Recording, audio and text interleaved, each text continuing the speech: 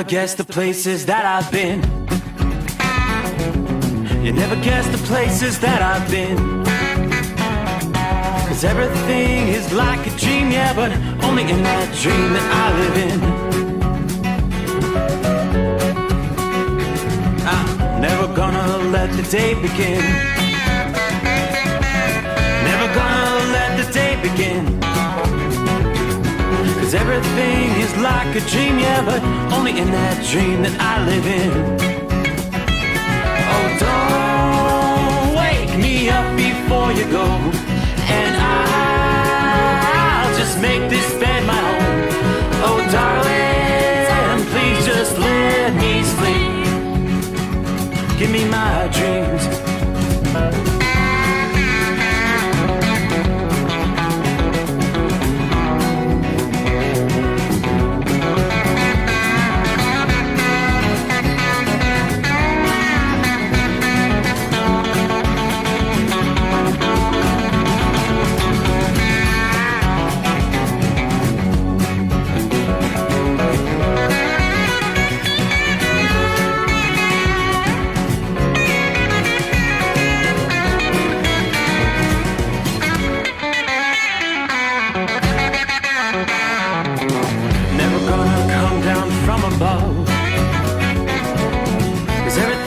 Better from above.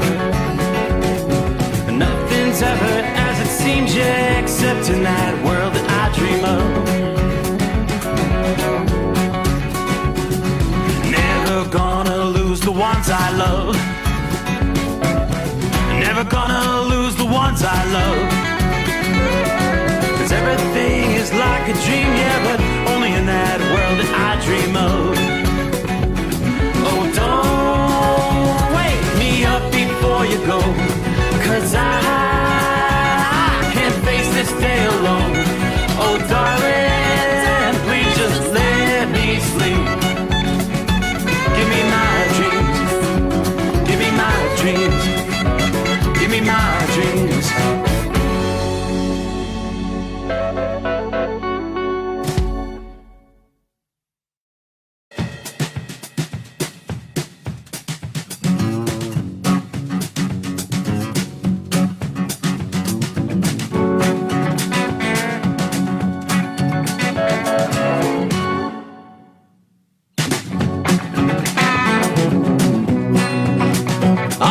I believe that is my cue. Cross over the midnight hour in the Eastern Time Zone. That's a wrap on a Monday. And looky there. Time zone to time zone, work our way into the final day of August. Wow, August 31. Yeah, September knocking on the door. Fall officially arriving in the month of September. Yes, indeed, change of the seasons is on. All right, hope your week's off to a good start. Everybody jump on board, settle in, got a big 5-hour program coming your way. Boy, Ida, continuing to cause problems. Essentially just crawling gradually to the north and east. Yeah, the rains have ended in places like New Orleans and Baton Rouge. For the most part, you may find some straggler showers coming in. Well, what would have been feeder bands into the storm. It's pretty much lost a whole lot of its tropical characteristics. Now down to just a tropical depression. Winds as of this past evening down to like 35 miles per hour. So below tropical storm threshold. As of this past evening, it was the center of circulation. It's getting more difficult to find the center. It was just northwest of Jackson, Mississippi. But moving along northeast at a measly 9 miles per hour. So just so slowly moving, and that's why we're seeing so many areas with flooding advisories. There's the proverbial cornucopia of watches and warnings flash flood watches, tornado watches across much of the South as the storm continues the trek inland. Tropical cyclone, it held together through most of the day Monday, continuing to move over land, even after moving away from the warm waters of the Gulf, pressing northward across the lower Mississippi River Valley. At the same time, though, we've got the cold front sweeping through the northern tier of the country. With the combination, forecasters are predicting the impacts from Ida is going to expand well inland. Obviously, from where the storm made landfall along the Gulf Coast Sunday, away from the immediate Gulf Coast, we're going to be talking impacts from western Louisiana to Georgia, the central Florida Panhandle, northward through the Tennessee Valley, and eventually all the way up into the Northeast. Now, the rains are falling there in central Tennessee, areas that just experienced catastrophic flooding less than 2 weeks ago. Much more heavy rain is in the forecast. The heaviest rains at this hour are central, northwestern portions of Mississippi, Alabama, the north central and northeast Mississippi. So Mississippi, Alabama, the heaviest rain. You've got shower activity through much of Tennessee, some pockets of heavier rain beginning to fill in. A bit further to the north, that's where you'll find the beginning of that tropical moisture combining with the cold front, bringing some heavy rains to the southernmost reaches of Indiana, western portions of Kentucky. All that's going to be progressing off to the northeast through the day today. Now, the heaviest rain is going to remain concentrated closer to where we actually saw landfall when all is said and done. We're going to see some storm max totals, 1.5 feet, nearly up to 24 inches possible. Following the path of the storm across the eastern USA will also be a swath of heavier rain. We're talking 4 to 8 inches. Some of the locations in Tennessee that were hard hit with the flooding earlier this month are in that projected path. Officials from the Emergency Management Agency are warning this system could trigger immense flooding in the state, including the same areas still reeling from last week's tragic flooding. That same front is going to be steering Ida eastward, and it's also going to merge with the tropical system. By probably later today or Wednesday, it's going to be, again, difficult to find the center of Ida, but the tropical moisture is going to be enhancing rainfall from the Ohio Valley all the way to the East Coast. More than 2 inches of rain to expand from the Tennessee Valley into portions of the Northeast and even southern New England. No confirmed reports of tornadoes from Sunday, but they're still investigating some of the storm damage areas that may otherwise along the Gulf Coast. The risk of tornadoes continues to exist near and south and east of the track of the center of this system. Overnight tonight, the risk for tornadoes would extend from portions of Mississippi and Alabama, as well as Middle Tennessee. Later today and Tuesday night, that tornado threat will extend or shift further eastward, extending from eastern Alabama, Middle Tennessee, northern Florida, to the western portions of the Carolinas, maybe even up to southwestern Virginia. By Wednesday, severe thunderstorms, including the risk of tornadoes, is expected to extend from the Carolina coast northward to Virginia. Maryland comes into play, perhaps Delaware and southern New Jersey. So it's taken its own sweet time. High pressure does finally begin to move into the eastern U.S. later on Thursday. It seems like we've got a lot to cover.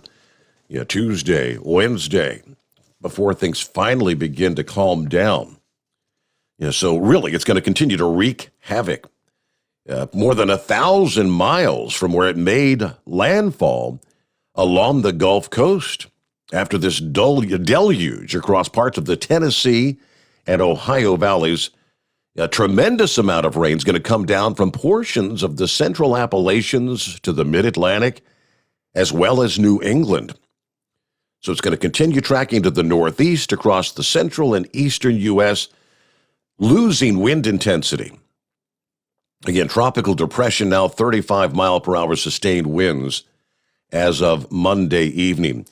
It'll likely be a tropical rainstorm by the time it reaches the northeast during the middle portions of the week. Now, even after Ida moves off the New England coast later Thursday, residents across the northeast may still feel the storm's wrath in the days that follow. There's going to be some interaction with Ida and that approaching dip in the jet stream in the northeastern USA. This could cause the air pressure at the center of Ida to drop. The intensification could lead to even heavier rainfall across parts of that area. That interaction will unleash tremendous rainfall, and it'll even compensate for a swift, steady forward movement of the storm. Many areas along the path of Ida, from the central Appalachians, as well as parts of the mid-Atlantic and southern New England, fall during the month of August has been above average to even in some cases excessive in parts of the Northeast that are in line for more heavy rains over the next several days. All right, we had the tropical rainstorm Fred, recall, and had tropical storm Henri in recent weeks. In other areas, an almost daily dose of pop-up showers and thunderstorms has drenched the landscape there. They break down the numbers. New York City, Boston, Washington, D.C., all areas that have seen way above normal precipitation.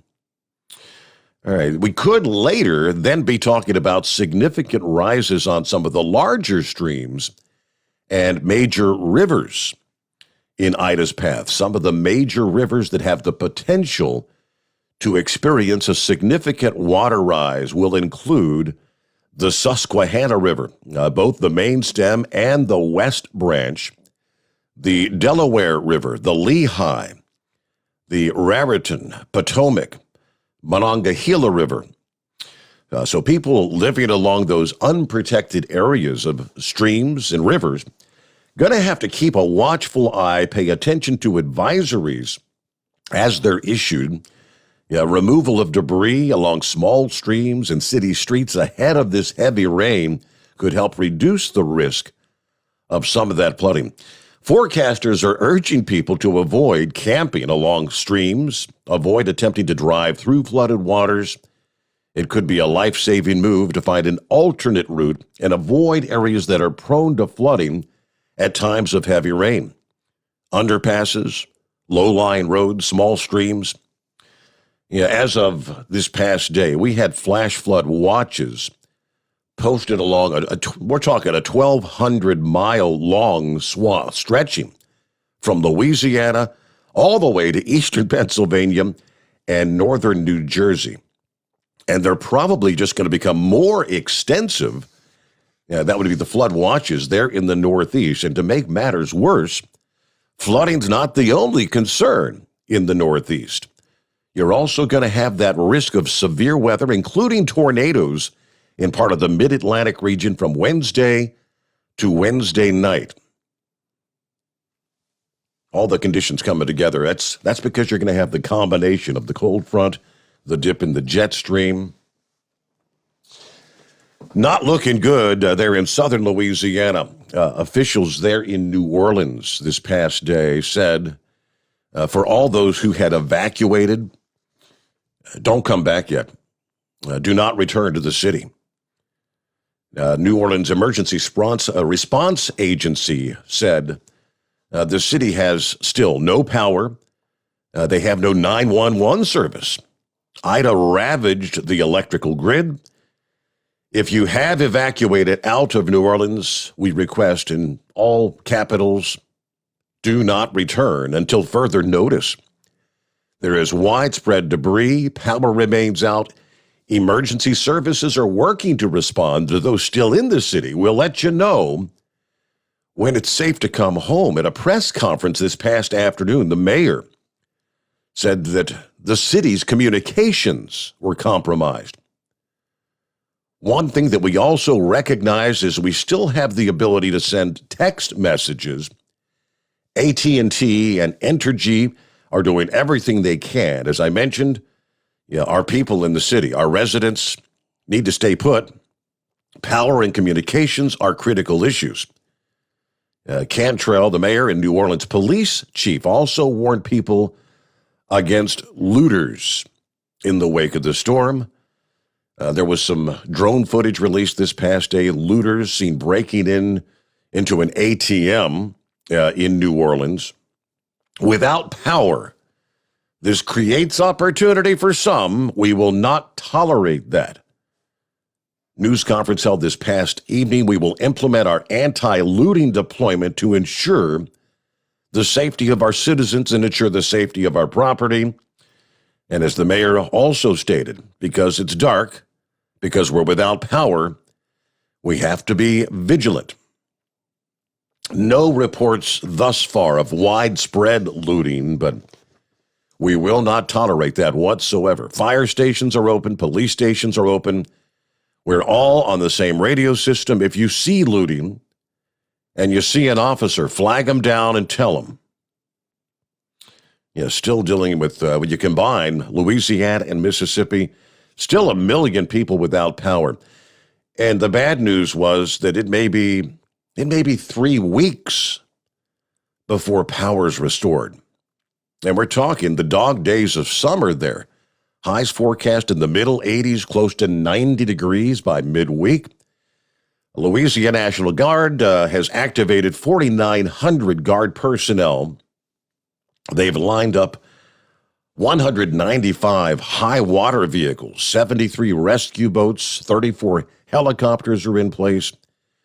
Local and state agencies are adding hundreds more. Jefferson Parish in suburban New Orleans knew of 500 people who said they were going to stay in the areas that were flooded. And they began sending out dozens of boats to try to get some of the... you've got that full army of boats that are out trying to get people out of the floodwaters there. Well, there's a look at the latest on Ida as we get things underway here on a Tuesday morning. Again, hope your week's off to a good start. Who we got checking in out of the box? Michael. Hey, Michael, good to hear from you. He said, glad to see you're feeling better, sir. Yeah, after my little stint. That was like, a week ago yesterday. Good morning to Dave. Captain Ron checking in here. Richard checking in from Central Florida. 81 degrees there tonight. Dale checking in from Jacksonville, Florida. Hello to Jay. Morning, Steve, and all the truck drivers out there. Stay safe driving to all the drivers.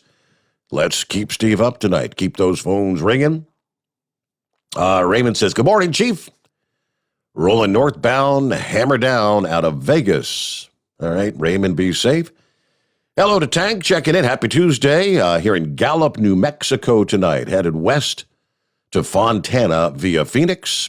Everybody truck safe. Have a great day. James says, good morning from Ackworth, Georgia, where we're getting ready for some more heavy rain. Bidu checking in. Morning, Steve, in the Overnight Drive Nation. Hillbilly Tex is on board with us here. JS, morning, Steve. Beautiful night here in Watertown, New York. A comfortable 67 degrees. Everybody stay safe. There's our friend Mr. Q listening in. Mr. Quigley. Hello, Steve. Tim checking in from Columbus. Headed to Cleveland, then back to Cincinnati. Rolling through the Buckeye tonight. And we'll check in with some of our other listening friends coming up. As always, as we get things underway, it is 844-844-3388. The Steve Sommers Overnight Drive, live from the Hot Shot Secret Studios. Live from the Hot Shot Secret Studios, the Steve Sommers Overnight Drive. Are you having trouble sleeping? Are you tired all the time? Growing older is a fact of life. Our skin starts to wrinkle, muscles get weaker, and our energy levels plummet. If there was a product that may help you slow down these symptoms of aging, would you be interested? I want you to go to getonthegel.com. That is getonthegel.com. Watch this 4-minute video that explains more about this amazing product. Or call us at Youth Fountain HGH today at 513-472-0699 for more information. Diesel Army is on duty 24 hours a day, 7 days a week. Burning the midnight oil with the best diesel coverage. All the tech, all the torque. Diesel Army, where there's smoke, there's fire. For the latest news and event coverage, as well as feature and tech articles, sign up for the newsletter and don't miss a thing.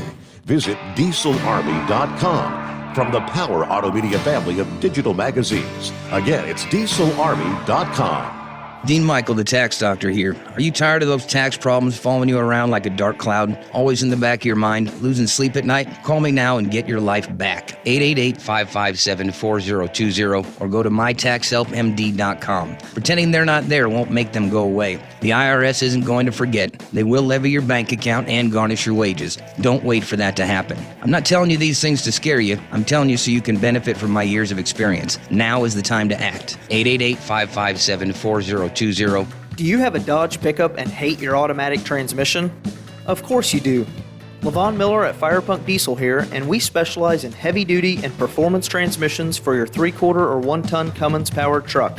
So if you're interested in turning your stock slush box into a towing monster, call us today at 614-733-3744 or visit us online at shop.firepunk.com.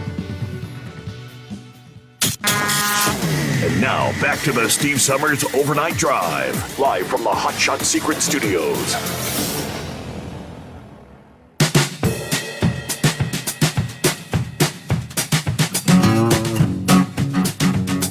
All right, let me see here. Buster Brown checking in this morning. Morning, Steve, from Cape Canaveral. Let's see. Eric checks in from Lebanon, Tennessee, where it's raining. Cool, rainy 69 degrees there. Yeah, I think you're going to see a lot of rain. Light rain now, heavier rain coming your way overnight. Sean checking in from Cancun.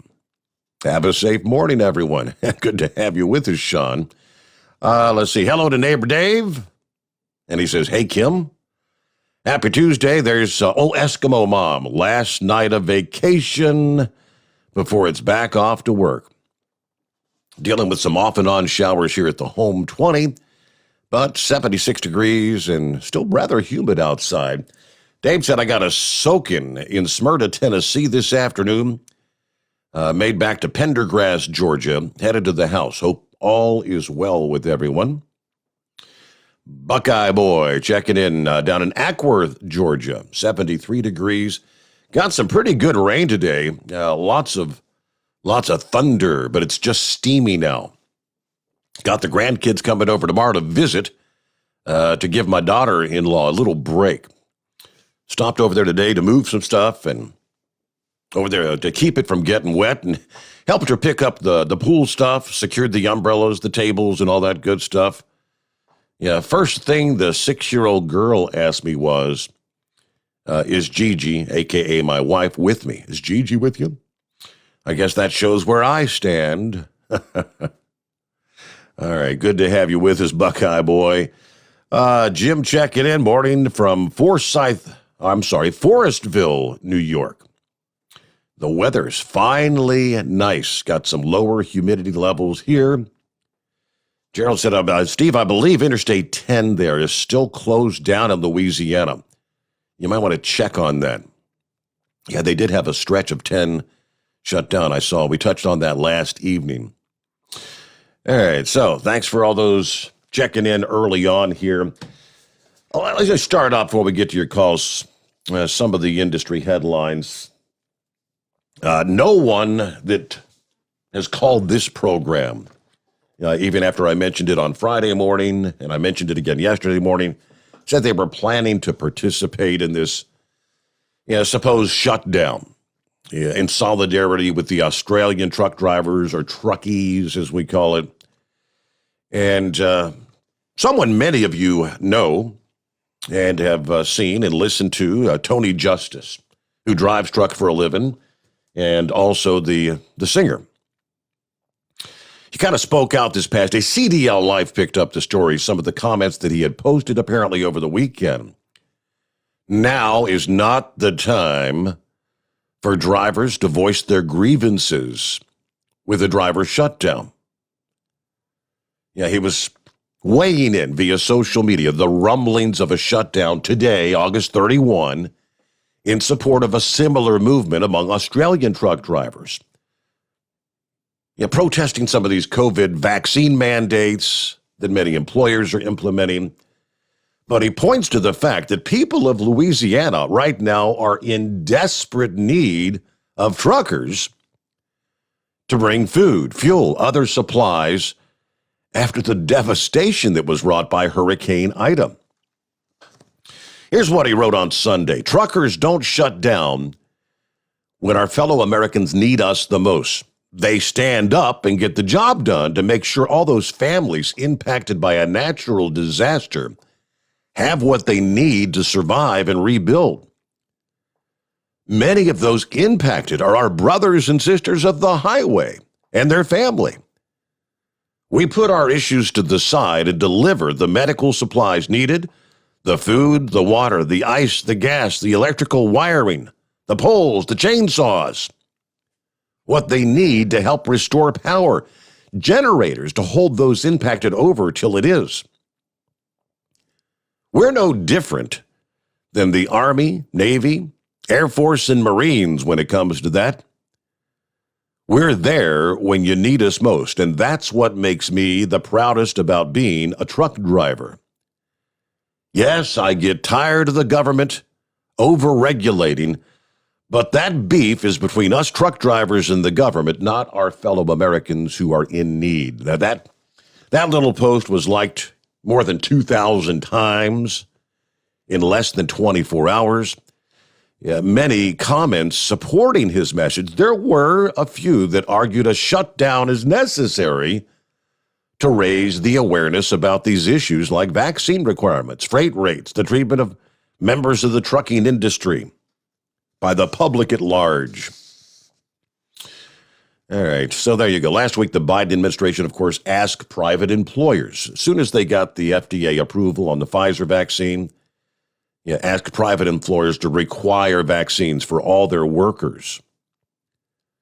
Some of the country's largest employers, Walmart, Disney, Google, Facebook, Uber, have all placed vaccine requirements in place for some workers. So far, the trucking industry has not seen any major push to force truckers to get vaccinated. But right now, I think timing couldn't be worse. Undoubtedly, those who were talking about this a week or so ago, planning to raise their concerns or protest today, were not aware of the dire condition that so many people would be in the places like New Orleans. And it's not just New Orleans. The media kind of focuses on that city in particular, but I mean, it's all of South Central, Southeastern, Eastern Louisiana. The devastation. If you've seen some of the video this past day, I mentioned that Al Roker was out and about as that eye wall was coming ashore when he described that as what you've got essentially is a 15-mile wide Category 3 tornado. And the devastation left behind equates to that, a 15-mile, the path of destruction along that eye wall. All right, rolling toward bottom of the hour news update. Let's get to the Jolly Green Giant. First out of the box again. What's going on, Jolly Green? I want to say good morning, Steve, and I say good morning to all of the cartoon characters listening tonight. And I just want to say that my hearts and prayers are with the people in New Orleans. It sounds like that they got hit pretty hard. Yes. Again, not the first time. And I agree with whoever that truck driver, I think you said his name was Justin. I agree with him 100%. Yeah, Tony Justice, If you've ever been to, he performs at the Mid-America Truck Show. And truck shows all over the country. And he's got several albums out, CDs. Nowadays it's CDs, right? Yeah, Tony's right. He actually drives truck for a living and does entertainment on the side. But I've had the chance to shake his hand a couple of times, but I think he's 100% correct on this. Right, and I agree with you 100%. I definitely believe that we need to help our fellow man. I'm looking forward to hearing about whether everybody got all of the Americans were gotten out of Afghanistan. You haven't said anything yet, so I have talked to a couple of drivers, and nobody seems to know the answer to that.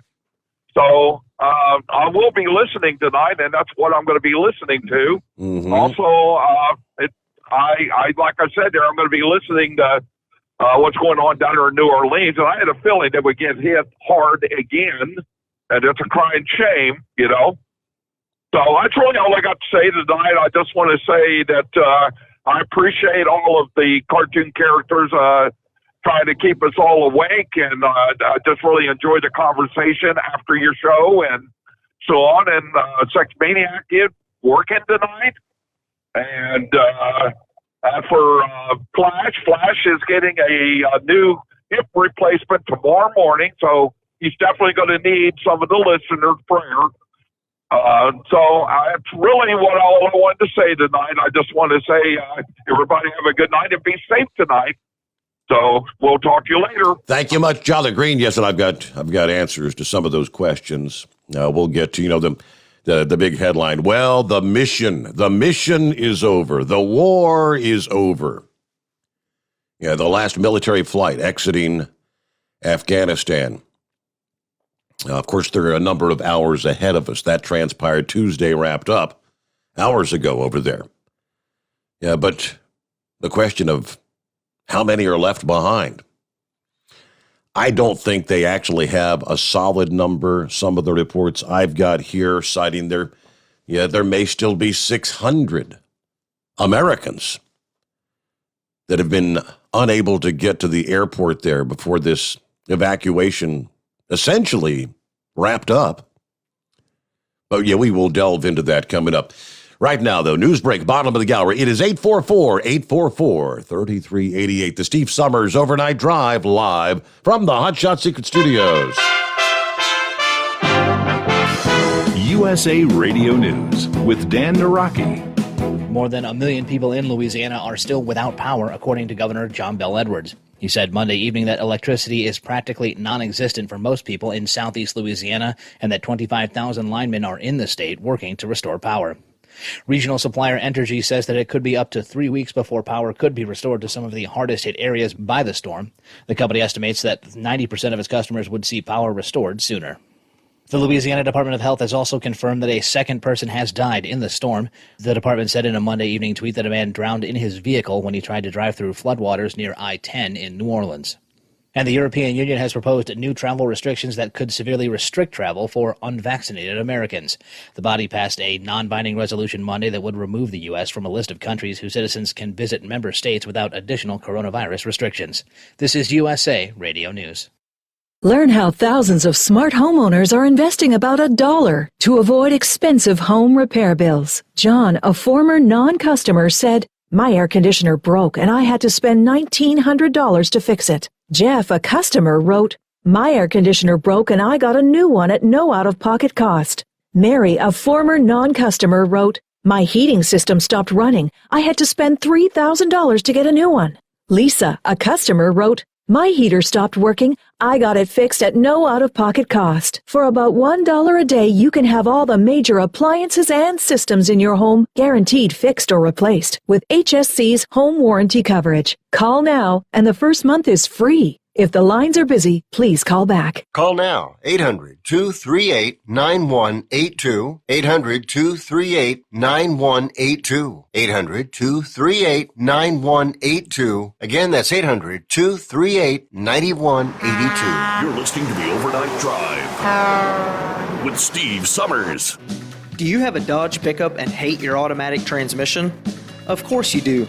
Levon Miller at Firepunk Diesel here, and we specialize in heavy-duty and performance transmissions for your 3-quarter or 1-ton Cummins-powered truck. So if you're interested in turning your stock slush box into a towing monster, call us today at 614-733-3744 or visit us online at shop.firepunk.com. subscribers, you demand that your equipment's reliable and dependable, and that also applies to your headset for communication. Well, our friends at Stellar Electronic have you covered. The Pluto Duo headset bundle is the best communication headset you can find in the industry. No matter the challenging environment you're driving in, the Pluto headset will make you sound crystal clear all the time thanks to their 99% noise cancellation. And the Duo's not only a stereo converter for the headset, but also a power bank so you can charge as you go. Learn more at StellarElectronic.com or visit them on Facebook. At Hotshot Secret, we share the science behind common diesel problems and their solutions. For example, Hotshot Secret Diesel Extreme. Today's ultra-low sulfur fuels are cleaner, but they leave injector deposits, causing frequent DPF regens and low throttle response. Hotshot Secret Diesel Extreme is a 6-in-1 fuel additive recommended for all diesel engines. It is formulated with the most concentrated detergent on the market, a top-tier level cetane booster, lubricity enhancer, water demulsifier, rust and corrosion inhibitors, and a fuel stabilizer. Diesel Extreme is a once every 6-month treatment that will clean your entire fuel system, starting at the fuel tank and traveling throughout the fuel lines and fuel pump, and finally completely cleaning your injectors. Hotshot Secret Diesel Extreme improves your diesel's fuel economy and eliminates excessive black smoke. Hotshot Secret Diesel Extreme is available nationwide at truck stops, fine farm and auto stores, and online at hotshotsecret.com. Hotshot Secret, powered by science. Diesel Army is on duty 24 hours a day, 7 days a week. Burning the midnight oil with the best diesel coverage. All the tech, all the torque. Diesel Army, where there's smoke, there's fire. For the latest news and event coverage, as well as feature and tech articles, sign up for the newsletter and don't miss a thing. Visit dieselarmy.com from the Power Auto Media family of digital magazines. Again, it's dieselarmy.com. PureFlow Air Dog, your leader in fuel air separation system technology. Our systems filter out water, particulates down to 2 micron, and remove all of the air out of your diesel fuel. This allows for nothing but pure, clean diesel fuel to reach the expensive injection system equipped in your vehicle. Not only do our fuel systems protect, they also come in a variety of flow rates to meet your performance needs. Our systems are compact and use OEM-style fittings for an easy installation. Learn more about our product at www.pureflowairdog.com and be sure to follow us on Facebook and Instagram. Protect your investment with PureFlow Air Dog. The Overnight Drive with Steve Sommers. Live from the Hotshot Secret Studios. Call Steve now. 844-844-3388. That's 844-844-3388.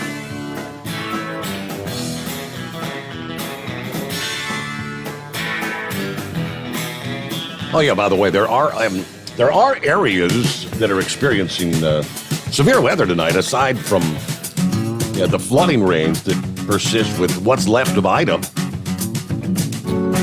Yeah, we've got clusters of strong storms.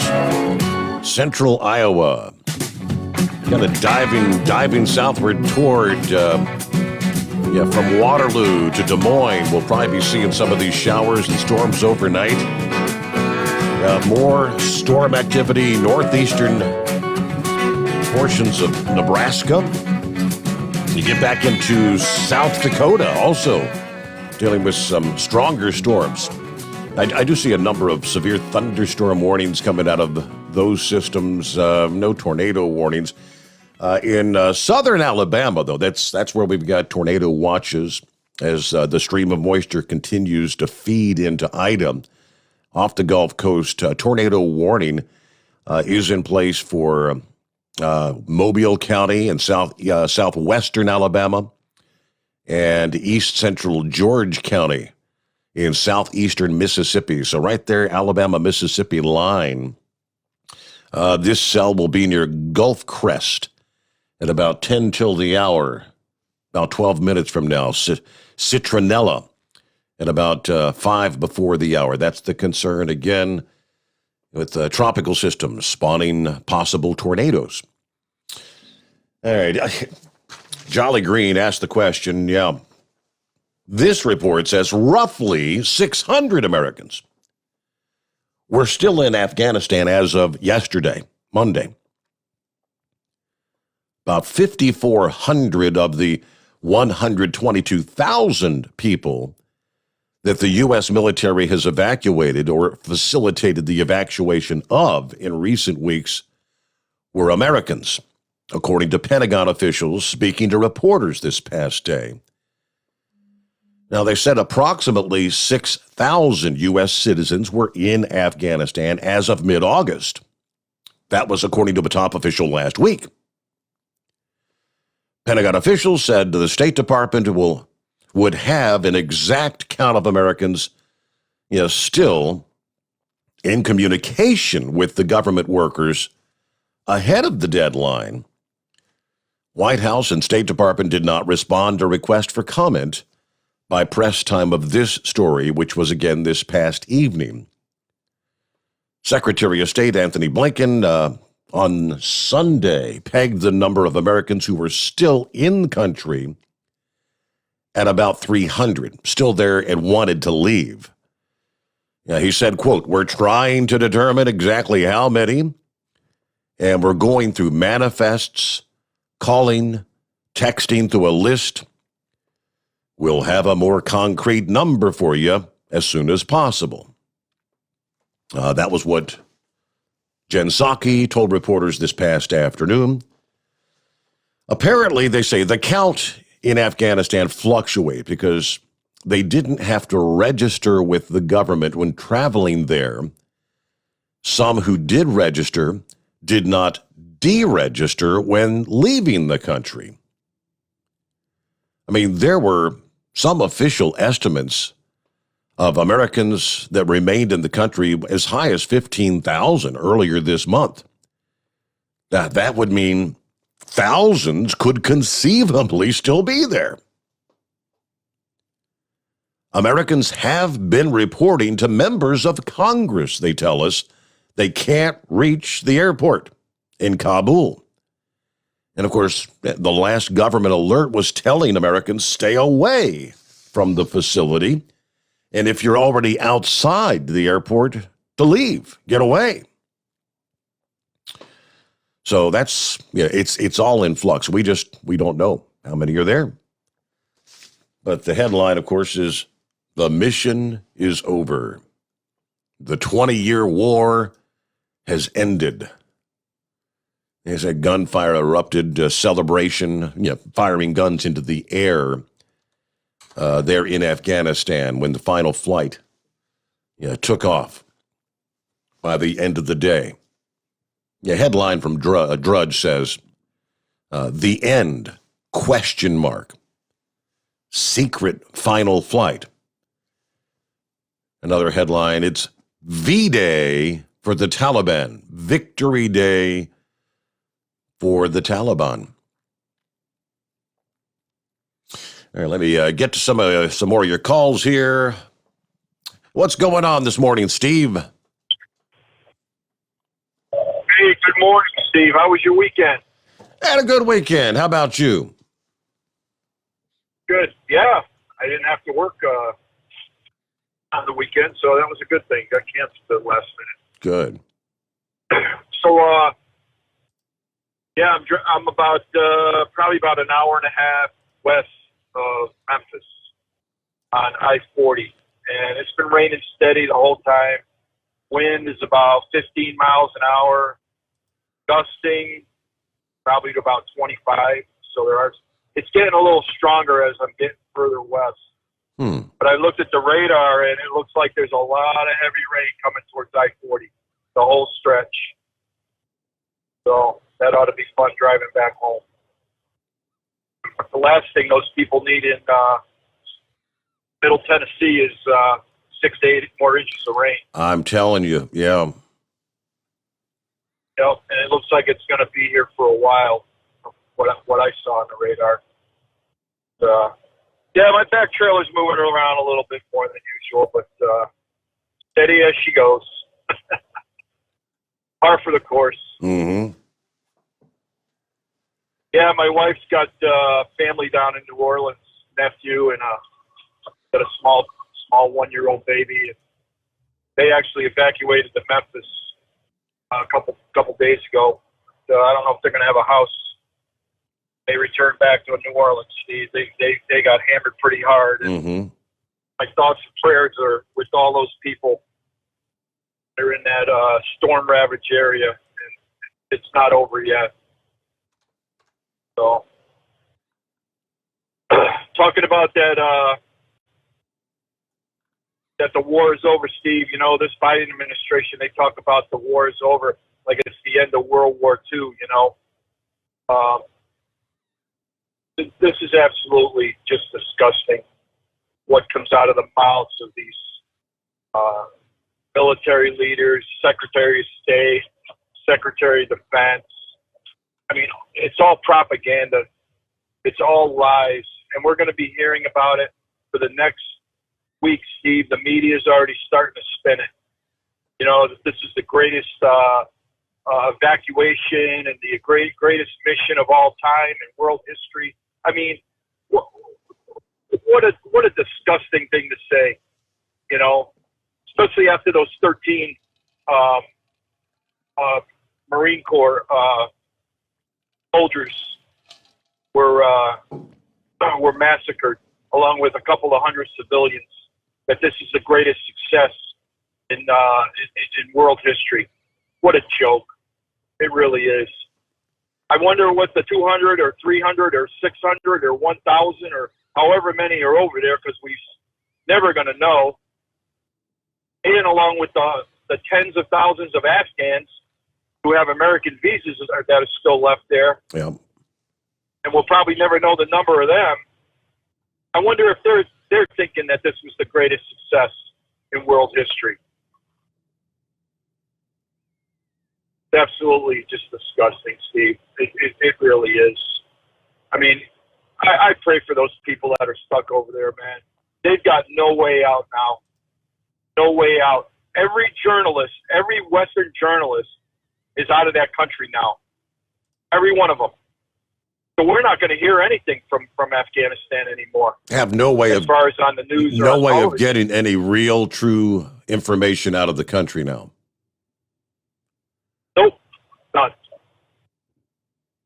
You're not going to hear a word, and those people are going to be slaughtered.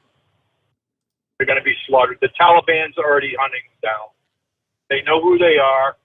It's a matter of time before they find them. And there's Americans, Steve, that are in hiding, that are living in fear. I know Senator Tom Cotton of Arkansas, his staff has been working around the clock trying to get Americans out of there. They've been texting, emailing folks over there. You know, the Taliban can cut off the internet service, I'm sure. They can cut off the cell phone service. So I really don't know how these people are going to communicate. Mm-hmm. You know, how are they going to, you know, if they're in hiding, what are they going to do? I just don't know. I mean, and the thing is, you listen to the White House, what comes out of there. They've been throwing around numbers in the past week. How many different numbers have they given us? Right. You know, first it was 15,000, then it was 6,000, then it was 10,000. I mean, there's just no truth coming out of there. I don't know. I can't help but think they really they don't know what the numbers are, in all honesty. Yeah, and I don't think we're ever going to know, Steve. I don't think we're ever going to know. Like I said, there's not one journalist over there now. I told you last week that one gal from CNN, I forget her name, she was threatened by the Taliban. She had to get out of there. Yep. She was actually talking and reporting the truth, what was going on the ground. And she had to get the hell out of Dodge. They were going to kill her. Well, she was the one that was reporting like she looked like an everyday American, dressed like a normal person. And the next day, when the Taliban came in, she had the whole, the face covering, the burqa on and all that, because they, and then I think the day or 1 or 2 days after that, they literally physically threatened her. Yep. She had to get the hell out of Dodge. But Steve, my thoughts and prayers are with those people, man. I just, this is just the greatest disaster to me of any president. It really is. You know, everything that video I sent you from Twitter, what happened in Chicago over the weekend. I did. With those yes. two, white kids that were beaten in the street. Yep. Not a cop around. Not a cop around. No one would help those kids. I texted my son last night and I said, Nate, please stay out of Chicago. Do not go down there. I sent him a video of it. And Steve, it's absolutely horrible what's going on in that city. That area that happened in, River North on State Street, that is a really, really nice neighborhood, or it used to be at one time.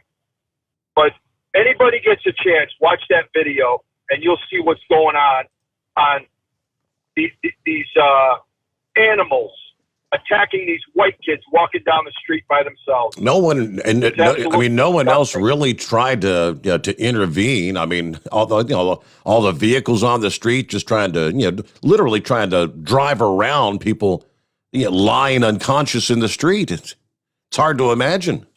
Just unbelievable. I've got another son back there, Steve. That's a junior at University of Illinois Chicago, which is still not that bad of an area, but I told him, make sure you stay with a group of students when you're walking to and from the train.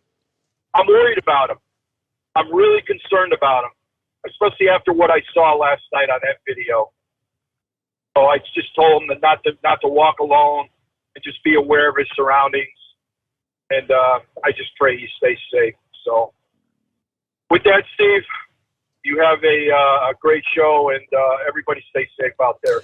Thank you. Thank you, Steve. Thanks for checking in. Thanks for the update. Yeah, rain. A rainy night there in Tennessee, for sure.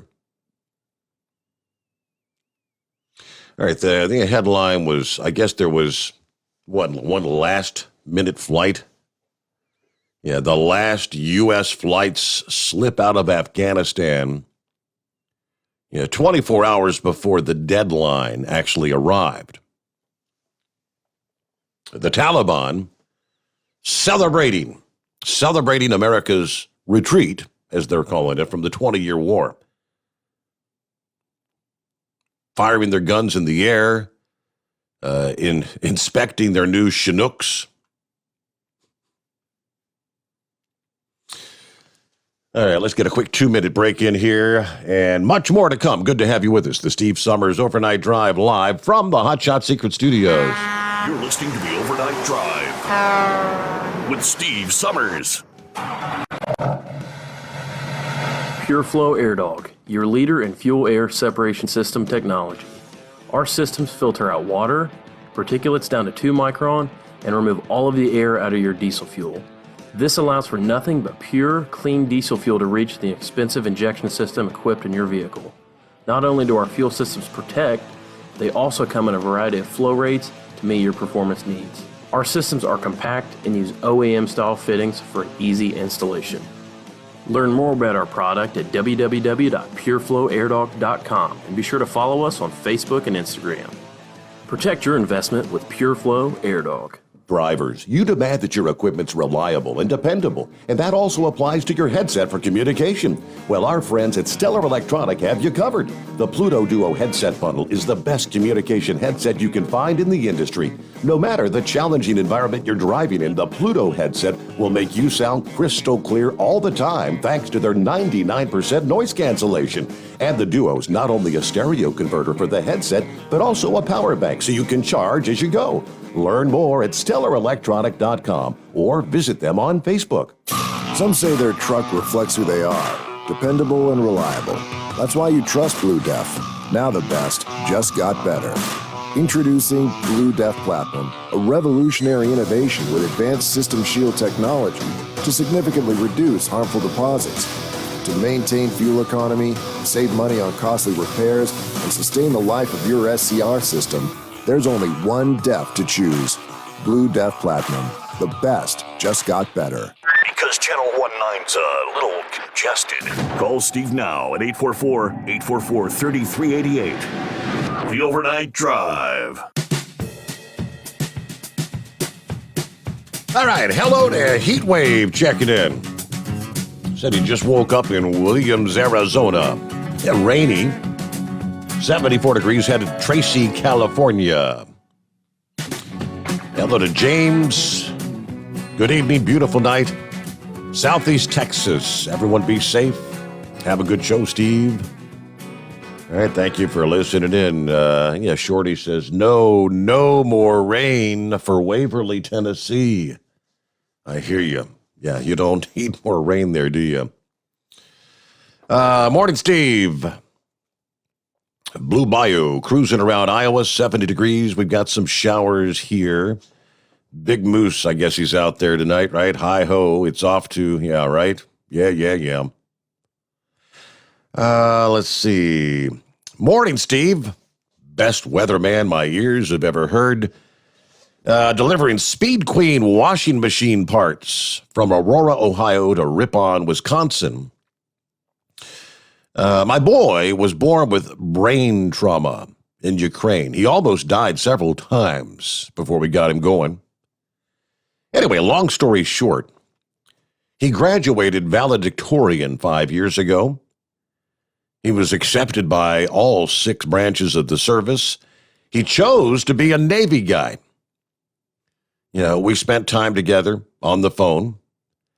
He was to write a letter to introduce himself to his new commanding officers on his new ship. It's my 20-year project.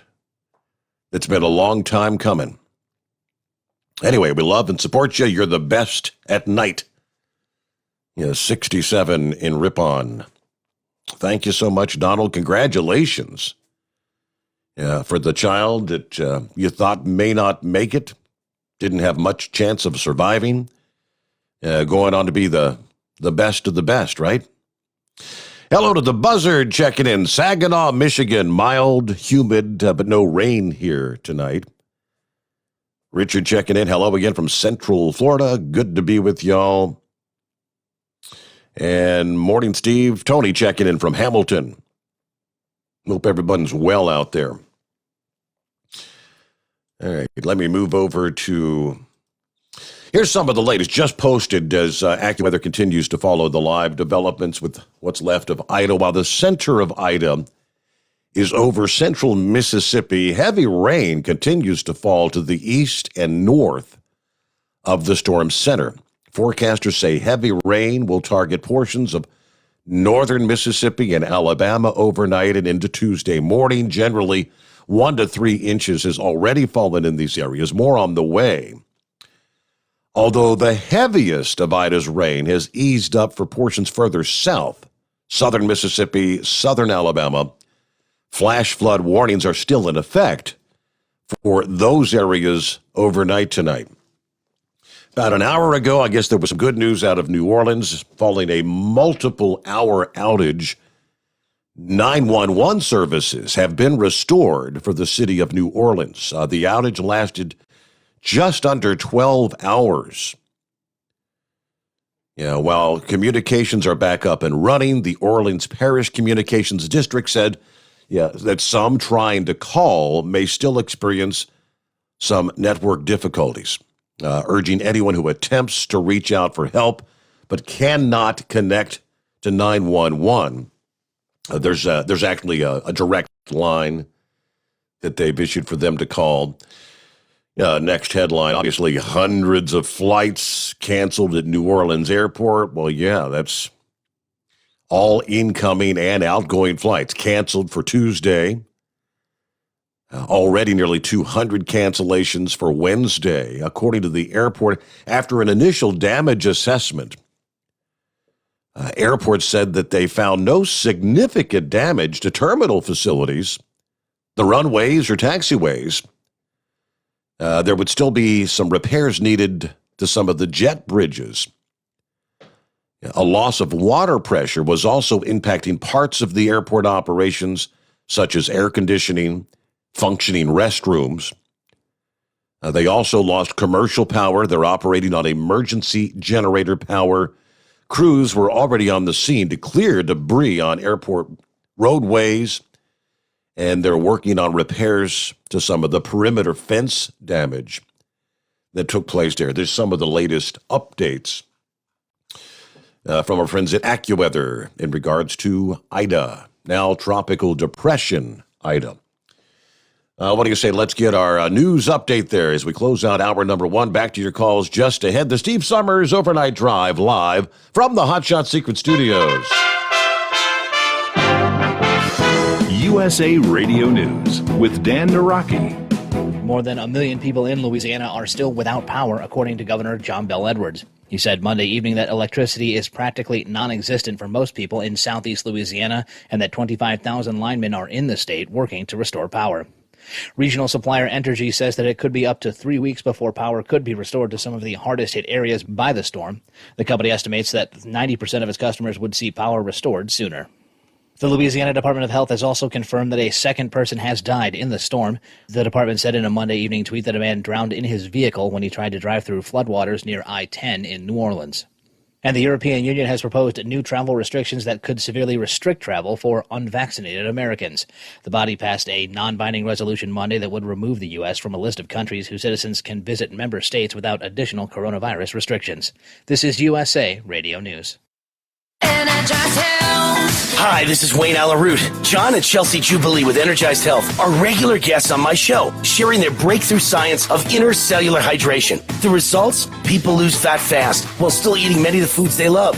You can too. Plus, supercharge your energy and boost your immune system. You'll look and feel years younger. It's simple and natural without painful exercise. How do I know? Because I've only been on the program for a few short months, and I've already lost 25 pounds of inner body fat, and I've gained 10 pounds of muscle. But don't just take my word for it. Go to EnergizedHealth.com and check out hundreds of amazing testimonials. For all the details, click on the red button, watch the masterclass at EnergizedHealth.com. It's free, or cut to the chase. Join right now at 888-444-8895, toll free 888-444-8895. Mention war and get 40% off. 40% off! Go now to EnergizedHealth.com, 888-444-8895, or EnergizedHealth.com.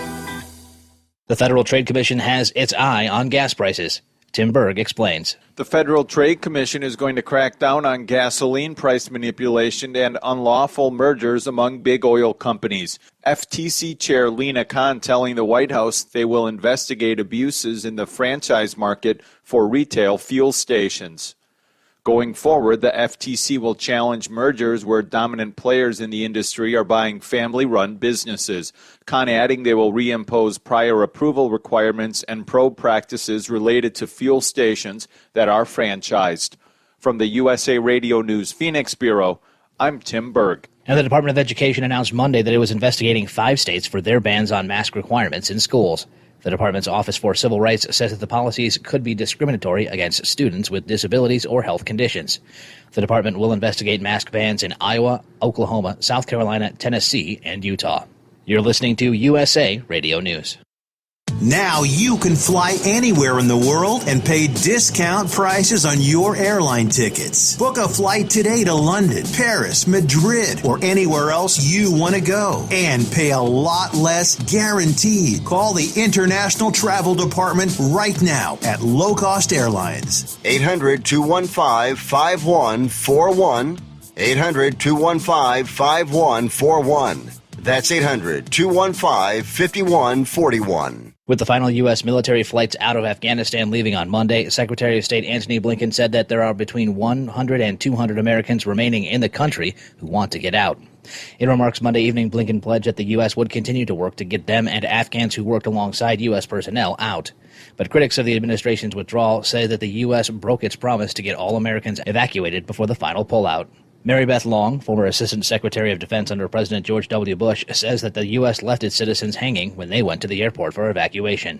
She tells CNBC that many promises went unfulfilled as the last troops left Afghanistan. Last night, dozens and dozens of U.S. citizens went to the airport. They were called to go there, and the gates never opened.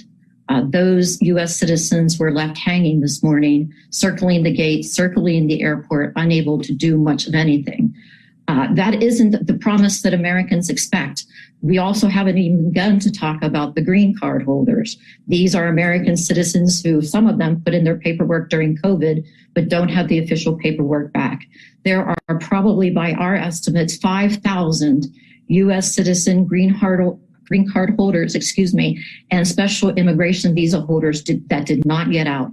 And this idea that they were given every opportunity or somehow a large number of them voted to stay is just not the case. It's undermined by the facts that they were circling the airport last night. And for USA Radio News, I'm Dan Naraki. At Hot Shot Secret, we share the science behind common diesel problems and their solutions. For example, ultra-low sulfur fuels. The primary function of diesel fuel is combustibility. One of the little-known aspects of fuel is its role as a lubricant to metal-on-metal moving parts. The introduction of ultra-low sulfur fuels diminishes the fuel's ability to lubricate because sulfur, which has been mostly removed, has lubricating properties. Hot Shot Secret Everyday Diesel Treatment with LX4 delivers unmatched lubricity. Third-party testing confirms that it takes 3 times the amount of leading fuel treatment to match the lubrication benefit of 1 dose of Hot Shot Secret. Everyday Diesel Treatment is a fully formulated 6-in-1 premium fuel treatment for every fill-up, every time. Everyday diesel treatment is available at truck stops, Tractor Supply, O'Reilly's Auto Parts, and online at HotShotSecret.com. Hot Shot Secret, powered by science.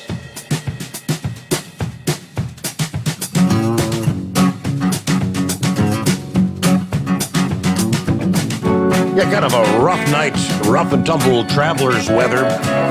Some of your major interstates, I mentioned this cluster of storms that's sweeping through central Iowa at this hour. A lot widespread severe thunderstorm warnings. This line of storms is moving southeast at like 50 miles per hour. So you've got 60 mile an hour straight line winds, quarter-size hail reported. Along a line extending from near, say, State Center to near Norwalk, moving, like I said, southeast at 50 miles per hour, but impacting some of our interstates. I-35 between the 59 and 69 mile marker, as well as the 87 and 89 mile markers on 35. I-80 between the 135 and 177 mile marker. Interstate 235. Between miles markers 4 and 14. When you get those 60 mile an hour winds, if you've got a empty trailer or light load, you could find yourself laying over on the side of the road there. So, heads up, rolling through central Iowa at this hour. As I said, all that cluster kind of making a beeline, moving at 50 miles per hour. It won't take long. It'll be moving into Des Moines. If it holds together, I'll keep an eye on things. So, let's see here. Would that be Gilligan? No, it's Captain Ron. Oh, hello, Captain Ron. How are you? Doing well. It says checking. Oh. The screen says checking out. No, checking in. You're checking in. Okay. Your screen, your phone screener's really messing up. It used to pick up my name pretty good. I said it nice and slow too, but I got my money on we'll be back in Afghanistan by the way that buffoon ran that pullout to begin with. I think we're going to have to go back in. That's just my 2 cents on it. Sirhan went in front of the parole board for the 16th time, and he's been granted parole pending the Governor Newsom, I guess is who it is, pending his approval. For those that don't remember, he assassinated presidential candidate Robert Kennedy. What happened to life in prison being life in prison? Right. There doesn't seem to be accountability for crimes anymore, if you ask me. Well, I guess what are they trying to say? He's been there for enough time to where he's a reformed man now, right? He's reformed. I don't know what they're trying to say. Well, right. I know he's an old man, but still, I mean, you know, it's still, he got life in prison for, you know, murdering somebody. I guess Robert Kennedy had 11 kids. And at the time he was assassinated, and then his wife was pregnant. But a couple of the kids are even in agreement with it, from what I heard. Wow. And these businesses that are forcing the vaccine, I was thinking outside the box the other night. You know, like how companies get these big, huge tax breaks by hiring a certain percentage of minorities and all of this. I'm wondering, are they looking at getting big tax breaks by forcing their employees to be vaccinated?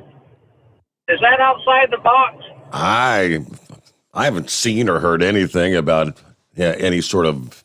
I haven't seen anything, but it just seems like to me there's something behind trying to force all the employees to be vaccinated. Yeah. There's got to be something driving it, if you ask me. I don't know. I was just thinking outside of the box. But I guess that's all I've got for tonight. All right. Hope your week's Thanks off to for taking my call. Good to hear from you, Captain Ron. Just checking in. Now he's checking out. All right. What do we see here? It is 844-844-3388. All right. If you're wondering why if you place an order and you've been waiting, and boy, the numbers are astounding. There are 44. That is 44 freight ships that are stuck right now waiting entry into California's two largest ports. That's the biggest number since the beginning of this whole COVID pandemic, according to the Marine Exchange of Southern California. This queue of ships is the result of a labor shortage, COVID disruptions, holiday buying surges. Port of Los Angeles data indicate that the ship's average wait time has now increased to 7.6 days. The normal number of container ships at anchor is between 0 and 1. That's the normal queue. Now, that was the numbers from, they passed that on the executive director of the Marine Exchange back in July. California ports in L.A. and Long Beach account for about 1/3 of U.S. imports. These ports operate as primary source of imports from China, of course. They've experienced heavy congestion throughout the pandemic. Part of the problem is the ships are double or triple the size of the ships we were seeing 10 or 15 years ago, they said. They take longer to unload. You need more trucks. You need more trains. You need more warehouses to put the cargo. While the container ships are forced to anchor and await berth space, companies importing and exporting goods to and from Asia expect additional shipping delays. This comes as one of the busiest months for U.S.-China trade relations as retailers are buying ahead of holidays and China's Golden Week in the month of October. To give a real-life example of the kinds of challenges we're seeing, one of our dedicated charters was recently denied entry into China because a crew member had tested positive for COVID, forcing the vessel to return to Indonesia and change the entire crew before continue. Yeah, that was according to Dollar Tree's chief executive officer. Overall, that voyage was delayed by 2 months. He added that a freight forwarder in San Francisco said in a recent transportation webinar, the transit times from Shanghai to Chicago have more than doubled. What used to be 35 days is now like 73 days.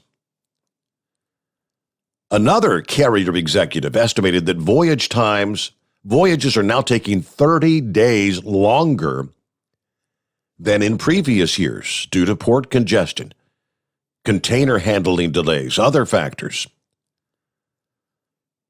Experts expect ocean shipping capacity will normalize no later than 2023. Okay, so this is going to be going on for some time. 2023 is supposedly when many new ships are going to come online, despite record levels of ships in port and at anchor and in drift areas. The marine transportation system in Los Angeles and Long Beach remains safe, secure, reliable, and environmentally sound, is their statement. Due to COVID protocols in these uncertain times, the record levels of cargo, we're just kind of in uncharted territory, but 44 ships, and that's just the ports of LA and Long Beach. Looking at 16 past the hour, and let's check in with Eagle this morning. How's your week starting out there, Eagle? Yeah, it's pretty good. I couldn't call in last night. But, you know something, Steve, I'm gonna start out the night by listing off. There was a guy, I listened to a woman today, a congressman from Colorado. She was on a radio show, and she was talking about good old Joe Biden. I'm going to list off the things, you know, because I know you got some people that listen to your show that are Joe Biden fans for some reason. So I'm going to list off the reason why Joe Biden should be kicked out of the White House through impeachment or either the 45th Amendment. Okay, number one, this guy here, when he lied to the American public when he was during the debates, he said he wasn't going to touch the oil industry. I'm down here in Texas right now, Steve. That's the first thing he did when he got in the White House was shut down the pipeline. Number two, he opened up the borders wide open to any individual that want to step into this country and make their way in with a deadly virus right along with them. Number three, this guy here, that's right, Steve, he gave billions of dollars worth of equipment to the Taliban that we probably going to end up fighting these individuals again with our own equipment, helicopters, planes, trucks, jeeps, you name it. Billions of dollars worth of equipment that this man gave. If that's not helping out the enemy, I don't know what is. Number four, he got 15 Marines gunned down, blown up for no reason whatsoever. So-called guard in the airport. It trusts in the Taliban. That's right. This guy here was working with the Taliban, Steve. A bunch of known liars, that the men that don't respect women, children, or nobody else. But Joe Biden said he put his trust in these individuals to stop ISIS-K from getting into the airport and blowing up 15 innocent Marines.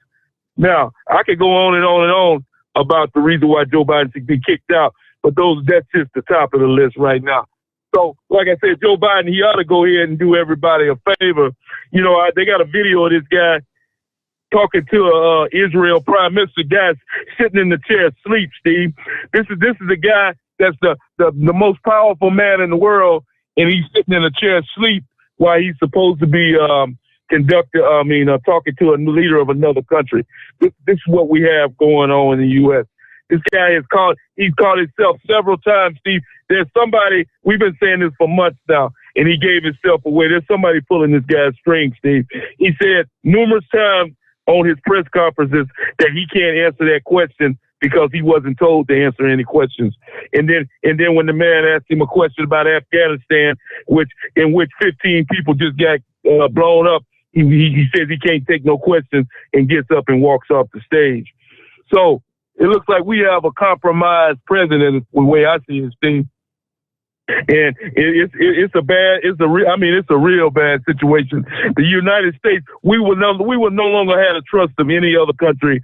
Who in their right mind would trust the United States to work with this country in order for we might get them out of the country after everything was said and done. Dude, it's a slaughter right now, just like your previous caller said, Steve. We don't have no cameras in Afghanistan of reporters to report what's actually going on. But I promise you that a lot of people are being shot right now, and a lot of people are being killed in Afghanistan. What Joe Biden did, Steve, is totally that this will make him go down as the biggest coward, as far as I'm concerned, that ever stepped foot in the White House, and that includes Jimmy Carter. This guy here walked out on no telling how many Americans that are left behind, and he shut the door with no sympathy. That's the sad part about it. Is the guy walked away from him and didn't show him no sympathy whatsoever. He even left before the deadline. So that even shows you how much even more he cares about these people, Steve. He didn't even wait till August the 31st to get everybody evacuated. So that tells you how he feels about the Americans and the Afghanistan people that got left behind.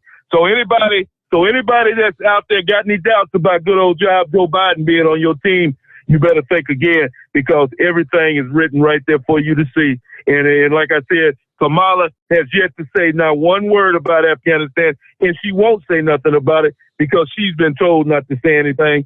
And like I said, that position is vacant as far as I'm concerned.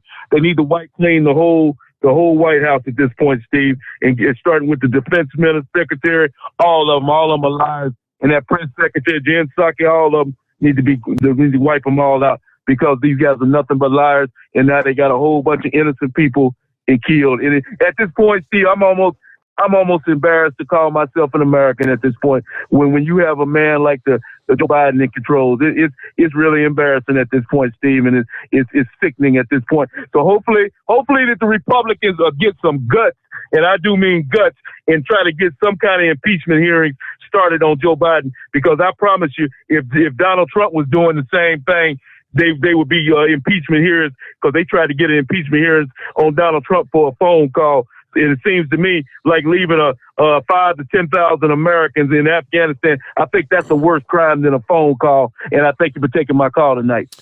All right. I don't think there's 5 to 10,000 Americans, but it was openly admitted. Let me share from the General McKenzie, the head of U.S. Central Command.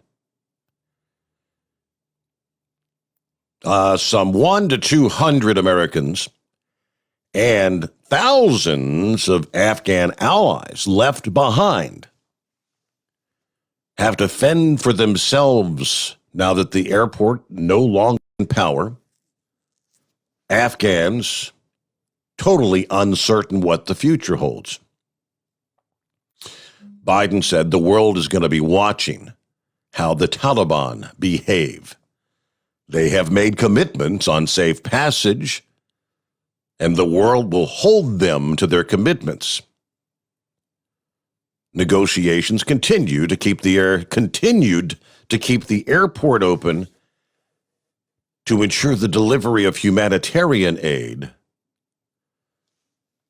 President will address the nation today. That's from the press release. We're all going to be glued to our televisions, right? President Biden said he will address the American people Tuesday afternoon. A statement issued just hours after the military completed the withdrawal said the president said the world is going to hold the Taliban to their commitments. For now, I will report that it was the unanimous recommendation of the Joint Chiefs and of all of our commanders on the ground to end our airlift mission as planned. Their view was ending our military mission was the best way to protect the lives of our troops and secure the prospects of civilian departures for those who want to leave in the weeks and months ahead. Kind of alluding to the fact that, in their estimation, having U.S. forces no longer on the ground, that the Taliban will not hesitate to allow these Americans to leave.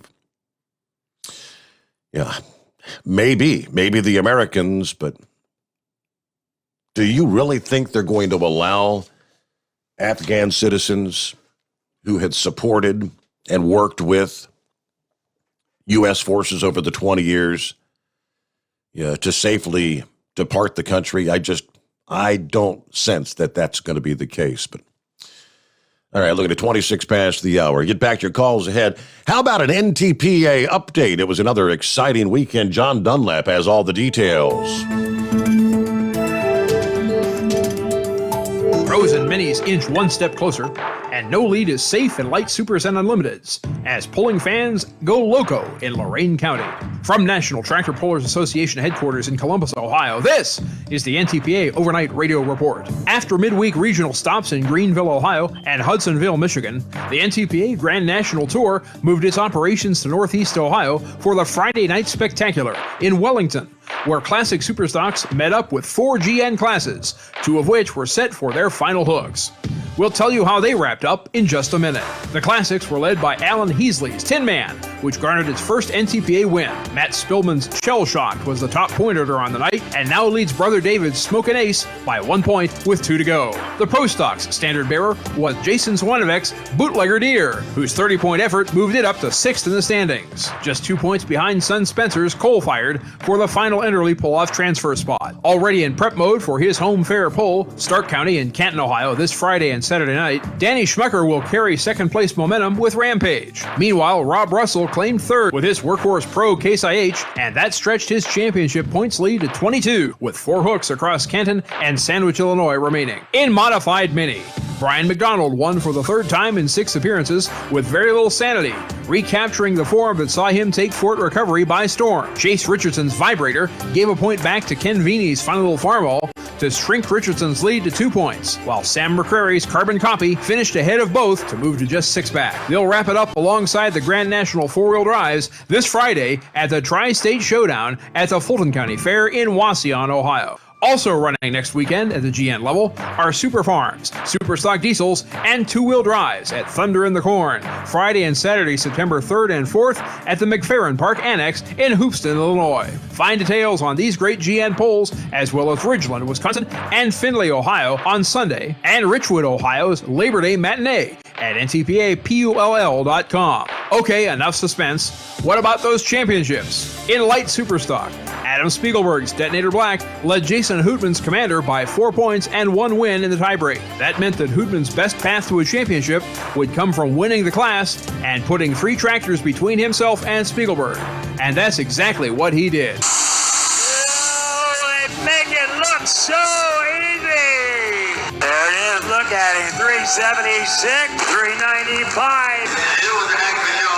Commander representing everybody that helps us out. And got a great family, and I can't believe it. Announcer Denver Getchy with the call on the association's over-the-top streaming service, Ntpa.tv. Hootman ended up winning his first Grand National title on the strength of a second-place tiebreaker. Meanwhile, in Unlimited, Mr. Joe Eder out of North College, New York, run on that. Thank you. I'll tell you what, we came in here. Chuck, that's really tough. So that's cool. I know we're all here. by passing Chuck Knapp with his third-place effort, Joe Eder thus becomes a 4-time GN champion and clinches his second straight unlimited title in Wellington's friendly confine. For all the results from this weekend's action and a full schedule for next weekend, visit ntpapull.com. Reporting for the Ntpa on the Overnight Drive, I'm John Dunlap. Stay safe and pull hard. USA Radio News with Dan Naraki. Thousands in Louisiana are still without power, according to Louisiana Governor John Bel Edwards. He said Sunday evening that electricity is practically non-existent for most people in southeast Louisiana and that 25,000 linemen are in the state working to restore power. Regional power supplier Entergy says that it could be up to 3 weeks before power is restored to some of the hardest hit areas by Hurricane Ida. The company estimates that 90% of its customers would see power restored sooner. The Louisiana Department of Health has also confirmed that a second person has died in the storm. The department said in a Monday evening tweet that a man drowned in his vehicle when he tried to drive through floodwaters near I-10 in New Orleans. Officials have issued evacuation orders around the Lake Tahoe Basin as the Calder Fire continues to burn through Northern California. More than 3,500 firefighters are working to control the blaze, which is 14% contained. The fire has burned through 277 square miles since it started on August 14th, destroying more than 600 structures. This is USA Radio News. Do you have a home that you don't want anymore? We can buy it from you within 24 hours. Any home, size, or condition. For over 20 years, we've been buying homes for cash and helping homeowners sell their homes immediately, with no listings or strangers walking through your home. Are you moving? Did you lose your job? Going through a divorce? Whatever the reason, if you're in a bind and you know that you need to sell your house fast, call the expert team at I Need to Sell My House Fast. We'll make you a serious cash offer to buy your home in 24 hours and let you walk away from it. No listing, no waiting. Sell any home, any size, any condition now. Call the expert team at I Need to Sell My House Fast. Make this free call now. 800-478-6084. 800-478-6084. 800-478-6084. That's 800-478-6084.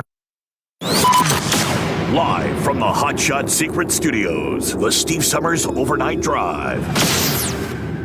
Some say their truck reflects who they are, dependable and reliable. That's why you trust Blue Def. Now the best just got better. Introducing Blue Def Platinum, a revolutionary innovation with advanced system shield technology to significantly reduce harmful deposits. To maintain fuel economy, save money on costly repairs, and sustain the life of your SCR system, there's only one DEF to choose. Blue Def Platinum.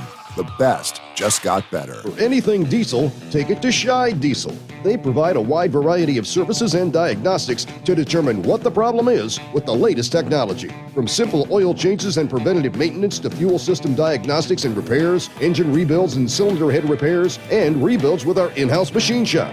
They also have on-site DPF cleaning for exhaust issues and DOT inspections. If your diesel is asking for some attention, Scheid Diesel has the specialist you need for anything diesel. Located in Terre Haute and Lafayette, Indiana, and Effingham, Illinois, Scheid Diesel has you covered. You work hard. You deserve a seat that works just as hard as you do. The Bostrom T-Series seat has provided drivers with comfort for millions of miles over the past 3 decades.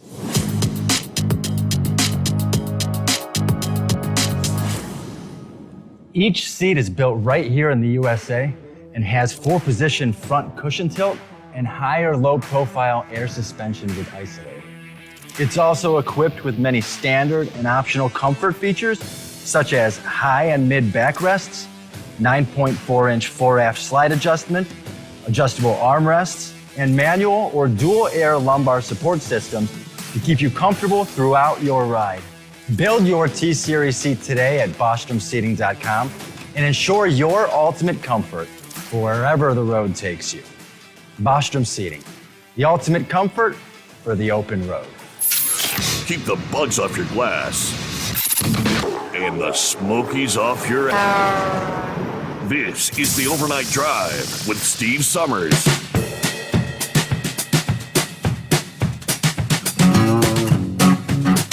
Look at there, our line of thunderstorms is already sweeping through Des Moines. Like I said, this line is moving on 50 mile an hour. And really, this line of storms has really begun to congeal all the way from central portions of South Dakota through northeastern Nebraska, over into central Illinois, and all along that line, a lot of severe thunderstorm warnings. We're seeing warnings out of Nebraska as well as South Dakota. Most of them all indicating 60-mile-per-hour straight-line winds, quarter-size hail reports coming in with most of these. So you're talking Interstate 29 right now. As we mentioned earlier, I-35, I-80. Let's see. This went out of South Dakota, I-90, between the 156 and 174 mile marker. 60-mile-an-hour winds, penny-size hail. And that's definitely the kind of night you're going to slow you down with your travels, right? Be cautious out there. All right, let's get back to the calls. I know this, guys. I'm glad we're out of Afghanistan. I hate the fact that there's maybe several hundred Americans still there. Yes, sir. And but let's keep this real. Besides Joe Biden, all right. Now I imagine he was saying to his generals, all right, is everything set up? Can we get out of Afghanistan? You know. Well, Trump said in a YouTube, I think with Sean Hannity, no, this was, I was told that if this is what we, no matter what we did, if we backed out too quick, this is what was going to happen. So at least the generals must have been telling him that no, be another 18 months before they're able to take over their country. So apparently, the generals for Joe Biden said, yeah, we can do it. And a sign of that was when General Milley, Miss Milley, I like to call him, stood up and said, we didn't see that coming. Well, the very next statement out of that man's mouth should have been, and this is my resignation. I'm telling you, you've got a 400 ship navy. You've got you've got 800 captains. If you get a ship, if a captain runs his ship aground, I guarantee you he lost his job right then and there. As soon as they get it pulled off the sandbar, there's going to be a new captain, new executive officer, new command situation. I'm glad we're out there because I don't trust who's in command of our country right now, and I don't want our troops in harm's way. And yes, I want to know. Hey, Glenn Beck, his organization's I forget the name of it, came up with over $2 million to fly Christians out of Afghanistan. Ironically, Laura Logan is working with him and was interviewed with him, and she said that the State Department was fighting them flying private planes in there to get Christians out of Afghanistan, which will be a primary target for the Taliban. And they were fighting tooth and nail to get planes in there, including being threatened of being shot down, and they went in anyway. So I'm sorry. It's I don't trust the government. I think our government truly. I believe our military, everything. They're political. We've seen that with the FBI, CIA. We've seen the militaries don't. It's super political. They're more worried about getting white supremacists, i.e., Trump supporters out of the ranks. They're not fit to do their job. They work their way up there. They got they got up there by nook and crook, but I haven't seen any sign of anything. I guess except for you made mention of it, I think, in the news where the general said, yeah, we're finally out there. Think about it. That general said with our last flight out of there, if we had been able to stay a couple more weeks, we could have got the rest. Right there was a little bit of something that he was actually questioning his commands. So, I've got a funny feeling he's going to answer to that. Just that little blurb, which you just don't do that to your superiors. But I by no way do I support Joe Biden in any of his decisions, but that's the point. I don't trust him to run a war, let alone they screwed up the evacuation. I would like to hear one. What about the school children that was over there? I mean, that's stupid. I mean, I guarantee you that was Democrats to take their kids over there on some kind of a tour of Afghanistan. That's just crazy. And all these other people that need to get out, I just do pray, and I pray they can get out. But hey, we can't be responsible for everything going on. And I'm different. Everybody's, we fight them over there so they'll come over here. No, they come over here because we put boots. The first American boot that hit Saudi Arabian soil, we turned bin Laden. It was because we're too much in their business, and we violated their country, and that's what started this war. It may not end, but thank you. Keep saying that now that we quit fighting them over there, they're coming over here. Good.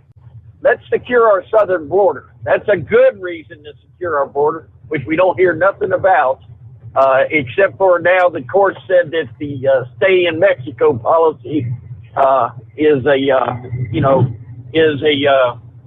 was a legitimate law, and Biden administration not abiding by it was violating law. So of course we haven't heard nothing about that through all this mess. I mean, it's amazing. But I ain't proud of America right now for what she done, but I'm more worried about our troops being lost over this. How long are we going to be over there? You ready for 10 more years? You ready? I don't mean to be crude or rude. You've already had a son that served over there. Do you really want to end up your grandson being over there?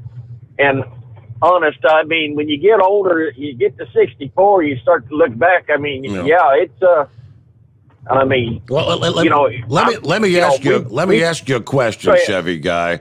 Yeah, it's not if, but it's when. When they hit us again, when they hit us on American soil, what do you say? Are we going to go back? My son said from the very beginning, yes, he was on the ground there. He said, Dad, we're going to go back. We're going to have to go back. Well, my grandson says no. Says it's a joke. Like I said, he went on patrol, and I heard what your son said. They never go out without air cover. He didn't have air cover. That way, his patrol had to get out of there on a 15-mile overnight hike after they'd been up and fighting. He said the Afghan troops, they were nothing. I mean, they disintegrated, during the battle, and they did not have air cover. So listen. They're doing the same thing. They're doing the same thing in Iraq. All these different countries. Are we going to start going into all these countries that's doing this stuff? I'm sorry. Remember, the president of Afghanistan stuffed his plane full of probably American money. He wasn't worried about the women and children in his own country. He was getting out of there. So I'm just. Their soldiers just their weapons.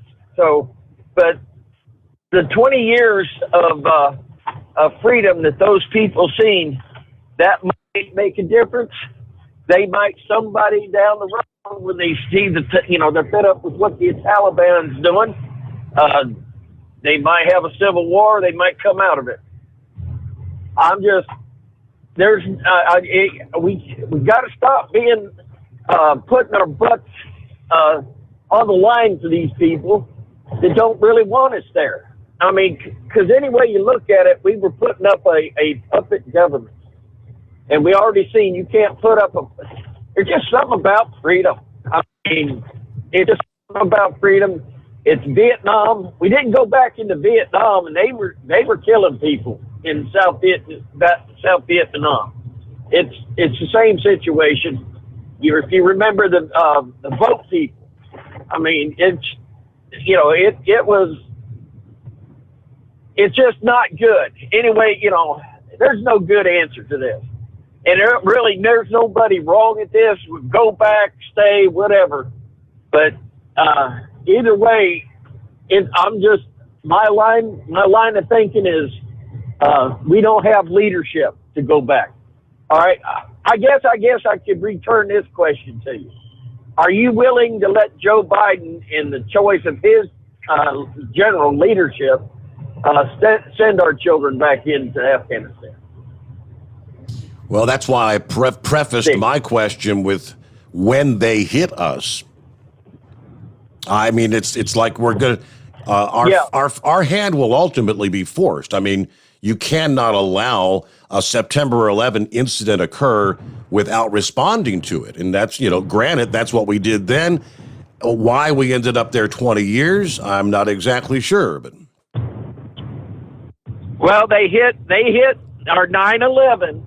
Remember, our 9/11 was not for any other reason than we put an American boot on Saudi Arabian soil. And oddly enough, we never even come after Saudi Arabia for all this stuff. But we're back over there and putting our knee on the ground begging for them to lower or increase the production to keep the price of oil lower. So something about all that was just stinking fishy. But no, if they come over here, it's because we was over there. But at the same time, hopefully before they hit us over here, somebody will start to say, let's control our southern borders so they can't get in. Well, you got to go back to Trump's policies. They called it a Muslim country ban. I mean, I take a bit of a question to your statement about the only reason they hit us is because we stepped boots over there. That may have been a part, but I mean, if you get to the nitty gritty, the radical Islam sector wants to eradicate the West. They hate America. We are the great Satan. That battle is never going to end unless we annihilate the entirety of them. Well, you're talking, are we going to annihilate an entire country? I mean, if so, let's just start turn old Afghanistan into glass and Iran into glass. You understand? It's well, that's why you got to keep the SOBs out of here. Yeah, all these things that Joe Biden has done, eliminating the Muslim, the handful of countries that we knew terror operations could be coming into this country from. Okay, so we're out of Afghanistan. Now you damn sure better secure this country because I guarantee they're going to be coming at us. They're totally emboldened by this. How about the guys that spent the last 10, 15 years in Guantanamo or in the prisons over there in Afghanistan? You don't think they want their vengeance? Exactly. Yep. It's because an American boot hit Saudi Arabian soil. And radical Islam's ultimate goal is to rule the world. That's the ultimate goal. That's the mindset. Not all Afghans, not all Iraqis, not all Iranians, the radical Islamic sector. And the radical Islamic sector continues to grow and expand and recruit. There is no happy ending, is there? So we're out of Afghanistan. But this is the message that went out to those that are essentially now stuck behind enemy lines. And we don't know. Is it 100? Is it 200? Is it 500? We don't know. Quote, "We regret to inform you that international military evacuations from Kabul airport have ended. We are no longer able to call anyone forward for evacuation flights. We will keep lists of all of you who have registered, and you should mention your relationship with NATO in any future immigration or visa applications to a NATO country." You're on your own. Back into the Steve Sommers Overnight Drive live from the Hot Shot Secret Studios. Live from the Hot Shot Secret Studios, the Steve Sommers Overnight Drive. Are you having trouble sleeping? Are you tired all the time? Growing older is a fact of life. Our skin starts to wrinkle, muscles get weaker, and our energy levels plummet. If there was a product that may help you slow down these symptoms of aging, would you be interested? I want you to go to getonthegel.com. That is getonthegel.com. Watch this 4-minute video that explains more about this amazing product. Or call us at Youth Fountain HGH today at 513-472-0699 for more information. Diesel Army is on duty 24 hours a day, 7 days a week. Burning the midnight oil with the best diesel coverage. All the tech, all the torque. Diesel Army, where there's smoke, there's fire. For the latest news and event coverage, as well as feature and tech articles, sign up for the newsletter and don't miss a thing. Visit dieselarmy.com from the Power Auto Media family of digital magazines. Again, it's dieselarmy.com. Dean Michael, the tax doctor here. Are you tired of those tax problems following you around like a dark cloud, always in the back of your mind, losing sleep at night? Call me now and get your life back. 888-557-4020 or go to mytaxhelpmd.com. Pretending they're not there won't make them go away. The IRS isn't going to forget. They will levy your bank account and garnish your wages. Don't wait for that to happen. I'm not telling you these things to scare you. I'm telling you so you can benefit from my years of experience. Now is the time to act. 888-557-4020. Do you have a Dodge pickup and hate your automatic transmission? Of course you do. LaVon Miller at Firepunk Diesel here, and we specialize in heavy-duty and performance transmissions for your 3/4 or 1-ton Cummins-powered truck. So if you're interested in turning your stock slush box into a towing monster, call us today at 614-733-3744 or visit us online at shop.firepunk.com. And now, back to the Steve Sommers Overnight Drive, live from the Hot Shot Secret Studios.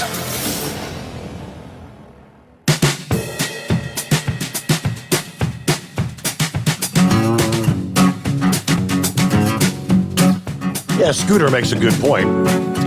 He sends me an email, Steve at hotshotsecret.com. He said, Steve, remember during the Trump presidency, like every other day, there were people threatening to resign over every damn decision Trump made. Isn't it kind of telling that no one has resigned or threatened to resign over this debacle? That is a valid point. No matter how bad it is, yeah, ain't nobody. I don't know. It's no accountability, right? No accountability. Let's see. Under the industry headlines from our friends at CDL Life, Arizona police investigating a deadly hazmat situation at a truck wash in Avondale, Arizona. Yeah, this was over the weekend at Danny's Truck Wash off I-10. This is a commercial truck wash, and the two victims were located inside the container of a tractor-trailer semi-truck. According to the fire and medical deputy chief, firefighters in hazmat gear were able to recover the two victims. The two men were taken to the hospital in critical condition from exposure to chemicals in the tanker. Both men later passed away. 4 firefighters who responded to the scene suffered from heat-related illness. They were transported to the hospital. This is an ongoing investigation by the Avondale Police Department, but I don't know what was in that container. And several truck stop locations closed due to evacuations or damage caused by Ida. Some of the latest information. All right, we all know Ida made shore Sunday, Monday, weakening to a tropical storm, now tropical depression. But several major truck stops had shut down stores. And as of early Monday, we had on the big 3 chain, Love's, in Port Allen, Louisiana. Yeah, you got the Speedco in Hammond, Louisiana, closed till further notice. The Hardee's restaurant at Love's, number 243 in Louisiana, closed till further notice. That's Iowa, Louisiana. And the Chester's restaurant at Love's in Dewson, Louisiana, closed till further notice. Pilot Flying J, let's see here. Yeah, they go by numbers, or let's say St. Rose, Louisiana, LaPlace, Louisiana, Denham Springs, Breaux Bridge, Louisiana, and Hammond, Louisiana, as well as the Flying J in Gulfport, Mississippi. Travel Centers of America, the TA Slidell, the entire site lost power And until restoration, they are shut down. The Hammond, Louisiana location lost power. No estimated time of restoration. Please visit the TA in Tallulah or Mobile. Tallulah's on I-20, Mobile, of course, on I-10, exit 4. So some updates, for those that are bringing emergency supplies and whatnot into that region of the country. Obviously, you fill your tanks up before you go in so you don't have to fill up while you're down there to get out. Meanwhile, let's get back to your calls here. Pup is on the line. What do you say this morning, Pup? Oh, how you doing there, big buddy? Hanging with him. Oh, yeah. Well, we got power back up here. That's a good thing. Okay. I'll tell you what, when you said that place, Louisiana, buddy, I'll tell you what, I had a heyday down there. I walked into a Best Western, and I wasn't even a guest. I got to drink for free for 2 hours, and then I went to the bar next door. That place, Louisiana, is one hoot of a time, I'm telling you. Yeah. So, did you guys have any bad storms down that way? Right there during about the last 30 minutes of the show last night, had some thunder, some heavy rain, and we had off and on showers for a few hours, but things pretty much moved out. Oh. I think we're going to be on like the northernmost edge of what's left of Ida when it comes through. Don't have to get too far south of us into like parts of northern Kentucky. I think they're going to see a lot more rain there. There's going to be a pretty sharp cutoff line between there and here. I'll tell you what, man, we got hit pretty damn hard last night. And ain't nothing we can't handle. Mm-hmm. So, sounds like everything's going good. I was wondering,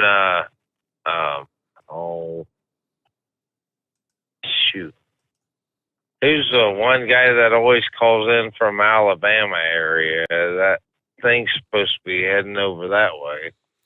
Yeah, they're getting plenty of rain. Alabama, it's northern Alabama tonight. Some of the rain's actually moving into northwest Georgia as well. They're going to see some pretty decent rain over toward Chattanooga. Yeah, the wife's family down there. Oh, yeah. Yeah. Up there in that one corner. Yeah. Yeah. So, bad news is, they got some of that. Say hi. I talked to Chevy guy earlier today, and he goes, "You ought to call in and at least tell him you got some power back." And well, we got our power back, but now I'm off tonight. Was it out long enough where you lost everything in the fridge and the freeze, or no? Oh, you had a generator. No, you had man, the generator going. That's right. Yeah. I've got way too much money in them freezers to lose that. And there's at least a half a beef in each, or not each one, but we keep our meat in one freezer and we keep our vegetables in another freezer and stuff. And yeah. I got too much time invested in that. Yeah, I forgot you mentioned last evening. You forgot you had mentioned you were babysitting the generator, making sure that you didn't lose all that stuff. All right, well, Pup, hey, good to hear from you. Glad you got your power back. You're in a lot better shape than about 1 million people in the Deep South. How long are they going to be without power? It is 844-844-3388. Got the Red Mule coming up next. You'll get much more to come. The Steve Sommers Overnight Drive live from the Hot Shot Secret Studios. USA Radio News with Dan Naraki. Thousands in Louisiana are still without power, according to Louisiana Governor John Bel Edwards. He said Sunday evening that electricity is practically non-existent for most people in southeast Louisiana and that 25,000 linemen are in the state working to restore power. Regional power supplier Entergy says that it could be up to 3 weeks before power is restored to some of the hardest hit areas by Hurricane Ida. The company estimates that 90% of its customers would see power restored sooner. The Louisiana Department of Health has also confirmed that a second person has died in the storm. The department said in a Monday evening tweet that a man drowned in his vehicle when he tried to drive through floodwaters near I-10 in New Orleans. Officials have issued evacuation orders around the Lake Tahoe Basin as the Calder fire continues to burn through Northern California. More than 3,500 firefighters are working to control the blaze, which is 14% contained. The fire has burned through 277 square miles since it started on August 14th, destroying more than 600 structures. This is USA Radio News. The best companion a pillow has ever had. You've heard me talking about Mike Lindell's Giza Dreams bed sheets now for a couple of years. They're the perfect companion to the MyPillow. Made with the world's best cotton called Giza, grown only in a region between the Sahara Desert, the Mediterranean Sea, and the Nile River. Its long staple cotton makes it ultra soft and breathable.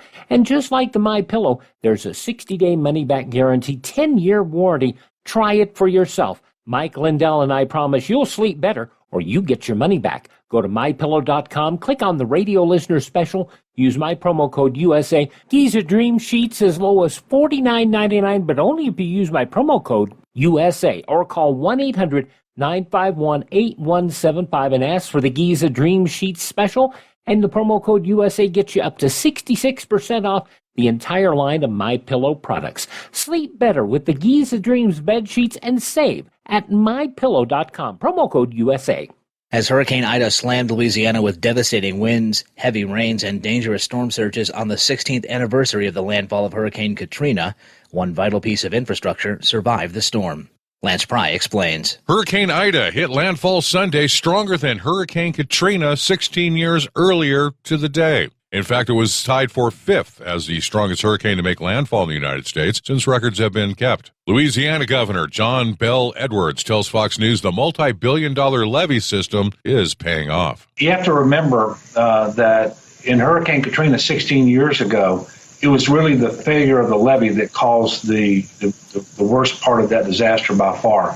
What I can report tonight is the hurricane risk reduction system, the protection system that has been really very much strengthened in the 16 years since Katrina. By the way, about $14 billion worth of investment there. It's holding up extremely well. This is USA Radio News. Bingo lovers, you have to try Bingo Treasure, the bingo game you play anywhere. Go to BingoRadioUSA.com from your smartphone, your tablet, or your computer and play Bingo Treasure for free. Play one card, play more. Work your way through the maze of bingo fun. Bingo Treasure is bingo at the next level. Go right now to BingoRadioUSA.com for your free account and free play. Join the bingo revolution. It's free at BingoRadioUSA.com. That's BingoRadioUSA.com. With the final U.S. military flights out of Afghanistan leaving on Monday, Secretary of State Antony Blinken said that there are between 100 and 200 Americans remaining in the country who want to get out. In remarks Monday evening, Blinken pledged that the U.S. would continue to work to get them and Afghans who worked alongside U.S. personnel out of the country. Situation, and they were arguably putting more lives at risk by staying. And for USA Radio News, I'm Dan Naraki. At Hot Shot Secret, we share the science behind common diesel problems and their solutions. For example, ultra-low sulfur fuels. The primary function of diesel fuel is combustibility. One of the little-known aspects of fuel is its role as a lubricant to metal-on-metal moving parts. The introduction of ultra-low sulfur fuels diminishes the fuel's ability to lubricate because sulfur, which has been mostly removed, has lubricating properties. Hot Shot Secret Everyday Diesel Treatment with LX4 delivers unmatched lubricity. Third-party testing confirms that it takes 3 times the amount of leading fuel treatment to match the lubrication benefit of 1 dose of Hot Shot Secret. Everyday Diesel Treatment is a fully formulated 6-in-1 premium fuel treatment for every fill-up, every time. Everyday Diesel Treatment is available at truck stops, Tractor Supply, O'Reilly's Auto Parts, and online at HotShotSecret.com. Hot Shot Secret, powered by science.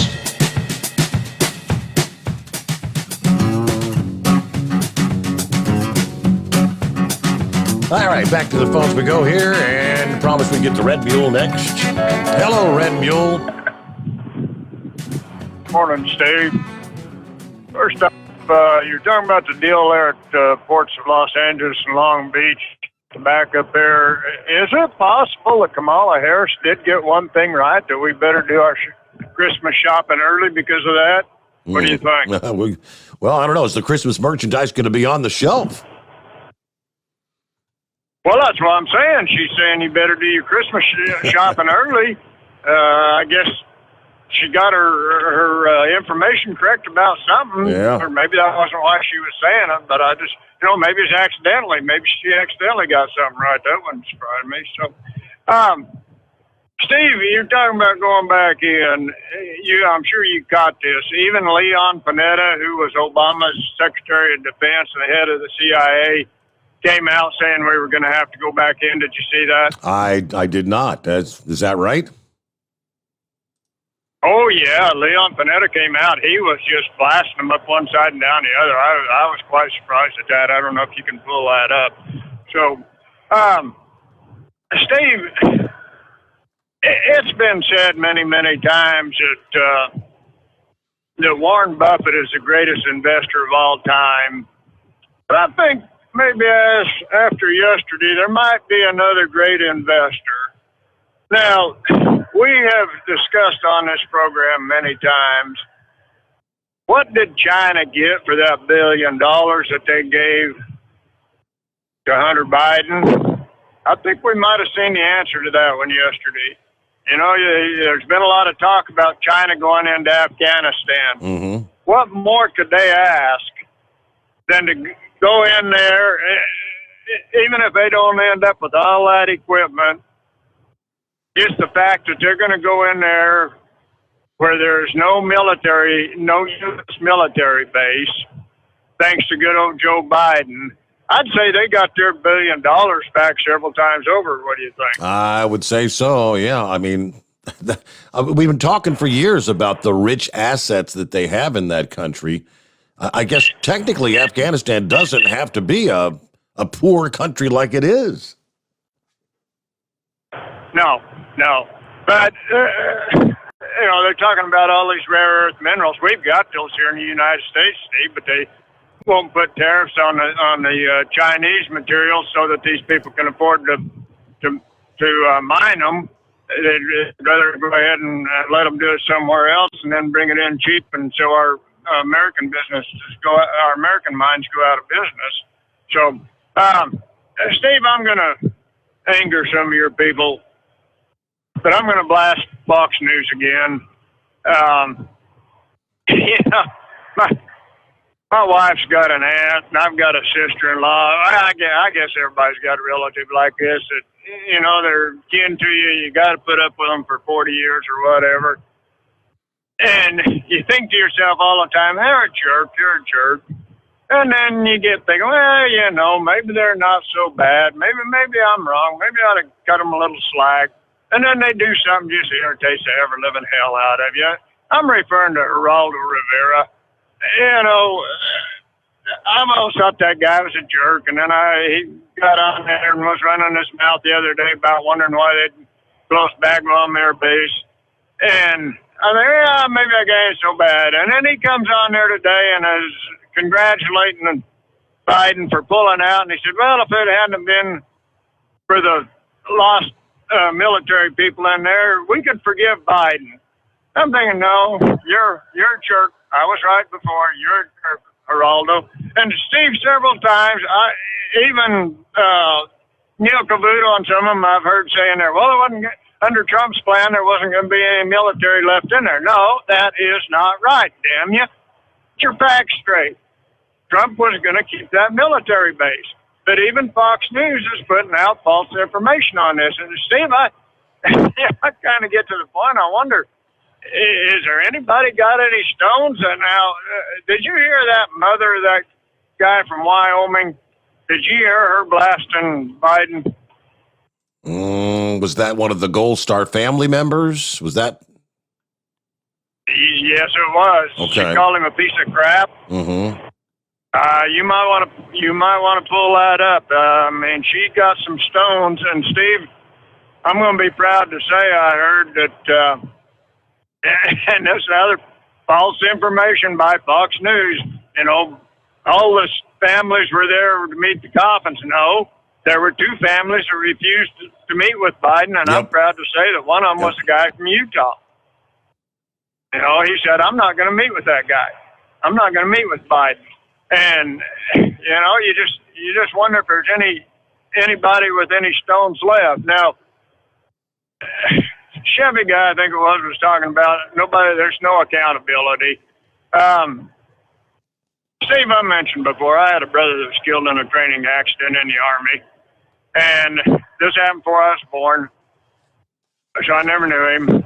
But, you know, as a kid growing up, I know it affected my mother. My dad died when I was 5, so I don't know. I guess it probably affected him. I know it affected my mother. I asked her one time, I said, what had happened? They were out on maneuvers, and my brother had been on guard duty and was asleep in his tent. And some clown drove over him with a truck, drove over his head. I asked my mother, I said, what'd they do to the guy that drove over him? She said, well, nothing. She said there was 3 people out there driving trucks, and none of them knew or claimed they didn't know that they hit somebody. And, you know, that's just the way it is. But on the other hand, Steve, as I understand it, let's look at Pearl Harbor. Now, Pearl Harbor, you know, we all know what happened to the Navy in there, but the security for Pearl Harbor was actually under the control of the Army. There was, I'm sure he was a general by the name of Kimmel, Kimmel, I don't know his first name, that was the head of the Army in that area. And so you can argue either side of this, Steve, but I believe he was relieved of his duties. I don't think he was court-martialed, but I've read a book about his sons and grandsons have spent years trying to get his name redeemed and him reinstated to the rank that he had. Now, I don't know if it was a legitimate complaint against the guy or if they were just looking for a scapegoat. You know, like I say, you could probably argue either side of that. But once upon a time, they did hold people responsible. But Biden's outfit's not going to hold anybody responsible.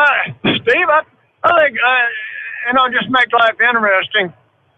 Why don't we get a pool together, everybody chip in a few bucks, and let's see how long it's going to take before old Miley's back out there running his mouth about white supremacists. I can see that happening, can't you? Oh, yeah, absolutely. That ain't going anywhere. Yeah. You know, he's going to be back out there running his mouth again, and you know, he's not going to take any responsibility. So, Steve, one last comment on another subject.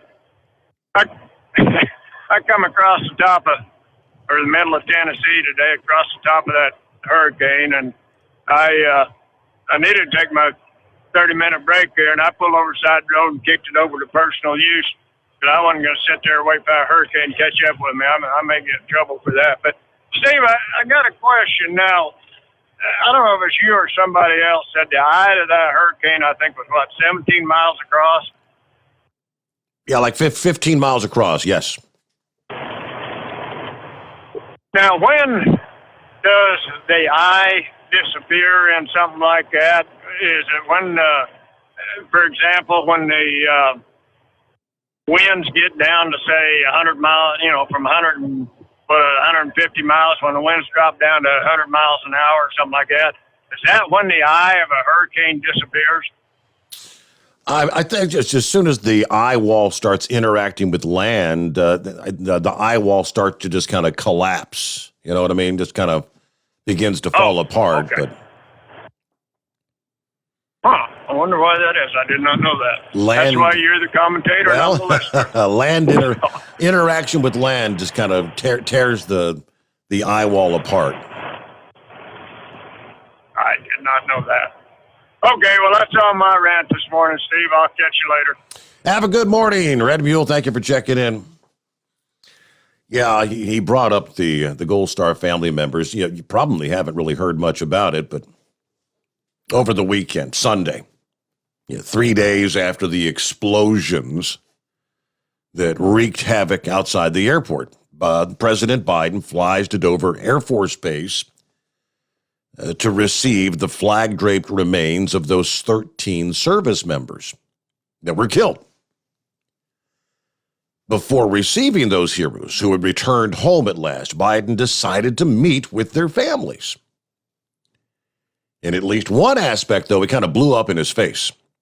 When most members of the Gold Star family walked out at him before they could even exchange a word. That was kind of buried in an article in the Washington Post that bore a headline that would never let a cursory reader know that the presidential embarrassment had even happened. The headline, Biden meets with families of service members killed in Kabul as U.S. races to exit Afghanistan. The article pressing the urgency of quickly getting out by the deadline, August 31.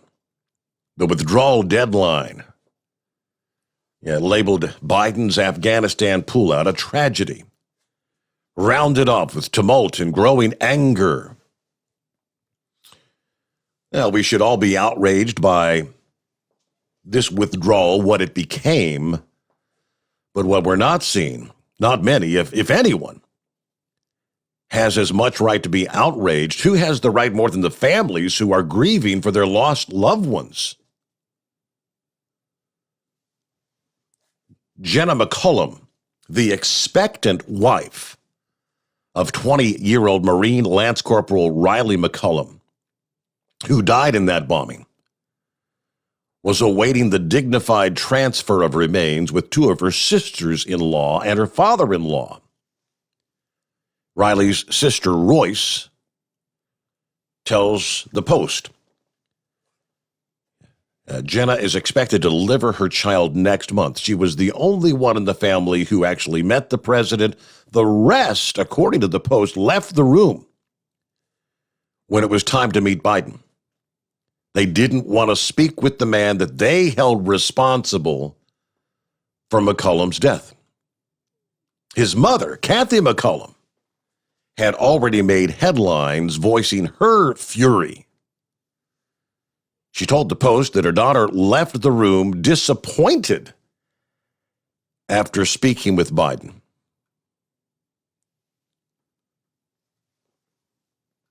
Further down, Biden shared the story of his son, Beau, with her, talking about his military service and how he succumbed to cancer. They said that the family found Biden's words just scripted and shallow, a conversation that lasted only a couple minutes in total disregard to the loss of our Marine. In Royce's words, you can F up as bad as he did, or I'm sorry, you can't F up as bad as he did and say you're sorry. This didn't need to happen. Every life's on his hands, she said. The same article described the emotions of another Gold Star mother, Paula Naus, who shared the reaction she felt while watching the remains of her son being received at the service on television. There was understandable pride in her son, of course, heartbreak at his loss, but there was also, as the report delicately paraphrased it, disappointment over what she deemed as a lack of leadership and protection for the service members in Afghanistan. You can't have a hasty withdrawal after 20 years of war, she says, because it's beyond me. It disgraces the name of all those who fought in the past and are on the ground now, foreign ground. Fighting right now, my son's 82nd Airborne, still there.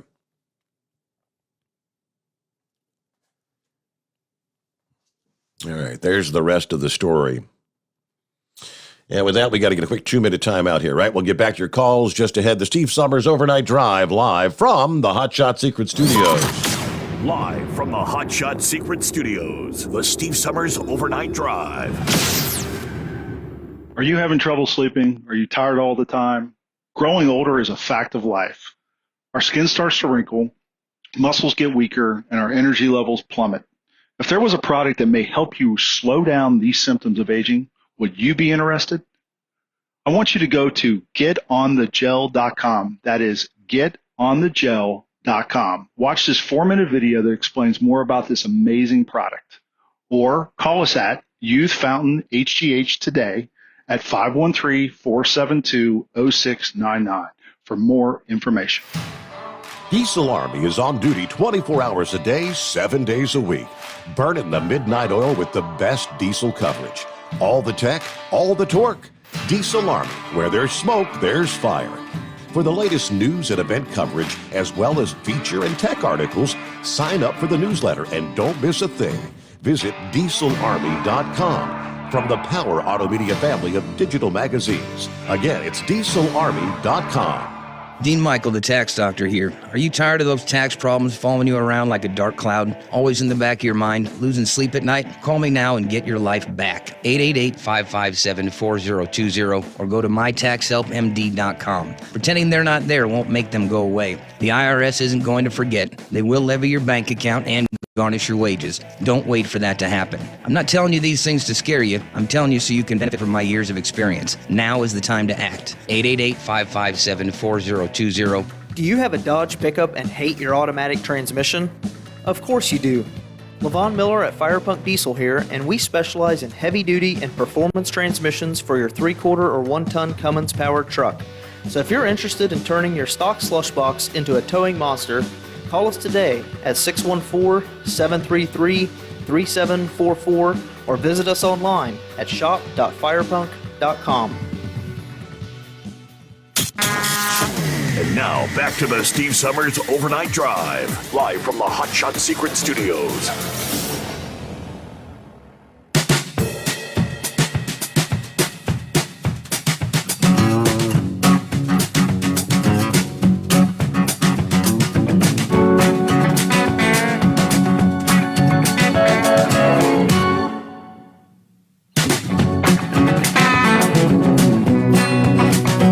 More on New Orleans facing potentially 3 weeks with no electricity. Entergy officials said yesterday that it's going to take days for crews to determine the extent of the damage on the power grid and even longer to restore power. Repairs could take until late December, they're saying. We've got a lot of rebuilding. We'll be better prepared to give restoration estimates once we have a chance to assess everything. Monday morning, 216 substations, 207 transmission lines, and more than, get a load of this, 2,000 miles of transmission lines were down. Wow.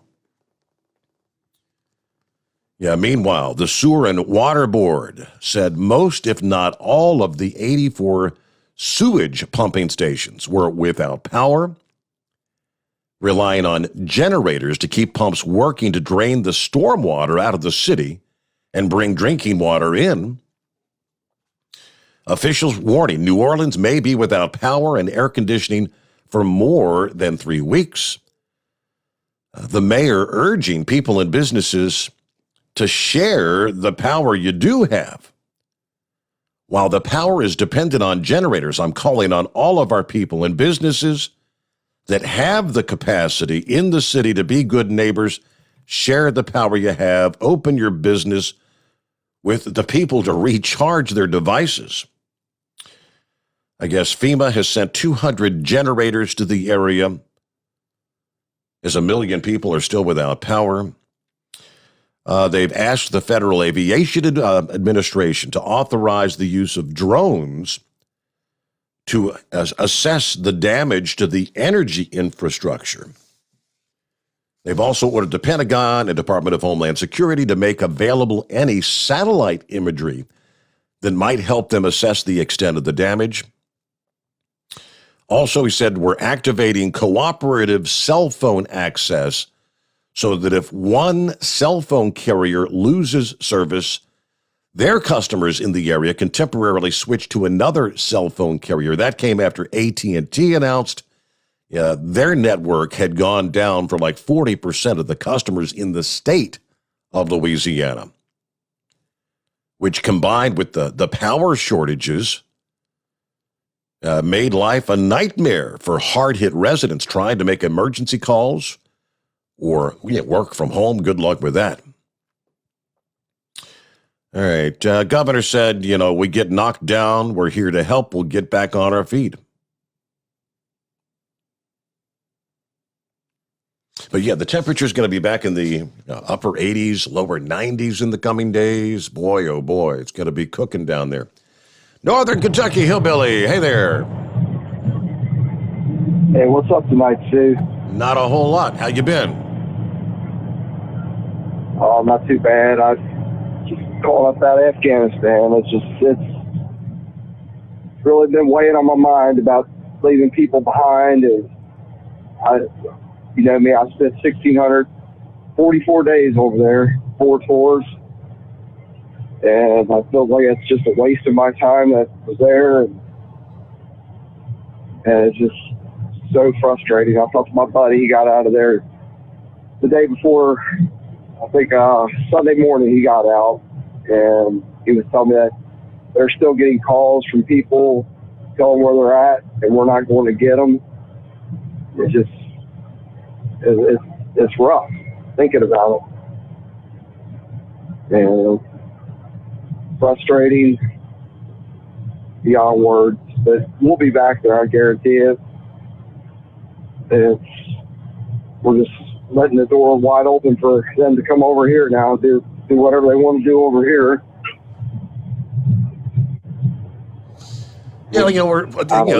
Supposedly, but remember, it's the all-new Taliban. It's the Taliban 2.0, and they're vying not to allow ISIS and Al-Qaeda to regroup and, plan terror operations to attack us. I don't know. You think we can trust them to do that, or no?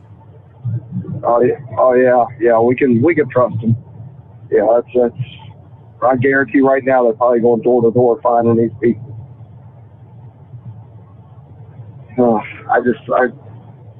It just frustrates the hell out of me. But on a lighter note, I would like to say I've been on the after show, and it's been pretty good dealing with the guys and talking with them, and a lot of fun.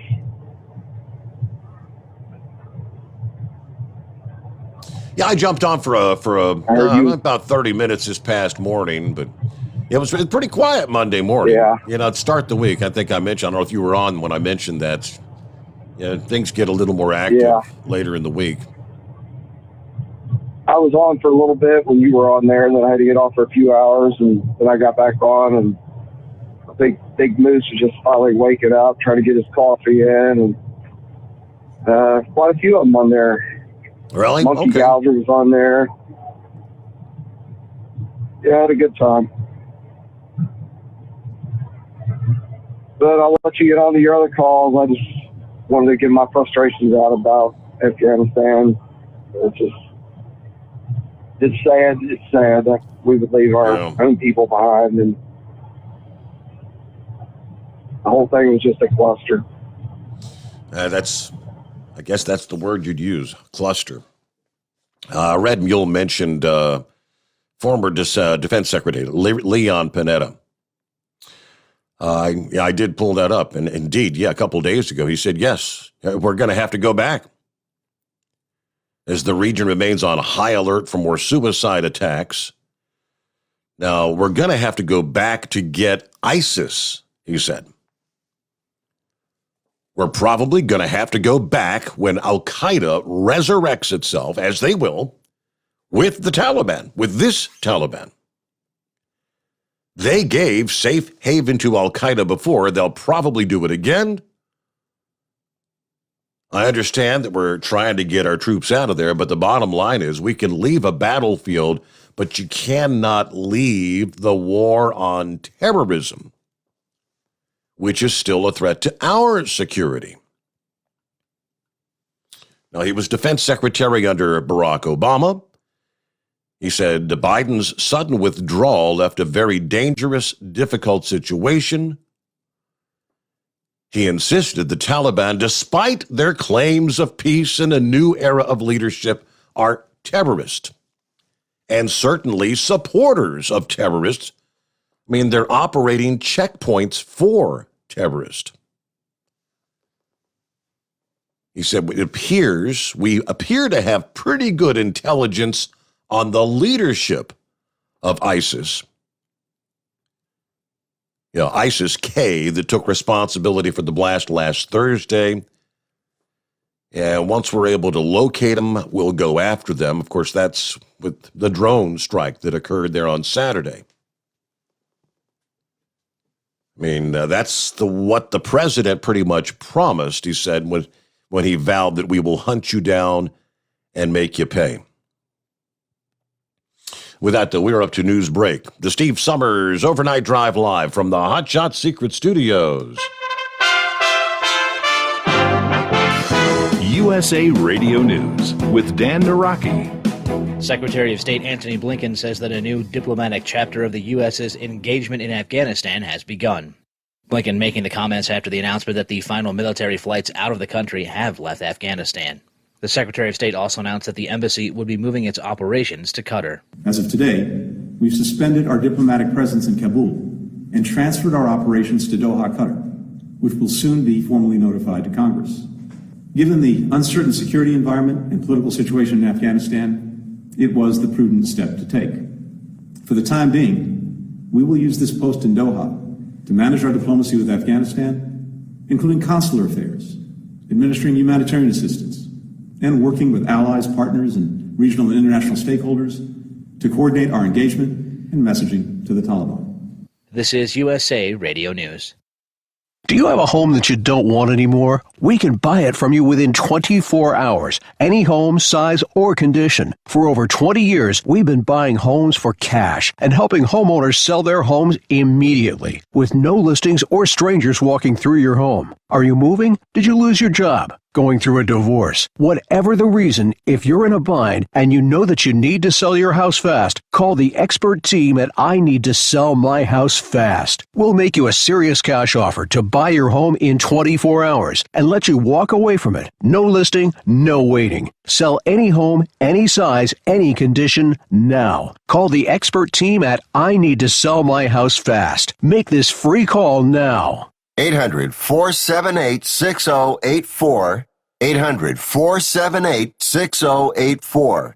800-478-6084. That's 800-478-6084. You're listening to the Overnight Drive with Steve Sommers. Do you have a Dodge pickup and hate your automatic transmission? Of course you do. Levon Miller at Firepunk Diesel here, and we specialize in heavy-duty and performance transmissions for your 3/4 or 1-ton Cummins-powered truck. So if you're interested in turning your stock slush box into a towing monster, call us today at 614-733-3744 or visit us online at shop.firepunk.com. Drivers, you demand that your equipment's reliable and dependable, and that also applies to your headset for communication. Well, our friends at Stellar Electronic have you covered. The Pluto Duo headset bundle is the best communication headset you can find in the industry. No matter the challenging environment you're driving in, the Pluto headset will make you sound crystal clear all the time thanks to their 99% noise cancellation. And the Duo's not only a stereo converter for the headset, but also a power bank so you can charge as you go. Learn more at StellarElectronic.com or visit them on Facebook. At Hot Shot Secret, we share the science behind common diesel problems and their solutions. For example, Hot Shot Secret Diesel Extreme. Today's ultra-low sulfur fuels are cleaner, but they leave injector deposits, causing frequent DPF regens and low throttle response. Hot Shot Secret Diesel Extreme is a 6-in-1 fuel additive recommended for all diesel engines. It is formulated with the most concentrated detergent on the market, a top-tier level cetane booster, lubricity enhancer, water demulsifier, rust and corrosion inhibitors, and a fuel stabilizer. Diesel Extreme is a once every 6-month treatment that will clean your entire entire fuel system, starting at the fuel tank and traveling throughout the fuel lines and fuel pump, and finally completely cleaning your injectors. Hot Shot Secret Diesel Extreme improves your diesel's fuel economy and eliminates excessive black smoke. Hot Shot Secret Diesel Extreme is available nationwide at truck stops, fine farm and auto stores, and online at hotshotsecret.com. Hot Shot Secret, powered by science. Diesel Army is on duty 24 hours a day, 7 days a week. Burning the midnight oil with the best diesel coverage. All the tech, all the torque. Diesel Army, where there's smoke, there's fire. For the latest news and event coverage, as well as feature and tech articles, sign up for the newsletter and don't miss a thing. Visit dieselarmy.com from the Power Auto Media family of digital magazines. Again, it's dieselarmy.com.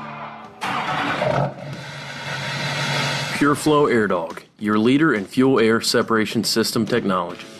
Our systems filter out water, particulates down to 2 micron, and remove all of the air out of your diesel fuel. This allows for nothing but pure, clean diesel fuel to reach the expensive injection system equipped in your vehicle. Not only do our fuel systems protect, they also come in a variety of flow rates to meet your performance needs. Our systems are compact and use OEM-style fittings for an easy installation.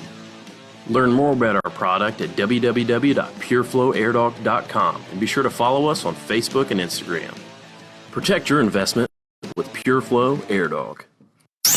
The Overnight Drive with Steve Sommers. Live from the Hot Shot Secret Studios. Call Steve now, 844-844-3388. That's 844-844-3388. So the latest numbers out of New Orleans and Louisiana, 5,300 National Guard members from 4 states have been activated now as of yesterday to help with the rescue and relief efforts. About 5,000 members of the Louisiana National Guard were staged for a massive mission, hoping to maintain communications, operations, government. The rest of the support is coming from Guard units in Mississippi, Alabama, and Texas. They've got the numbers from the Louisiana National Guard. Guard teams were ready in 23 parishes, set to support others as requested.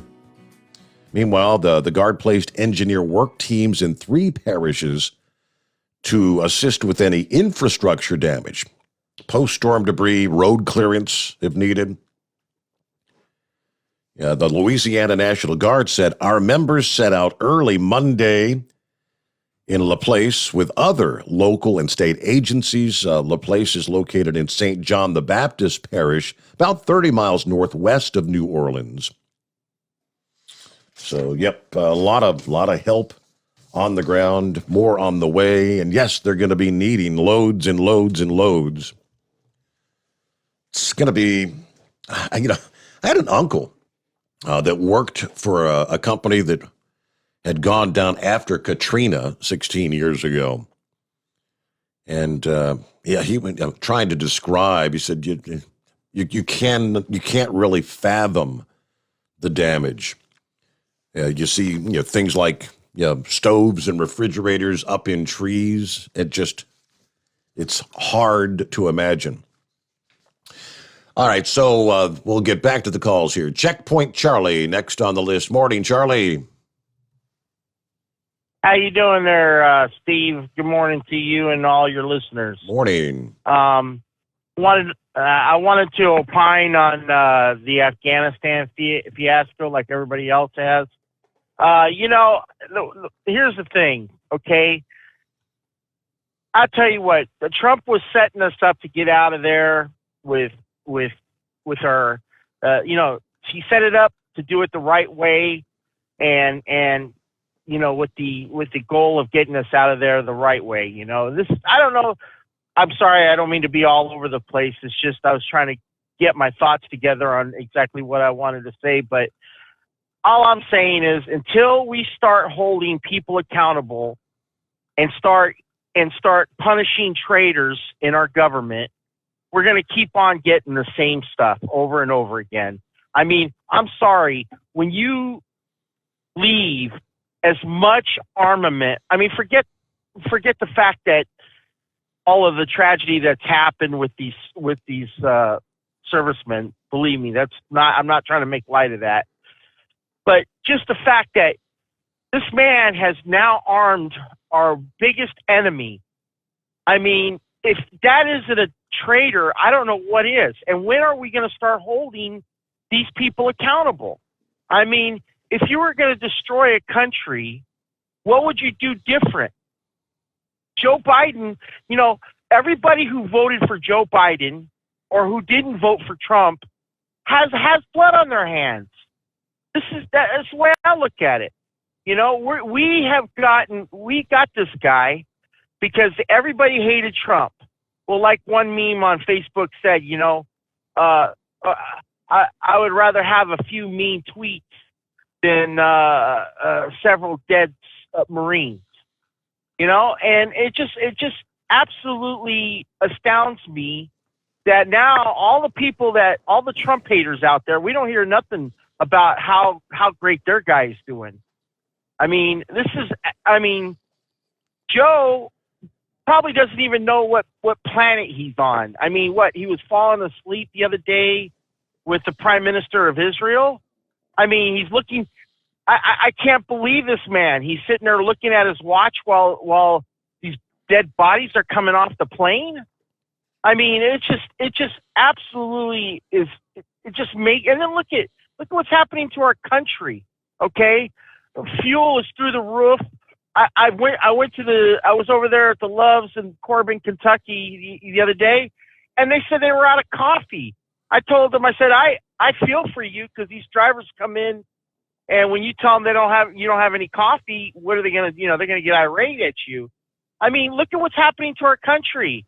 I mean, this guy, he doesn't care. He's trying to destroy our country. When are people going to wake up? And here's the thing. If everybody would have voted for Trump, and it wasn't such a 50-50 deal, they couldn't have cheated. I guarantee you, if Trump had been president, we wouldn't be dealing with this right now. It just absolutely gets me so angry to see what's going on in our country. So many people have died for our freedom, including these 12 or 13 service people. I mean, and as far as the families meeting with Joe Biden, I'll tell you what, I wouldn't meet with the man, because I would tell him where to go and how to get there. I wouldn't want to. I'd get in trouble. But one more thing too. They're trying to shove. I don't know if this is true or not. You probably know better than I do. In fact, I know you probably know. I heard that they're trying to make it to where you've got to take the vaccine in order to renew your CDL. And I'm going to tell you this right now. I am not taking their jab, their shot, their poison pill. I'm not taking it. I've already told my company, if you require me to take it, I'm parking the truck. And when are people going to wake up and realize that these people, all they want to do is control you? They want to take over. They want to destroy this country. I don't understand. The American people, for the most part, are not idiots. And these people that are trying to take this country over seem to think that we are. And, I just don't know. I'm just totally bewildered. I'm seeing shortages in places I never thought I'd ever see. Truck stops, nonetheless. Yeah, I mean, I don't know how much blame I could put on Biden for the supply chain shortages.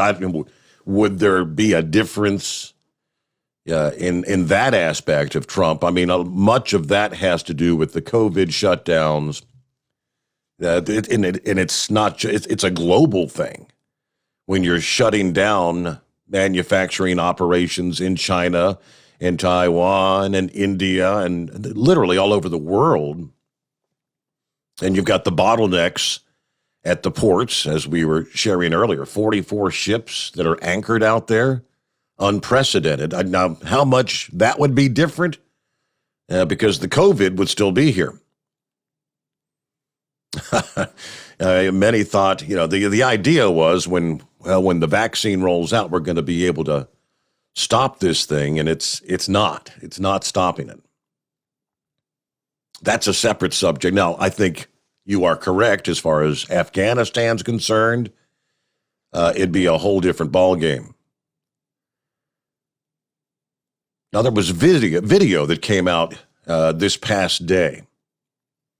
We've talked about the billions of dollars of weaponry that the Taliban now has control of, which, as I've said, it's essentially over a 20-year period, not by design, but ultimately we have armed the largest terror organization in the history of the world. It's supposed to be the Taliban 2.0. It's an all-new Taliban. Yeah, the video that came out was a Black Hawk helicopter, is what it appears to be, with what they believe is an Afghan interpreter, someone who worked with the Americans, hanging from the helicopter. Hanging by the neck, by the way. Like, this is the message being sent. So all this talk about being the new trustworthy Taliban 2.0 from Western journalism. Conservative commentator Liz Wheeler says, if this is what it looks like, the Taliban hanging somebody from an American Black Hawk, I could vomit. Biden is responsible. This is the Taliban that the Biden administration called pragmatic and businesslike. Pragmatically and businesslike, hanging an American interpreter from an American Black Hawk helicopter. And if any Republican has any balls, this is going to be in every campaign ad for 2022, says Carmine Sabia, another commentator. Christian Tribert, a reporter for the New York Times, corroborating the account of the Taliban's use of the helicopter by mentioning how the aircraft was seen on a tarmac a few days ago. I had seen that video. The video already appeared showing the U.S.-made helicopter taxiing on the tarmac. Circumstances of the pilot are unclear. You don't just fly a helicopter like that. It could have been a former Afghan military pilot. That video started making the rounds shortly just after we officially removed all the soldiers from Afghanistan on Monday. So literally within a matter of hours, this is how things change. Maybe Donald Trump was correct in his statement here in the last couple of days. Either demand the Taliban return our military equipment or blow it up. Right? Got to go back in and blow our own stuff up. It's about 10 before the hour. We'll get back to the calls here. It is 844-844-3388. 2-minute timeout. The Steve Sommers Overnight Drive live from the Hotshot Secret Studios. You're listening to the Overnight Drive with Steve Sommers. Pure Flow Air Dog, your leader in fuel air separation system technology. Our systems filter out water, particulates down to 2 micron, and remove all of the air out of your diesel fuel. This allows for nothing but pure, clean diesel fuel to reach the expensive injection system equipped in your vehicle.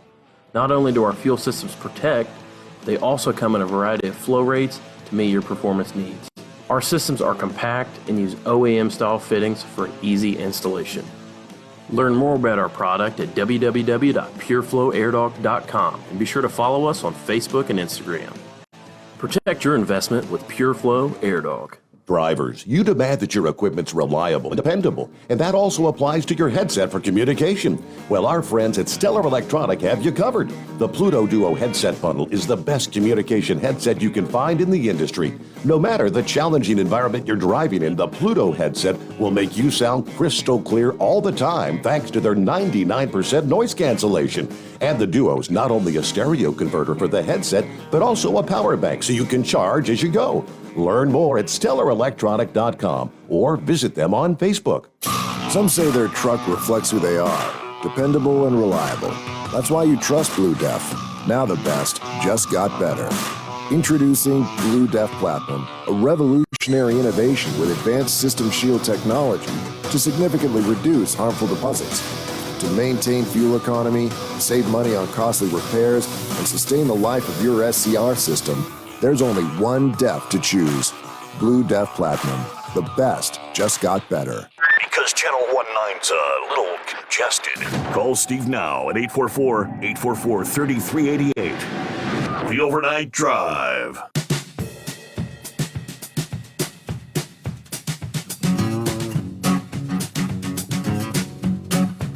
All right, let's get right back to the calls here. Big Moose back out on the road again tonight, I guess. What's going on, Moose? I'll get ready to gallivant around the big Hoosier state here a little bit. Couple of things here right off the bat. We are fighting a theology and an ideology.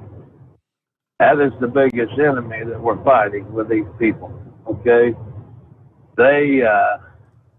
You take these people, they are hardcore. You want to talk about hardcore religious nuts?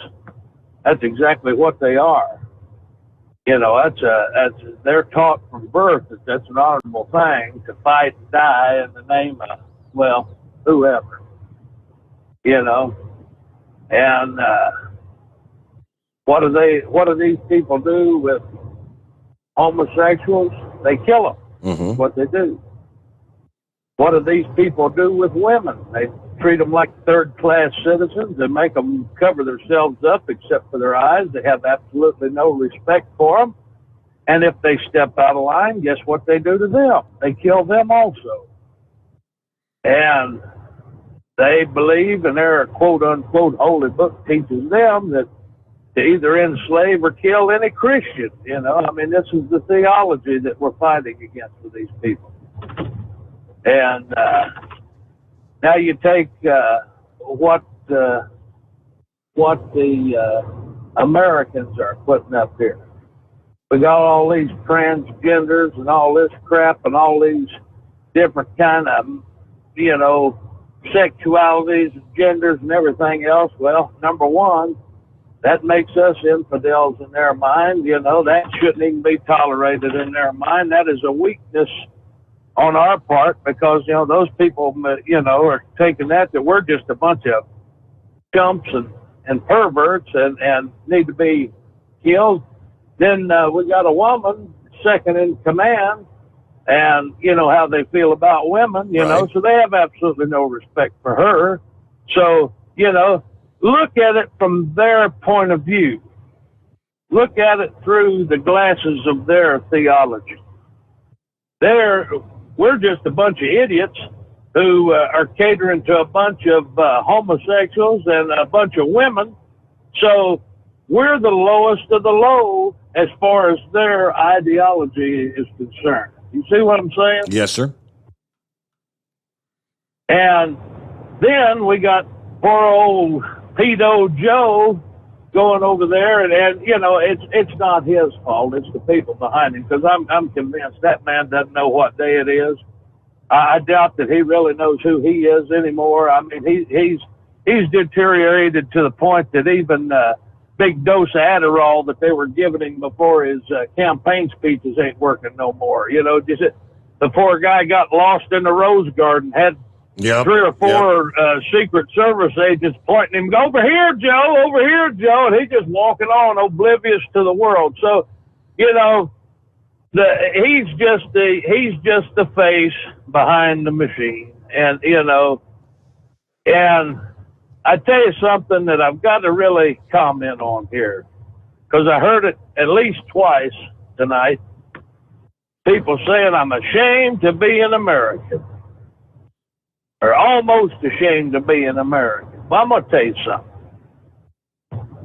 I'm never going to be ashamed to be an American. I'm proud to be an American. I'm proud of America. I don't take for granted not one drop of blood that has been shed, foreign or abroad or domestically, for this country. I don't take for granted one of those marble tombstones out there at Arlington or any other place on the globe. I don't take for granted all of the hard work and determination that it took to bring this country through 2 world wars and countless others on just about every continent on the planet. I don't take for granted the sacrifices made by families and individuals. And, in World War II, the men went off to war and the women went in the foundries and the machine shops, that's something to be proud of, and I'll always be proud of it. I'll tell you what I am ashamed of. I'm ashamed of the indoctrination fueled by the political correctness crowd and propagated by biased media into letting such a small percentage of the population have such an effect over our overall picture on the world stage. Mm-hmm. We got 535 people in Washington that are, speaking for millions, and we've got 5 or 7% of the population that believes all this cuckoo crap, but they're the ones getting all the media coverage, so that's what the world sees. They're not seeing guys out here in these Iowa cornfields or out here in the flatlands of Ohio and the coal mines of Kentucky and on and on and on. I mean, they're not seeing the everyman when it comes to this country. They're only seeing the clowns and the perverts and the rejects that the media's plastering all over TV. So I'm going to tell you something. I'm proud to be an American. I'll always be proud to be an American. I'll defend what's mine to the last breath that's in my body. And anybody who's ashamed of this country or ashamed of me or ashamed of any minute effort that has gone to propel this country to what it is now, I tell you what I'll do. I'll buy you a one-way plane ticket to anywhere in this world you want to go. Just get the hell on out of here. Because if you're not rooting for the home team, you might as well be sitting on the other side of the court. And I try not to get on my high horse tonight, but I'll be damned if I didn't turn that radio on, and it got to be about noontime, about 10 after 1. So I'm just going to have to take a couple more of them lisinoprils and fight the mud, the blood, and the beer, I guess. But anyway, that's all I've got to say about that. And keep it twixt and spotted in the solid sunny side up and all that jazz, and we'll be 10-10 till we do it again. Come on. Thank you for checking in, Big Moose. We'll chat later. Hey, we're right up against the news update, top of the hour. It is 844-844-3388, the Steve Sommers Overnight Drive, live from the Hot Shot Secret Studio. USA Radio News with Dan Naraki. Secretary of State Antony Blinken says that a new diplomatic chapter of the U.S.'s engagement in Afghanistan has begun. Blinken making the comments after the announcement that the final military flights out of the country have left Afghanistan. The Secretary of State also announced that the embassy would be moving its operations to Qatar. As of today, we've suspended our diplomatic presence in Kabul and transferred our operations to Doha, Qatar, which will soon be formally notified to Congress. Given the uncertain security environment and political situation in Afghanistan, it was the prudent step to take.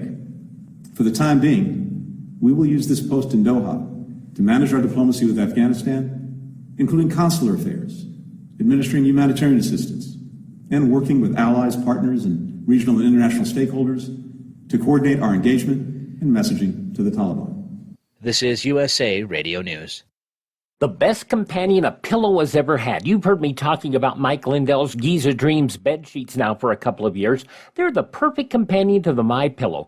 Made with the world's best cotton called Giza, grown only in a region between the Sahara Desert, the Mediterranean Sea, and the Nile River. Its long staple cotton makes it ultra soft and breathable. And just like the MyPillow, there's a 60-day money-back guarantee, 10-year warranty. Try it for yourself. Mike Lindell and I promise you'll sleep better, or you get your money back. Go to MyPillow.com, click on the radio listener special, use my promo code USA. Giza Dream Sheets as low as $49.99, but only if you use my promo code USA, or call 1-800-951-8175 and ask for the Giza Dream Sheets special, and the promo code USA gets you up to 66% off the entire line of MyPillow products. Sleep better with the Giza Dreams bed sheets and save at MyPillow.com. Promo code USA.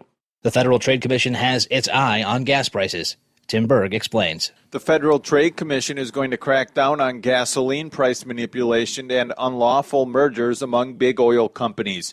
FTC Chair Lena Khan telling the White House they will investigate abuses in the franchise market for retail fuel stations.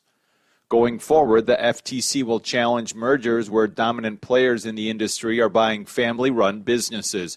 Khan adding they will reimpose prior approval requirements and probe practices related to fuel stations that are franchised. From the USA Radio News Phoenix Bureau, I'm Tim Berg. And the Department of Education announced Monday that it was investigating 5 states for their bans on mask requirements in schools. The department's Office for Civil Rights says that the policies could be discriminatory against students with disabilities or health conditions. The department will investigate mask bans in Iowa, Oklahoma, South Carolina, Tennessee, and Utah. You're listening to USA Radio News. Lights out, everybody. Matt Dillon, United States Marshal. The first man they look for and the last they want to meet. Pleasant dreams. The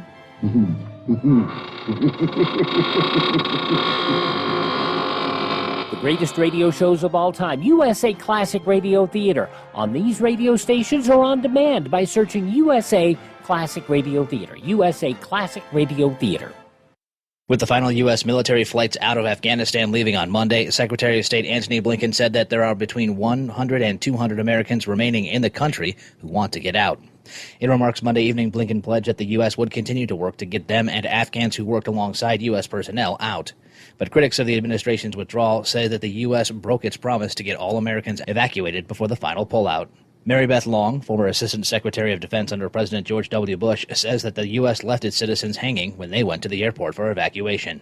She tells CNBC that many promises went unfulfilled as the last troops left Afghanistan. Last night, dozens and dozens of U.S. citizens went to the airport. They were called to go there, and the gates never opened. Those U.S. citizens were left hanging this morning, circling the gates, circling the airport, unable to do much of anything. That isn't the promise that Americans expect. We also haven't even begun to talk about the green card holders. These are American citizens who, some of them, put in their paperwork during COVID, but don't have the official paperwork back. There are probably, by our estimates, 5,000 U.S. citizen green card holders, and special immigration visa holders that did not get out. And this idea that they were given every opportunity or somehow a large number of them voted to stay is just not the case. It's undermined by the facts that they were circling the airport last night. And for USA Radio News, I'm Dan Naraki. At Hot Shot Secret, we share the science behind common diesel problems and their solutions. For example, ultra-low sulfur fuels. The primary function of diesel fuel is combustibility. One of the little-known aspects of fuel is its role as a lubricant to metal-on-metal moving parts. The introduction of ultra-low sulfur fuels diminishes the fuel's ability to lubricate because sulfur, which has been mostly removed, has lubricating properties. Hot Shot Secret Everyday Diesel Treatment with LX4 delivers unmatched lubricity. Third-party testing confirms that it takes 3 times the amount of leading fuel treatment to match the lubrication benefit of 1 dose of Hot Shot Secret. Everyday Diesel Treatment is a fully formulated 6-in-1 premium fuel treatment for every fill-up, every time. Everyday Diesel Treatment is available at truck stops, Tractor Supply, O'Reilly's Auto Parts, and online at HotShotSecret.com. Hot Shot Secret, powered by science.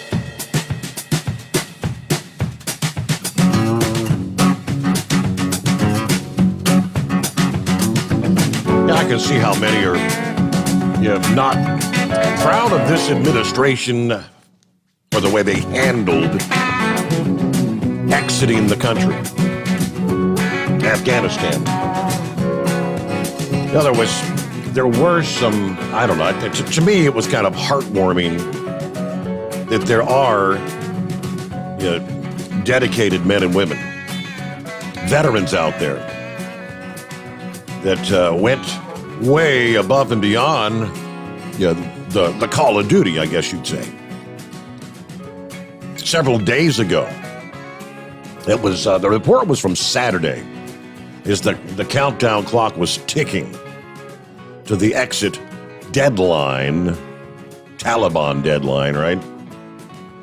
A volunteer group of American military veterans had actually been helping hundreds of at-risk Afghan elite forces and their families to safety in nighttime operations.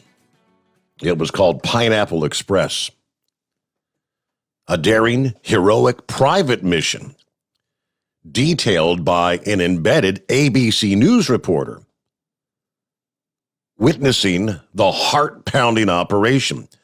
Dozens of high-risk individuals, families with small children, orphans, pregnant women, secretly being moved through the streets of Kabul throughout the night, and up to just seconds before ISIS detonated that bomb in the huddled mass of Afghans looking for safety and freedom. A leader of the private rescue effort, Army Lieutenant Colonel Scott Mann, a retired Green Beret commander, told ABC, which had journalists embedded with the groups. The group is working with the U.S. military and the embassy to move people in small groups, if not one at a time, into the secured areas of the airport. Now, the dangers of the operation were increased by the pair of suicide bombings. Pineapple Express, an offshoot of Task Force Pineapple, they say rescued 500 Afghan special operators, assets, and enablers, and their families. Operation was named after refugees who would hold up their smartphone showing a graphic of yellow pineapples on a pink field to identify themselves. That was actually a secret password. That password has since changed. Of course, obviously now there's nobody there to see them. The Herculean effort, they said, could not have been done without the unofficial heroes inside the airfield who denied their orders to not help beyond cell towers. But another task force member, a Green Beret, learned that the U.S. military was actually jamming cell phones around the airport to counter the terror threats outside the gates. A lot of times these bombs are actually detonated with the likes of cell phone devices and things of that nature, and their coordination. So how do you communicate? If they're jamming cell phone devices around the airport, how do these individuals actually check in? Well, you can't give a phone call. But veterans going, like I said, even trying to get outside the perimeter, risking their own lives to try and rescue Americans and those who assisted our forces over the 20 years. Hello there, Philip. Good morning. Hey, bud. How you doing? Doing well. Back to the old grind here. All settled in. Made it through Monday, so it always feels better, you know? Yeah. Hey, I want to kind of touch on what Moose said there a while ago. We don't need to be ashamed to be Americans. Steve, if you look at Louisiana right now, what they just went through, have you ever heard of the Cajun Navy? Yes, Steve? yes. I was trying to think of that name. I know the Army of Boats. That's people that are down there fellow citizens that go out there to rescue people. Okay, those girls and guys are out there right now in their boats getting people out of their houses. And picture this: there's a place called Lafitte down there that's flooded out right now. They got a bridge. They had a bridge only one bridge to get into the town, and a barge hit that bridge and knocked it out. So they're having to go through the backwaters to get into the town because there's so much debris and whatnot. So these folks are taking food and they're taking stuff out to these safe houses they got in this town. In this town, they have these safe houses that are built up off the ground. They got generators and people are going there and they've got air conditioning and whatnot. And they're bringing food out to these folks. So that's America, man. Mm-hmm. That's what America's about. I mean, you think about the gentlemen and the ladies that are going to have to get out there and fix those transmission lines that were stretched across the Mississippi River that are now down in the river. That's the biggest problem that New Orleans has right now, is because they got these transmission lines that are laying down in the Mississippi River across there that they're going to have to get those lines up. So that's America. That's what America's about. Like Moose was talking about earlier with the, when the men went off to war, the women took over and ran the foundries and machine shops and built airplanes and whatnot. So that's what's proud to be American. Absolutely. And never be ashamed to be an American, anybody. Just some of the crap that's going on with the way the government's run. And it's like Moose said earlier, that the way the government's run is the problem. You got a small percentage of America that's running the government, and that's the problem. But I'll tell you what, it's going to be interesting out there in Louisiana, though. Those folks are going to be out there. It's going to be a couple of years before they even get back from this one. And that's who to say if they have another one that come behind. You always sit there and look at that when you have these hurricanes, Steve. Yep. I tell you, we got one coming off Africa right now that's about 80%. You got another one that's down there in the Southwest Caribbean, and they're kind of watching that, but they don't know if it's going to go across Yucatan or not. But it's one of the things, and it's part of living in paradise. I mean, that's what we say down here all the time. They say it in Louisiana too. If you want to live down here, it's part of the stuff you got to deal with. Hey, Steve, do you know how much rain is coming up y'all's way? Like, say, I got a friend in Bowling Green, Kentucky. You know how much rain's going to get up in that area from this storm? Bowling Green's probably going to see a couple inches. Okay. Yeah, because I heard that it was going to come up around that way and go over. I got a real good friend that played music with that lives over there, and I don't see anybody get flooded out. I mean, that area is pretty resilient too, with a lot of things that went down. But I don't know. People got to take more interest in being American. You always stand up for it. Don't ever deny it. Always be proud of being American. Don't. That people that say they're ashamed of it, they got to understand what the situation is. Mm-hmm. I mean, all of us people out here working and busting our butt every day to keep things going, even at any level, be it from Walmart, Disney World, or Moose Tracks Trucking. I mean, it's where we're going, man. So, but that's all I pretty much got to say today, Stephen. And also, I want to thank SpaceX. They got a successful delivery up to the space station. They docked up there yesterday. So that's all hooked up now. They got the supply wagon up there so the folks up there can have some more stuff going on. And hopefully within a month or two, we'll have that civilian crew going up. We'll see how that plays out. So yeah, what about the additional cracks? They found some cracks in the International Space Station this past day. Well, it doesn't surprise me. I mean, look how long it's been up there, and look how much stress it's been under all these years. I mean, it's the way it is. I just hope you think what we left up there in Afghanistan's amazing. You think about what happens if we leave that space station. How much money's been poured into it, and that's not just from us. That's from everybody. You think a Black Hawk helicopter is expensive. Let me tell you what, the amount of money that went into some of those modules that are hooked up on that station, you could buy yourself maybe, 100, 200 Black Hawk helicopters. So, and by the way, Taliban, they're going to have to hire somebody to fly that helicopter. I'm telling you right now, those folks, they better get up on their book smarts if they want to try to fly something. Because I tell you what, there ain't no way that those guys are going to go out there and fly that stuff. They'll sit there and take a picture of it. And I'll tell you what, Steve, did you ever see Black Hawk Down, the movie? Oh, absolutely. Okay. Let me tell you what, that was bad enough. That situation really happened. That's bad enough that we had that happen to one of our Black Hawk helicopters with our guys. Nonetheless, if somebody hangs somebody off of the helicopter like that, they need to go after them and get them.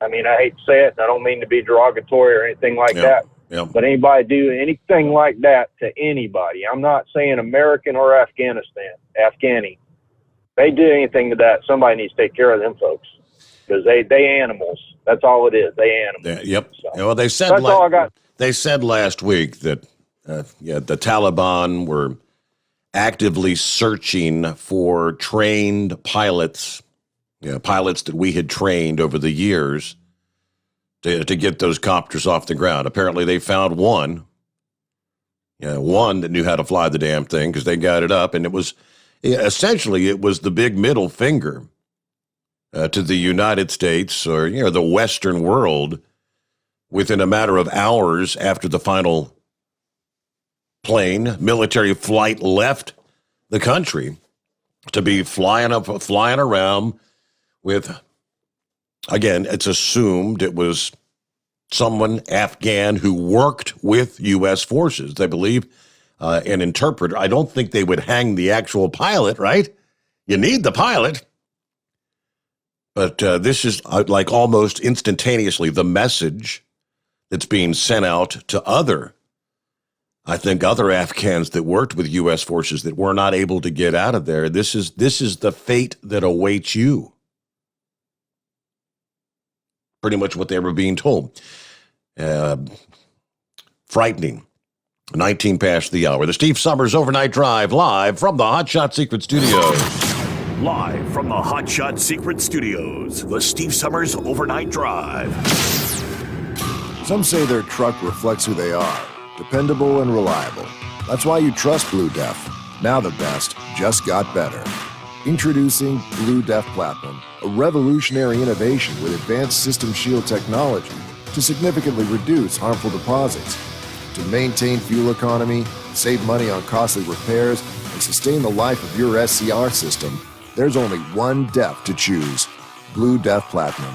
The best just got better. For anything diesel, take it to Shy Diesel. They provide a wide variety of services and diagnostics to determine what the problem is with the latest technology. From simple oil changes and preventative maintenance to fuel system diagnostics and repairs, engine rebuilds and cylinder head repairs, and rebuilds with our in-house machine shop. They also have on-site DPF cleaning for exhaust issues and DOT inspections. If your diesel is asking for some attention, Shy Diesel has the specialist you need for anything diesel. Located in Terre Haute and Lafayette, Indiana, and Effingham, Illinois, Shy Diesel has you covered. You work hard. You deserve a seat that works just as hard as you do. The Bostrom T-Series seat has provided drivers with comfort for millions of miles over the past 3 decades.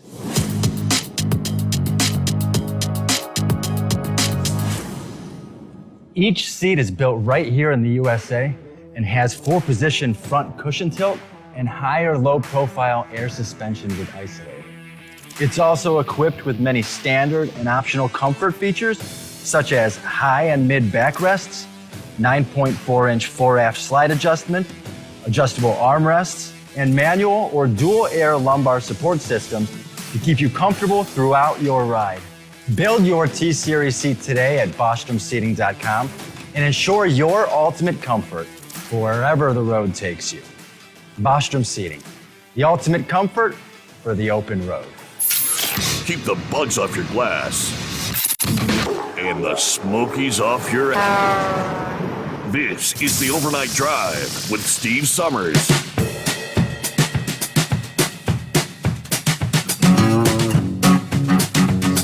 I don't know about you, but I think it's astounding or amazing that at this point only 2 fatalities confirmed in Louisiana.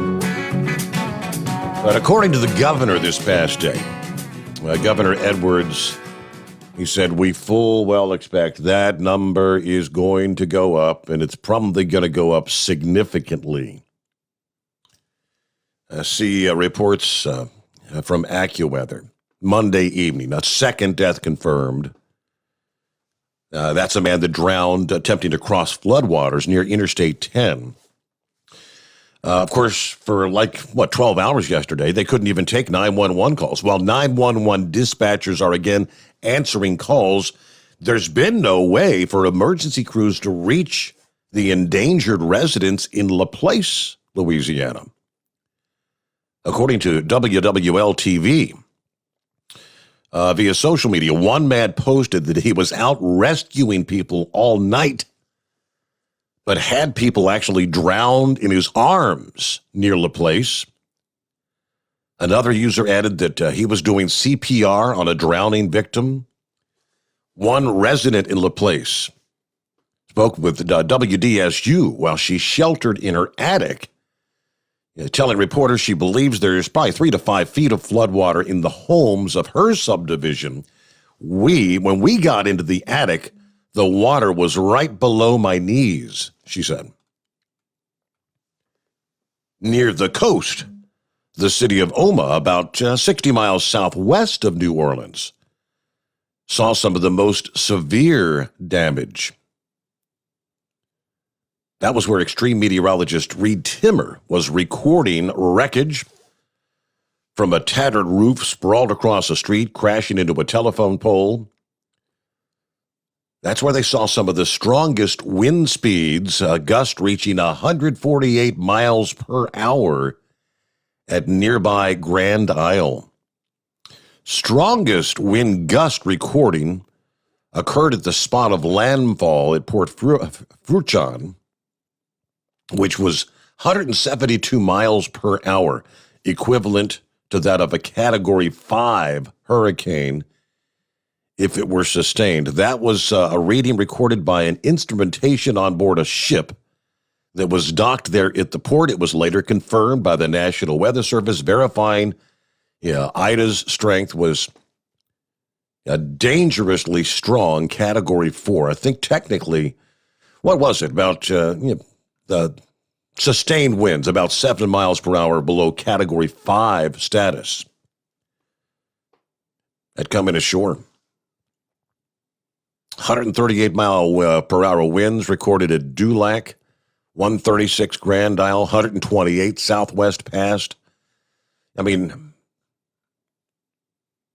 just devastating. But I mean, you hear these reports where in many cases they haven't been able to even send rescuers out to even try to help people.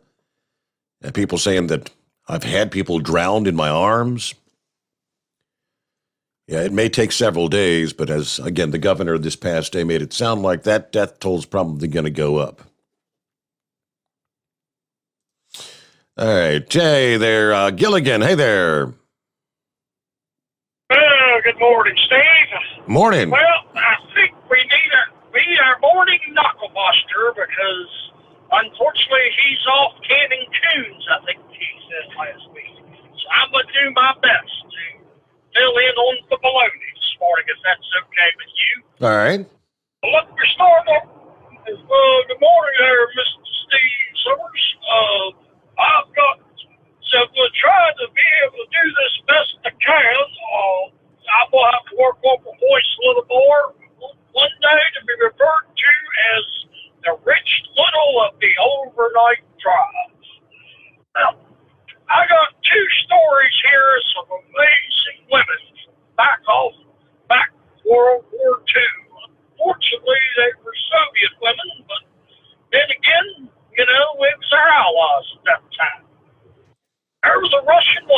saying Maria, whatever that name is, because I sure can't pronounce it, whose husband was killed by Nazis in World War II.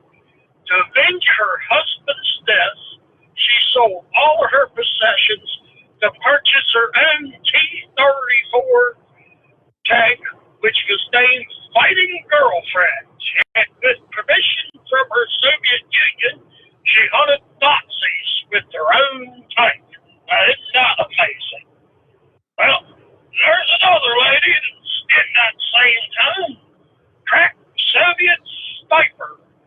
But Lydia, forget about that thing too. I'm not too good on Russian's names. That's as many of us are. Toward the U.S., 1942, speaking in Chicago, she challenged the audience.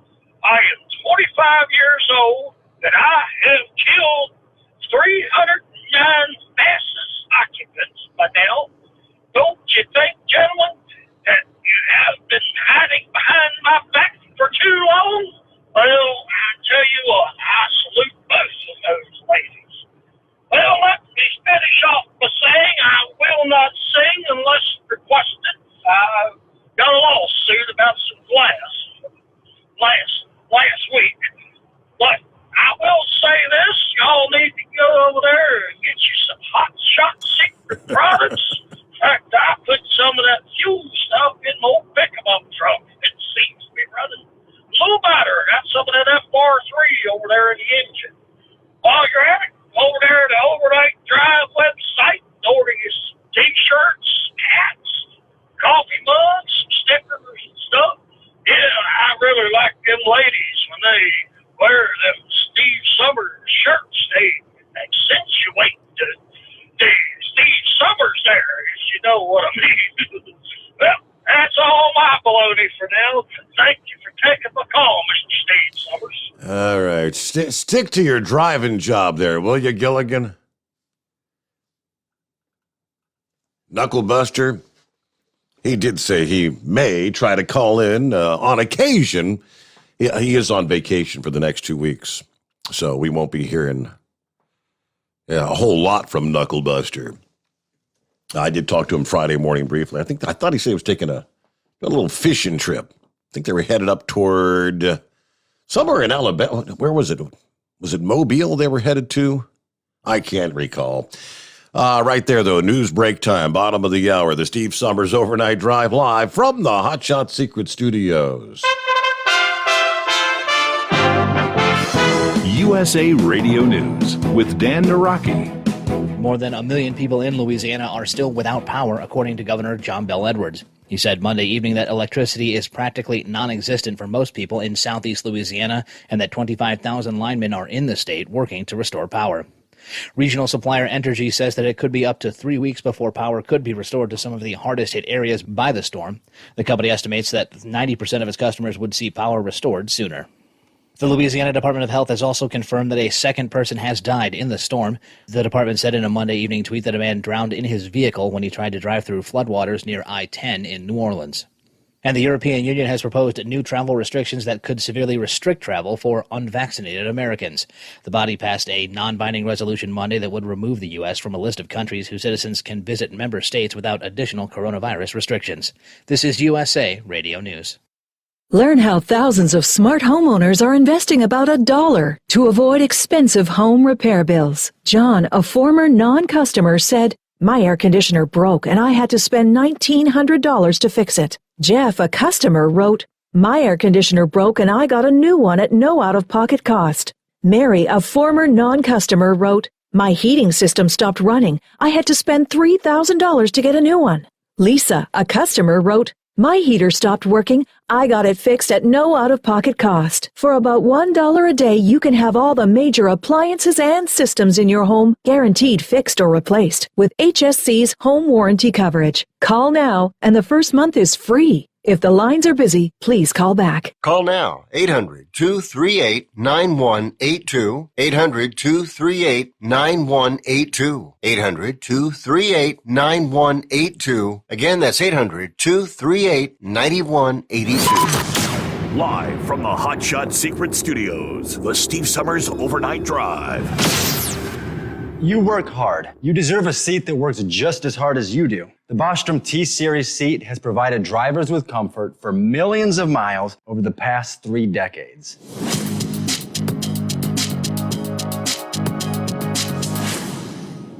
Each seat is built right here in the USA and has 4-position front cushion tilt and higher low-profile air suspension with Isolate.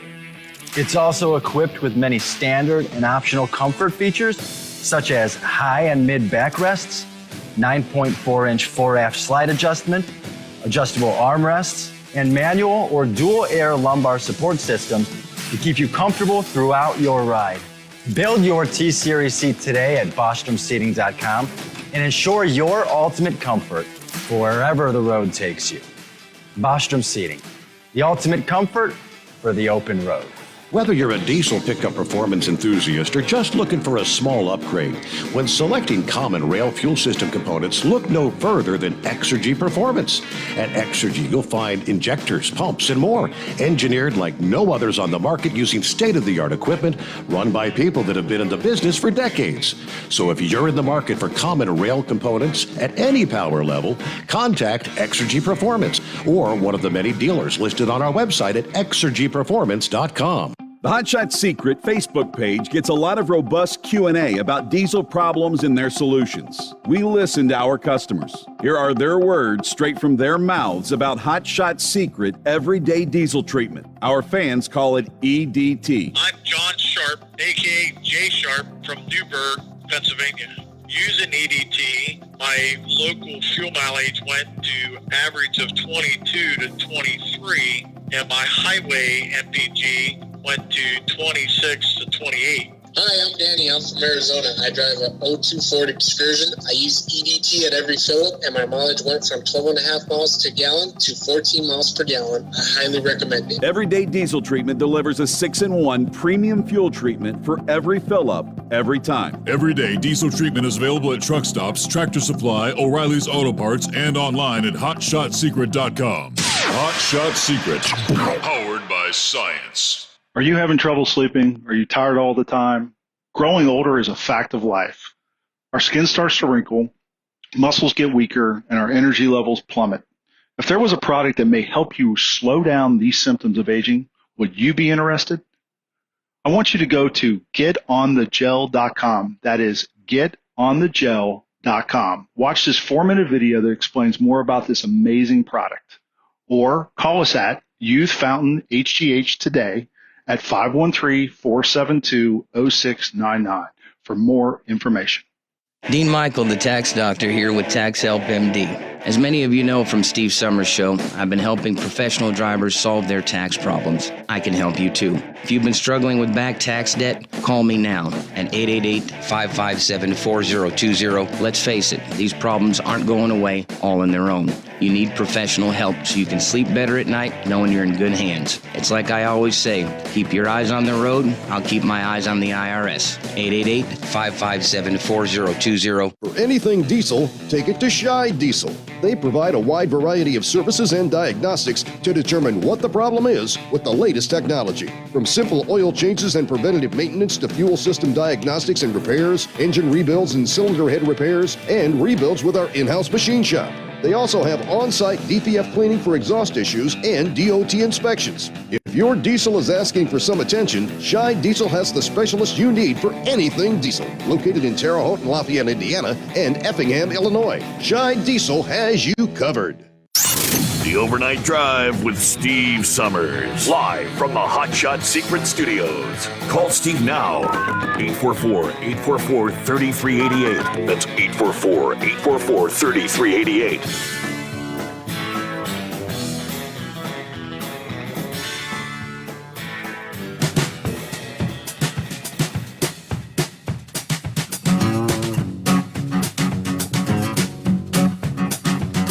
Yeah, still at this late hour, looking at some of those strong thunderstorms. Omaha, you're going to be under the gun here in fairly short order. Yeah, let's see. Des Moines, it's still raining from Waterloo to Des Moines, from northeast to southwest. Then the line swings all the way back up into, again, central South Dakota. Some of the heaviest rains falling in south central South Dakota. Flip over, see if we're seeing a lot of severe thunderstorm warnings there out of Nebraska, South Dakota. The flooding issues down in Alabama, southern Mississippi dealing with the flooding rains. Looking at some of the latest numbers, let's see. 3:14 a.m., so about 15 minutes ago, radar indicated thunderstorms producing heavy rain across the Warren area. Now, these are in southern Mississippi, Hancock, Harrison County, Jackson County, Pearl River County. Between 7 and 14 inches of rain has fallen. Additional rain, 2 to 4 inches, are possible in the warned area. Wow, 7 to 14 inches already.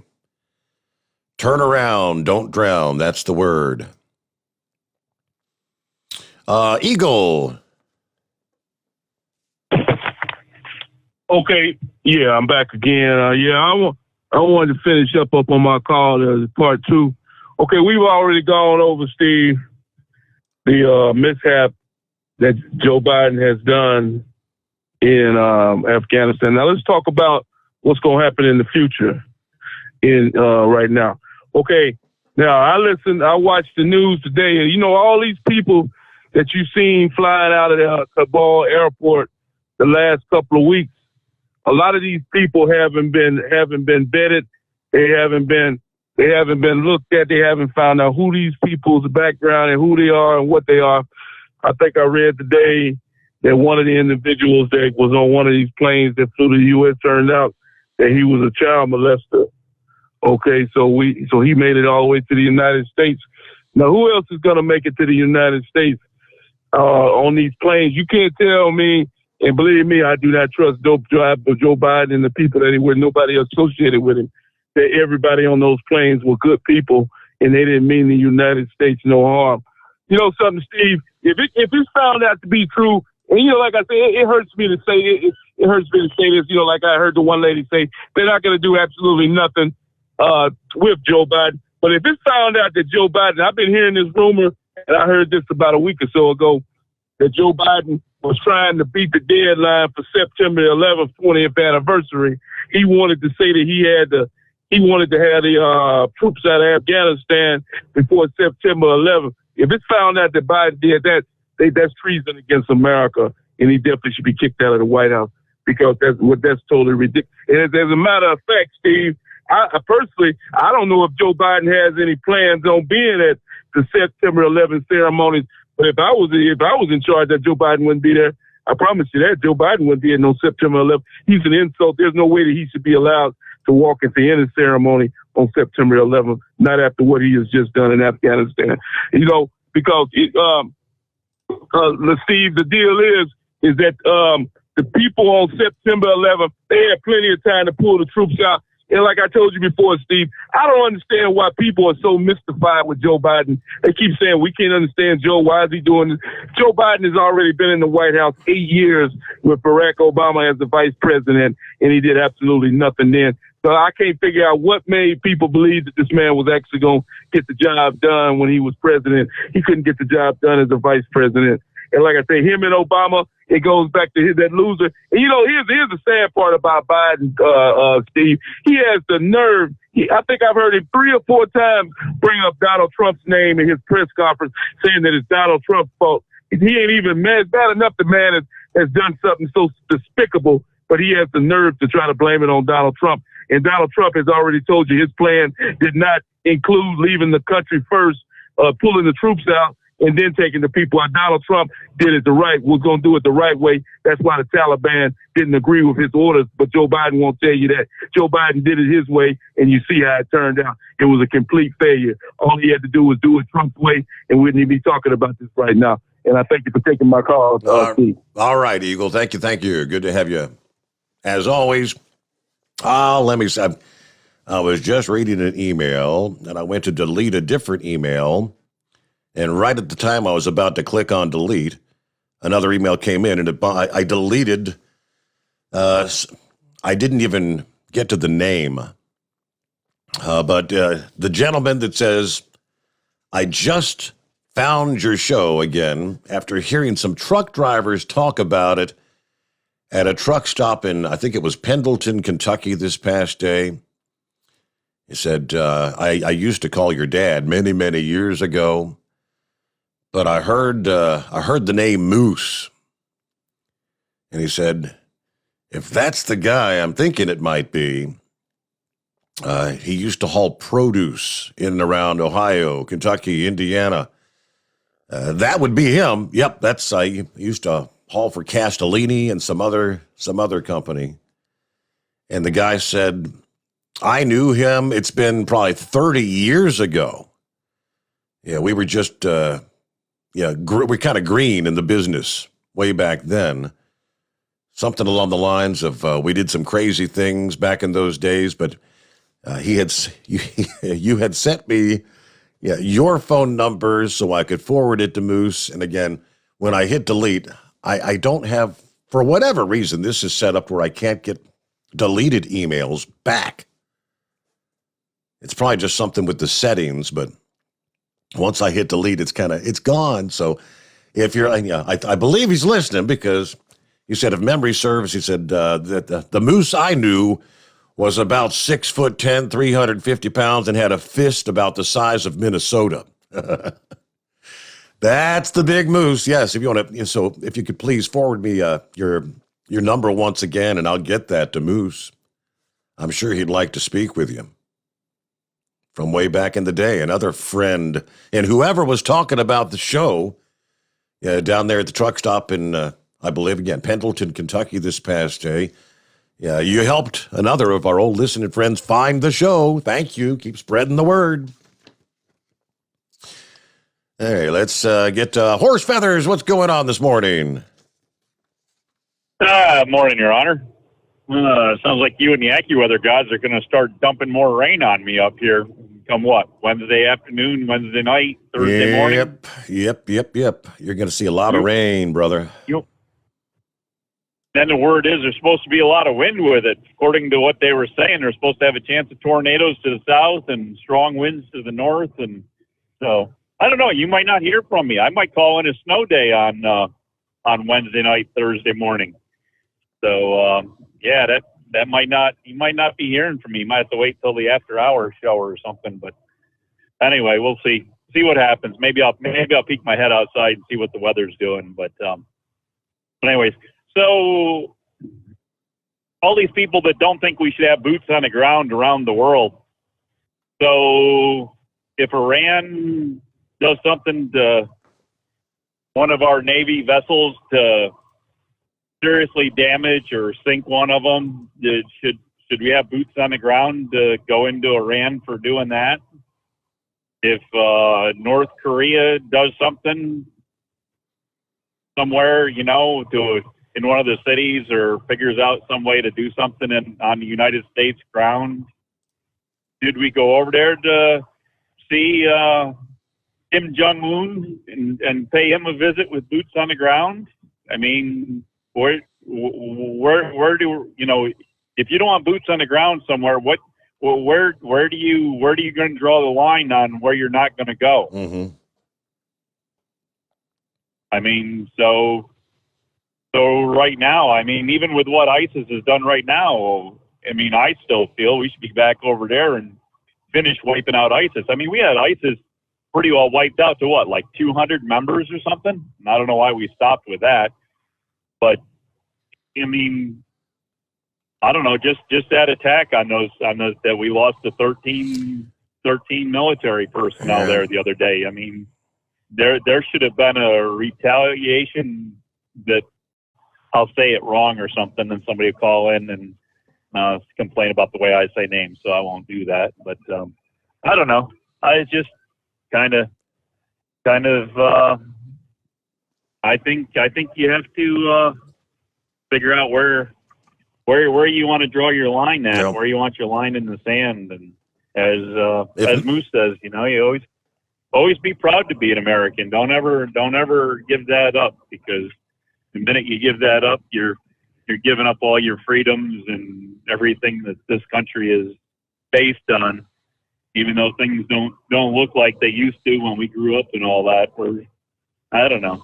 Some point, maybe we can carve out a little piece of it for ourselves. Maybe it has to be an island somewhere or something, but we'll figure it out. But it'll come back one way or another, and usually it comes back after something like, September 11th, 2001. It's unfortunately, it does take something like that to bring this country back together. But we'll see what happens. But it's just, I got a feeling something will be brewing, something will be coming. And just remember, us normal people can't think like the terrorists do.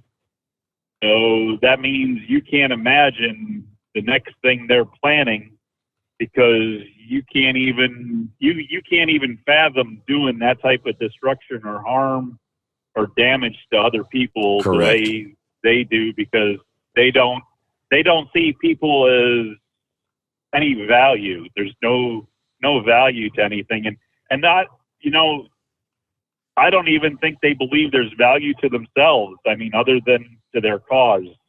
And so that's... Well, yeah, isn't that their ultimate goal is to go spend eternity with their, 72 virgins or whatever the hell it is. 72, yeah. Yep. So their only value is to their cause. It's not to survive or be productive or anything like that. Their only productive is to destroy.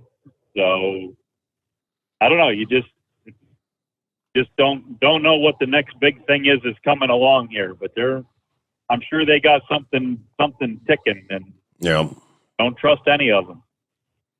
So, hey, with all that, I guess that sounded pretty serious, didn't it? I don't know. Yeah, well, that's not like horse feathers. What's horse feathers doing that?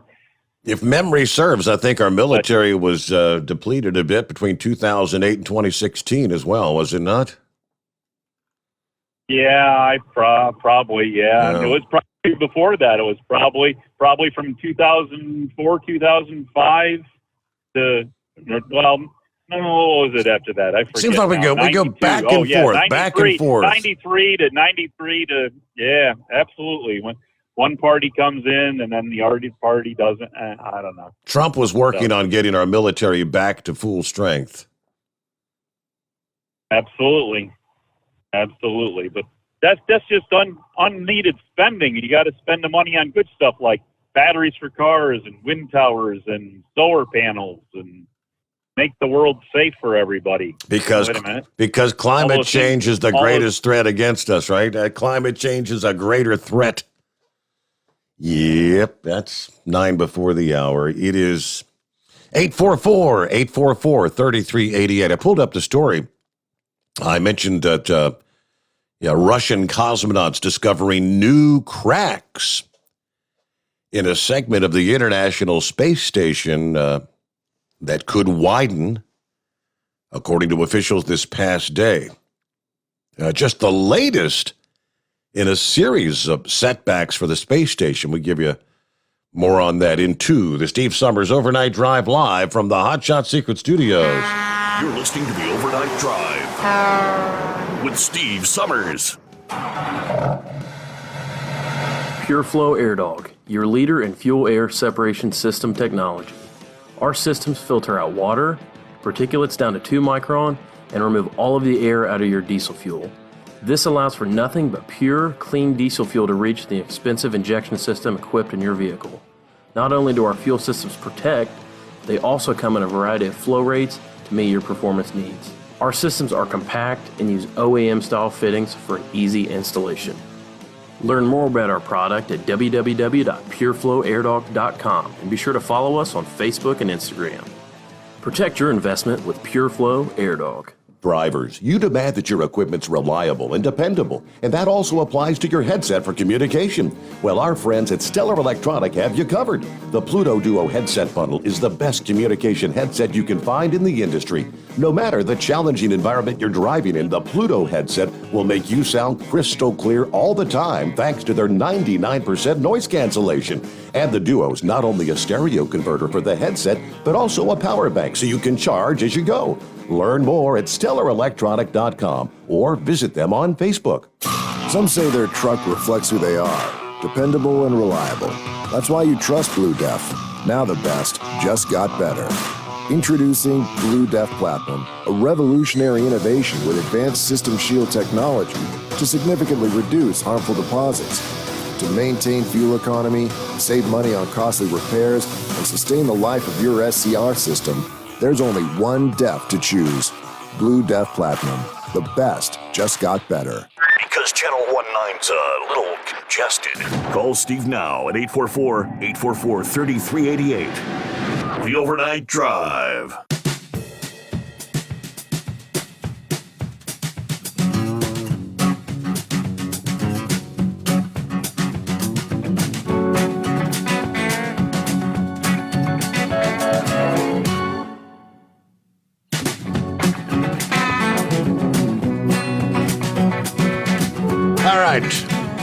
Let me see here. All right, Baron. Yes, thank you, Baron. I got your response, and I successfully forwarded that to Big Moose. All right, so he's got your number there. I'm sure he'll be in contact with you. It goes by the Baron. Anybody remember the Baron from about 30 years ago? I've been driving truck 42 years. Got a few miles under your belt there, don't you, Baron? Hey, now let's see what's going on with the heat wave this morning. Back at it. Good morning, senor. Well, this was a fruitful time off at the hacienda. I'm going to upset somebody. Apparently someone called in Saturday, was complaining about the show, and didn't care for my AC update, so I'm going to be sure to upset them some more. Well, we got our AC installed, and immediately it froze up on us. Really? And, of course, yeah. Is that because the inside didn't match the outside thing? Is that? Well, according to the young lady I talked to this morning, she said it was compatible, and it should not have froze up. And I said, well, then we have a problem. So they're supposed to come out this morning about 8 o'clock, 9 o'clock, somewhere around there, and take a look-see. In the meantime, I've got 3 portable AC units inside the house, ones that you can roll around to whatever room you want to cool off. Mm-hmm. Man, I tell you what, spend enough money, I might as well just go ahead and throw everything in, because it's just ridiculous. So anyway, so we got that squared away. They're coming out. And, I had a little bit of a food problem. You know, I had raised a steer named T-Bone and a lamb named Lamb Chop. And apparently Lamb Chop got his final revenge on me. Suffered some food poisoning, I guess. The meat didn't smell bad when I was cooking it. It smelled pretty good when it thawed out. But I tell you what, the next day I was just getting it from both ends, same time. And I'm just thankful that the shower was right there by the toilet, because it was a mess. I finally got well enough where I laid down in bed and I told my wife I was dying, that it was worse than, it had to be worse than childbirth. And she's like, oh, grow up, you know. So I fell asleep, and then I woke up about 5 hours later, and I touched her on her shoulder. I said, is this heaven? And she just laughed. I'm like, no. And I said, oh, my God.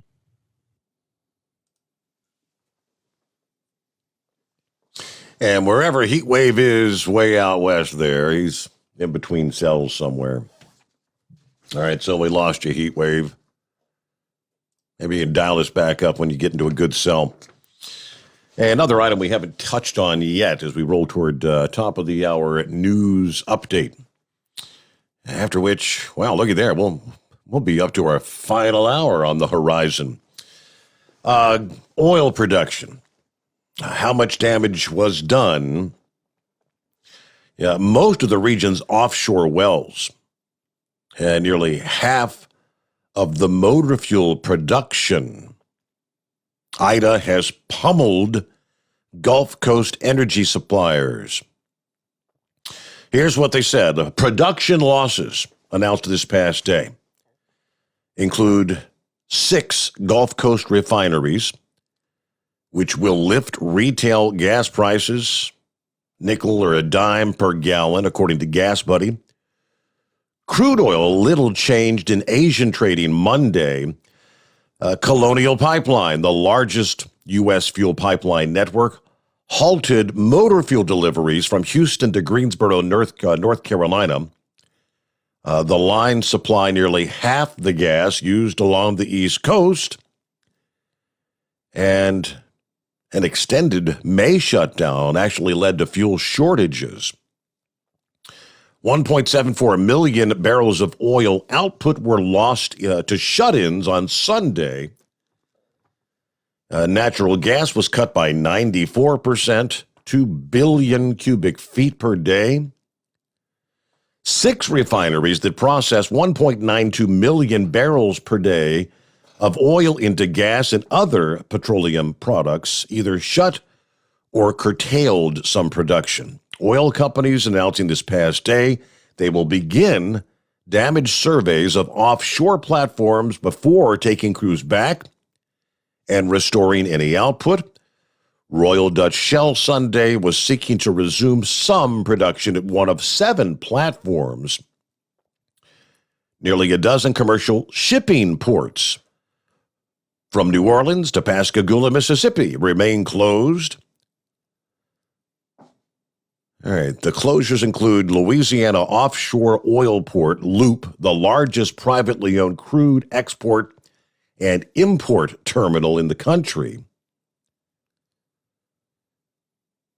So how long these things are going to be shuttered, that's the question. I know as one caller or emailer mentioned it takes literally several days to even shut down operations.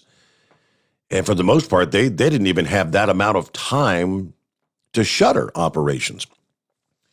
Back with our final hour just ahead. Want to jump on board? It is 844-844-3388. The Steve Sommers Overnight Drive live from the Hot Shot Secret Studios. USA Radio News with Dan Naraki. More than 1 million people in Louisiana are still without power, according to Governor John Bel Edwards. He said Monday evening that electricity is practically non-existent for most people in southeast Louisiana and that 25,000 linemen are in the state working to restore power. Regional supplier Ntpa says that it could be up to 3 weeks before power could be restored to some of the hardest hit areas by the storm. The company estimates that 90% of its customers would see power restored sooner. The Louisiana Department of Health has also confirmed that a second person has died in the storm. The department said in a Monday evening tweet that a man drowned in his vehicle when he tried to drive through floodwaters near I-10 in New Orleans. And the European Union has proposed new travel restrictions that could severely restrict travel for unvaccinated Americans. The body passed a non-binding resolution Monday that would remove the U.S. from a list of countries whose citizens can visit member states without additional coronavirus restrictions. This is USA Radio News. Hi, this is Wayne Alaroot. John and Chelsea Jubilee with Energized Health are regular guests on my show, sharing their breakthrough science of intercellular hydration. The results? People lose fat fast while still eating many of the foods they love. You can too. Plus, supercharge your energy and boost your immune system. You'll look and feel years younger. It's simple and natural without painful exercise. How do I know? Because I've only been on the program for a few short months, and I've already lost 25 pounds of inner body fat, and I've gained 10 pounds of muscle. But don't just take my word for it. Go to EnergizedHealth.com and check out hundreds of amazing testimonials. For all the details, click on the red button. Watch the masterclass at EnergizedHealth.com. It's free, or cut to the chase. Join right now at 888-444-8895. Toll free 888-444-8895. Mention War 444 and get 40% off. 40% off! Go now to EnergizedHealth.com, 888-444-8895, or EnergizedHealth.com. The Federal Trade Commission has its eye on gas prices. Tim Berg explains. The Federal Trade Commission is going to crack down on gasoline price manipulation and unlawful mergers among big oil companies. FTC Chair Lena Khan telling the White House they will investigate abuses in the franchise market for retail fuel stations. Going forward, the FTC will challenge mergers where dominant players in the industry are buying family-run businesses. Khan adding they will reimpose prior approval requirements and probe practices related to fuel stations that are franchised.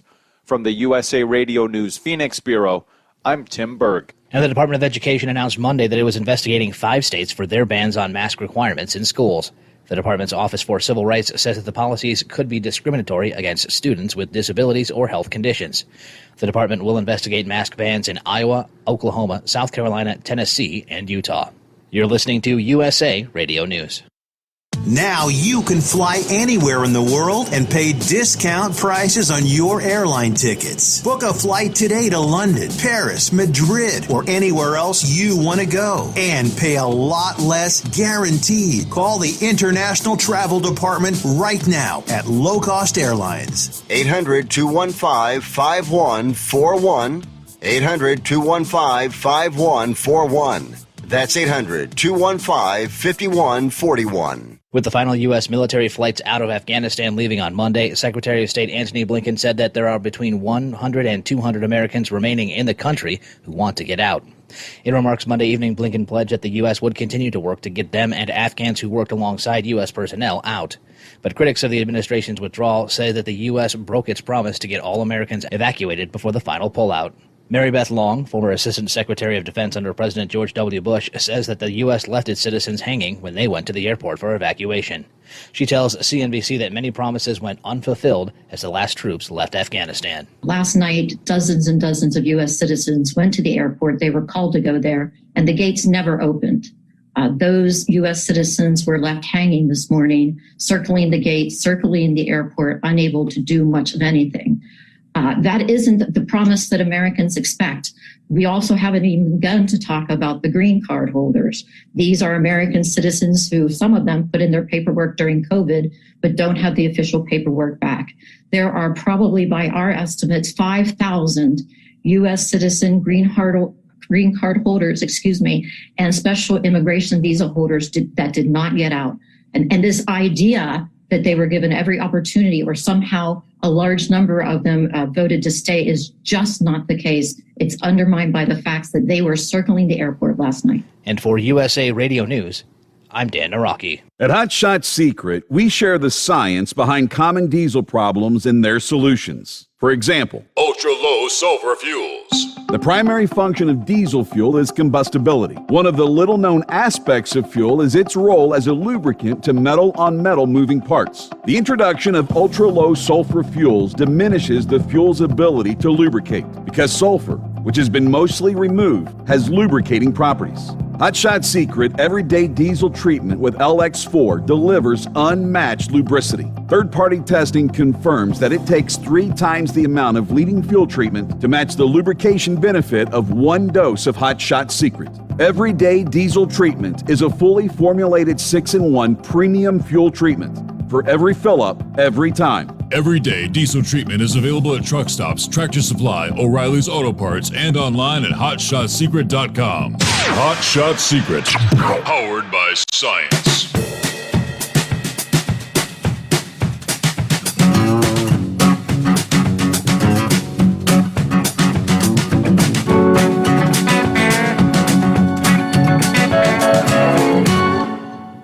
Well, it's not till November, but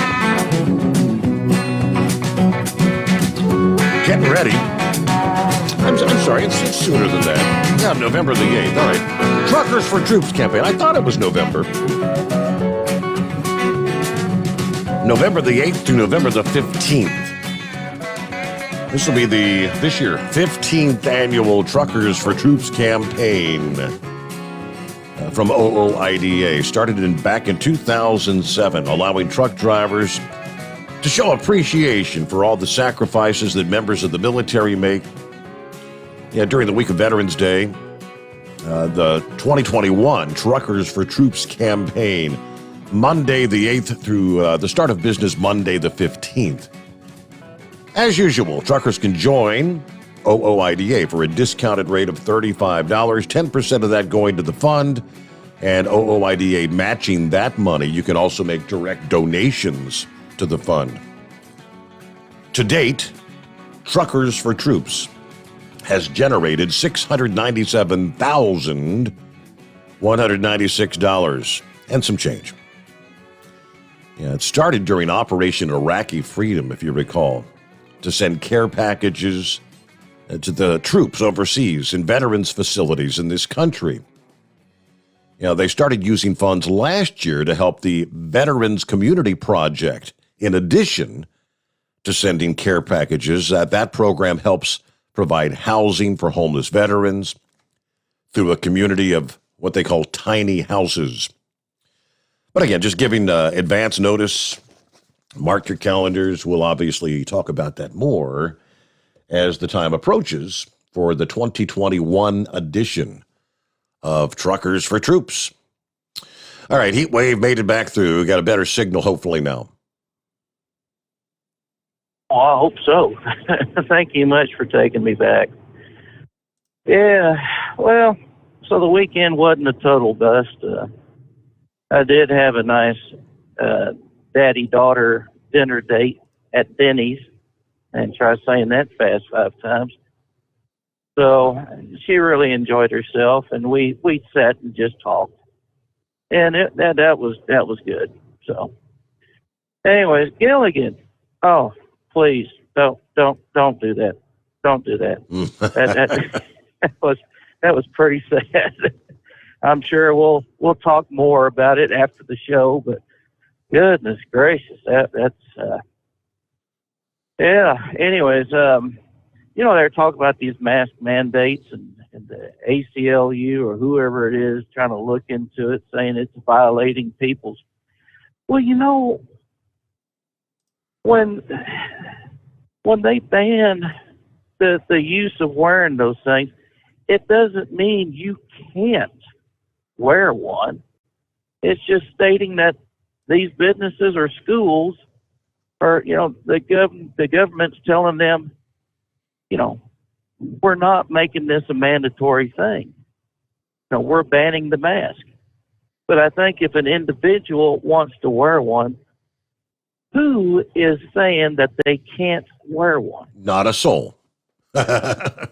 Exactly. Not that I'm aware of. I don't know. I think there may be an isolated business here and there that has, just to be smart, like no masks allowed kind of thing on their doors. But that's just, a couple of little businesses here and there. But hell, I don't know anyone that wants to complain about someone wearing a mask. I've noticed around here more and more people. I went into the convenience store where no one had been wearing.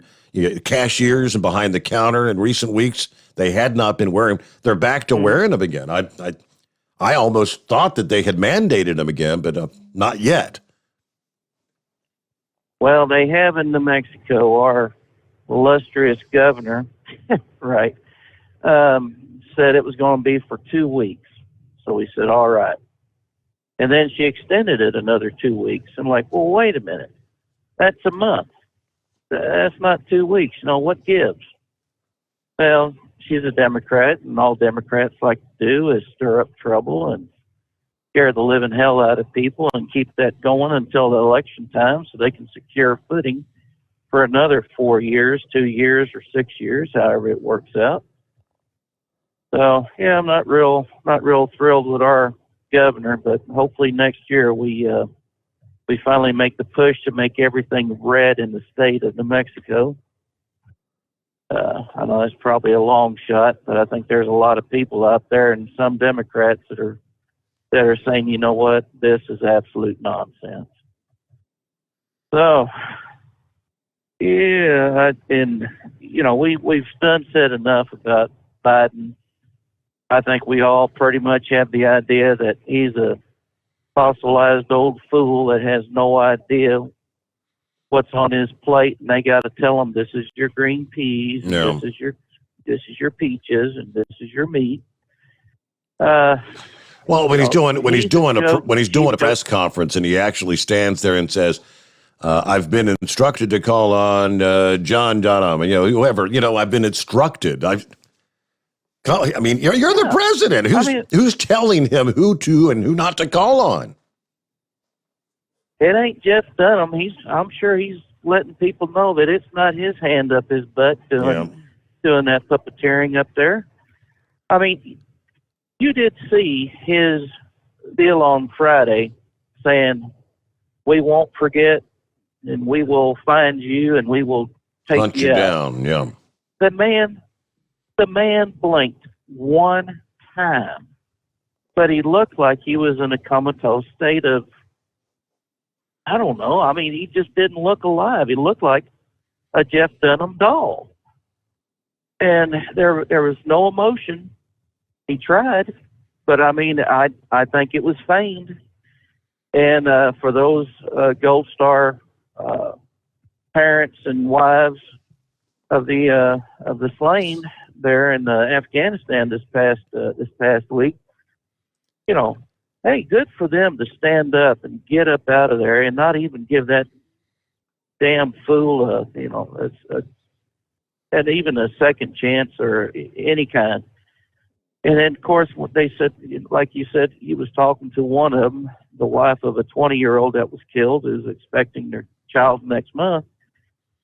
He made it out to be, it was a story about him and his life and his son. There is a big break from your son that has been in the Navy dying of brain cancer compared to someone's, spouse that just got the hell blown out of him. There's a disconnect there. I said we weren't going to talk about it, but here we are talking about it. So, but we all know. And did Eagle say it was the 45th to get the president out of office due to incompetence, or did I misunderstand it? I didn't catch if he said 45th. It's 25th. It's the 25th. Yeah, I just want to make sure of that. And sometimes I hear things that ain't really there, but that's neither here nor there. So, anyway, and then somebody was complaining. My understanding is that we're not talking truck 24 hours a day, 7 days a week on this 5-hour channel. Oh, I've heard that before. And it's people that don't call in. If you want to talk about something, call in. We're not going to make a fool out of you. The only person that's going to make a fool out of you is you. So, and even then it's good-natured humor when we go ahead and attack each other on that. But, I mean, if you want to talk trucking, well, call in. Give us your opinions and ideas. Let's stew on it and, say yay or nay and go on. Ask a question and you'll get some response. I mean, I've dealt with this for many, many years, Heat Wave. I mean, you've always got that crowd out there, and I respond to them the same. I've always described my program is we're a news magazine. You get a lot more information than you get from the 5-minute headline at the top or bottom of the hour. We go more in depth on anything and everything that impacts all of our lives. Just because you're a truck driver doesn't mean trucking is the only thing that affects your life. Everything that affects anyone and everyone affects truck drivers as well. Yeah, we'll talk about what the drivers want to talk about. Exactly. I mean, if it's politics affects trucking. If it's terrorism abroad, it'll eventually affect us here. If it's, some damn ship getting sideways in Suez, well, that affects us here too. And sometimes we just don't want to talk about trucking. We'd rather talk about something else. But I may be going off the reservation there. But anyways, Hey, how did Rowan do this weekend? Did he play football? They did play. We did not attend the game. Get a load of this. My daughter calls and she says, all right, I've been informed. If you got to go potty, go potty before you come because there's no restrooms here at this field. You got to bring chairs because there's no bleachers at this field. There's no concessions at this field. I think they'll have somebody's got like a cooler with some drinks that they'll sell out of the cooler. And I said, wait a minute. No, I'm not going to go out on a 90-degree day and not have any restrooms or concessions. So they won the game, though. So that's all I know. They won the game. Well, good. I'm glad to hear that. I'm glad he had fun. And speaking of sports, have you heard from Matthew lately? I don't recall hearing him the last couple of months. He has come on like the discussion board here a time or two, just said, say good morning or how you doing, Steve Sommers, but he hasn't called in a while. You're correct. Well, Matthew, if you're out there, man, let's talk some sports. I want to hear what you got in mind for your baseball team that you're rooting for. Yeah, whatever. I did catch on a blurb this past day that I think the Cincinnati Reds and his beloved Cardinals are battling for one of those last remaining wild card spots. So I'm sure he's sitting on the edge of his seat waiting to see if the Cards can get a wild card. Chomping at the bit. Yeah, I hear you. Well, I guess I'll get off here so y'all can find another exciting caller like Gilligan. But yeah, I enjoy having my ears and my eyes and my nose come out bloody when I hear someone singing off key and out of whack. That just makes my day. So, Senor, we'll talk to you later. You have yourself a good morning. All right, thank you, Heatwave. Yeah. All right, real quick, like back to the International Space Station. Russian cosmonaut say superficial fissures have been found in some places, plural, on the Zarya module. Chief engineer of Rocket and Space Corporation Energia. This is bad and suggests the fissures will begin to spread over time.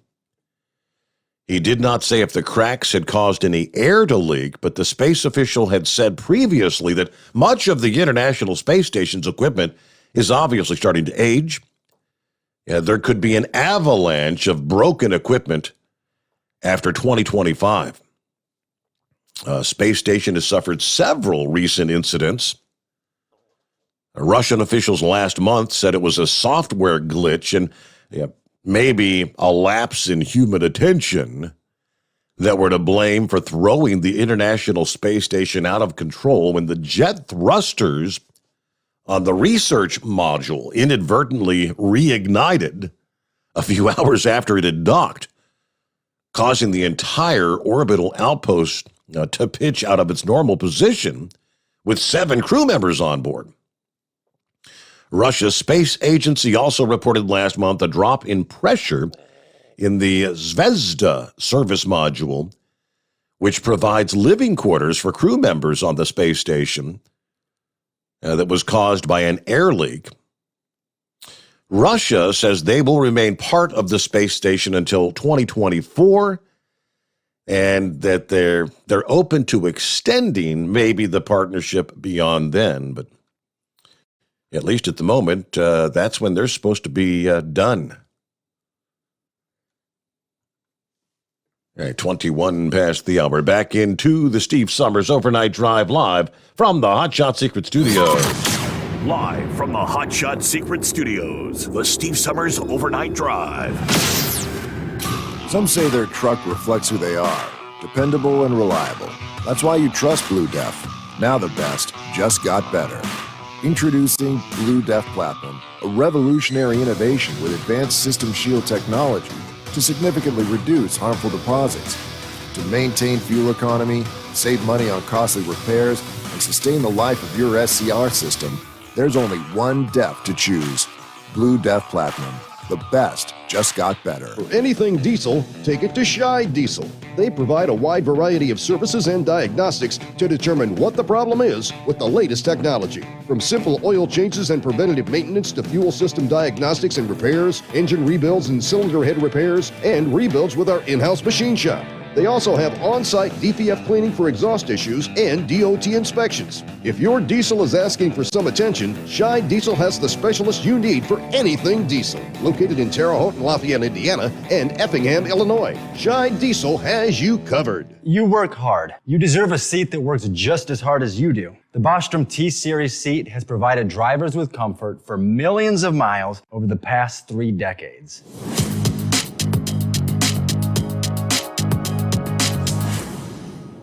Each seat is built right here in the USA and has 4-position front cushion tilt and higher low-profile air suspension with isolator. It's also equipped with many standard and optional comfort features, such as high and mid backrests, 9.4-inch fore-aft slide adjustment, adjustable armrests, and manual or dual air lumbar support systems to keep you comfortable throughout your ride.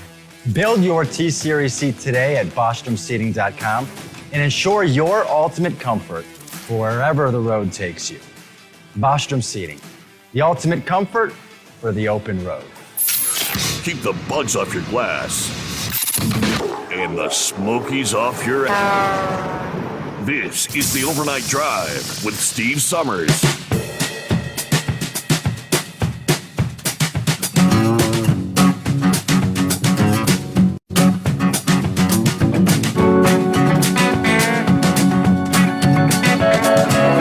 Quite honest, I don't suspect it'll happen. But there's a group called the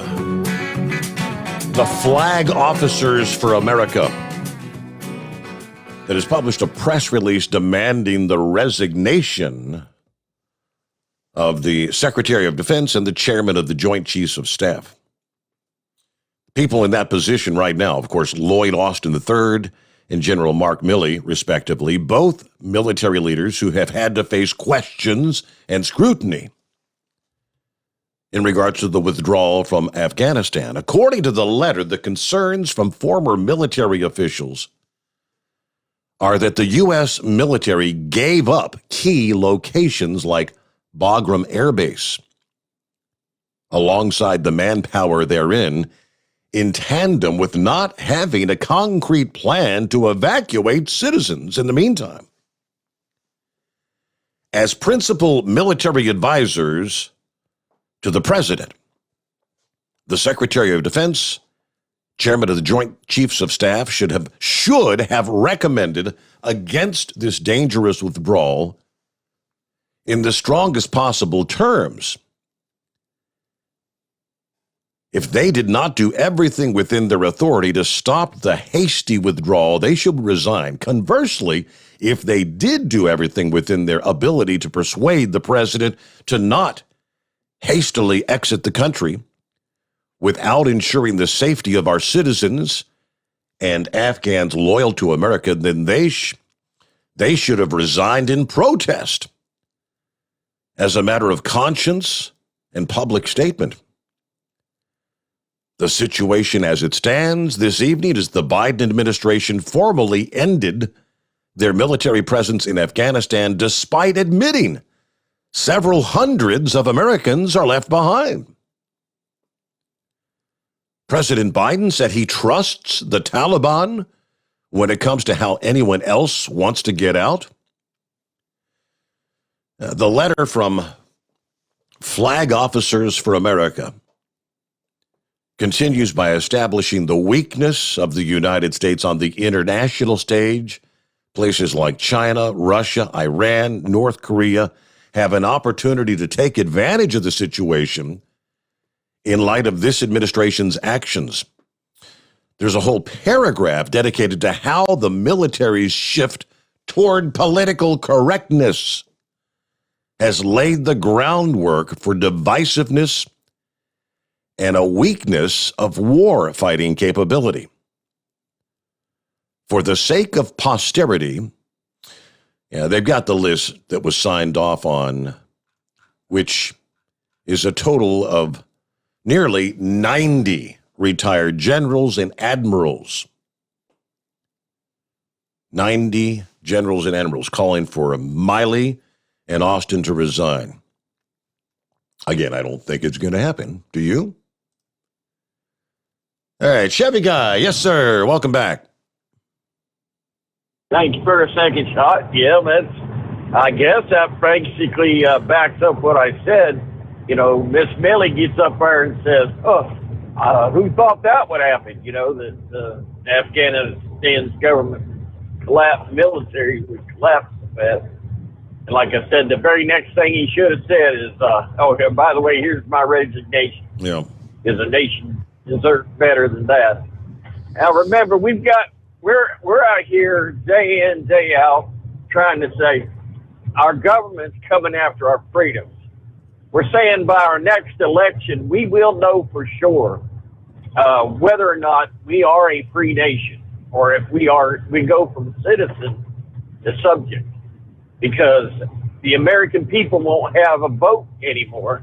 It's going to be the people in D.C. deciding whether or not who is going to sit in office. All right? We're fighting for our freedom here, and we're saying that our government doesn't have a right to tell us what to do. And then at the same time, we're saying that same government has a right to tell other countries what form of government they have to have. And I'm telling you, you can put your boots on the ground, but okay, fair enough. But let's not do trench warfare. I mean, the closest we come is North and South Korea. We gave South Korea. We still have boots on the ground. They're a strong enough country. They could guard their own border. They make as much money if they need for their own defense. Japan, we don't need to be there anymore. We're defending Japan. You need to pull our boots off the ground there. And as for Iran, if you want to go in and attack Iran right now, what you're going to do is, because Iran and Russia have an agreement right now. They're playing patty cakes together.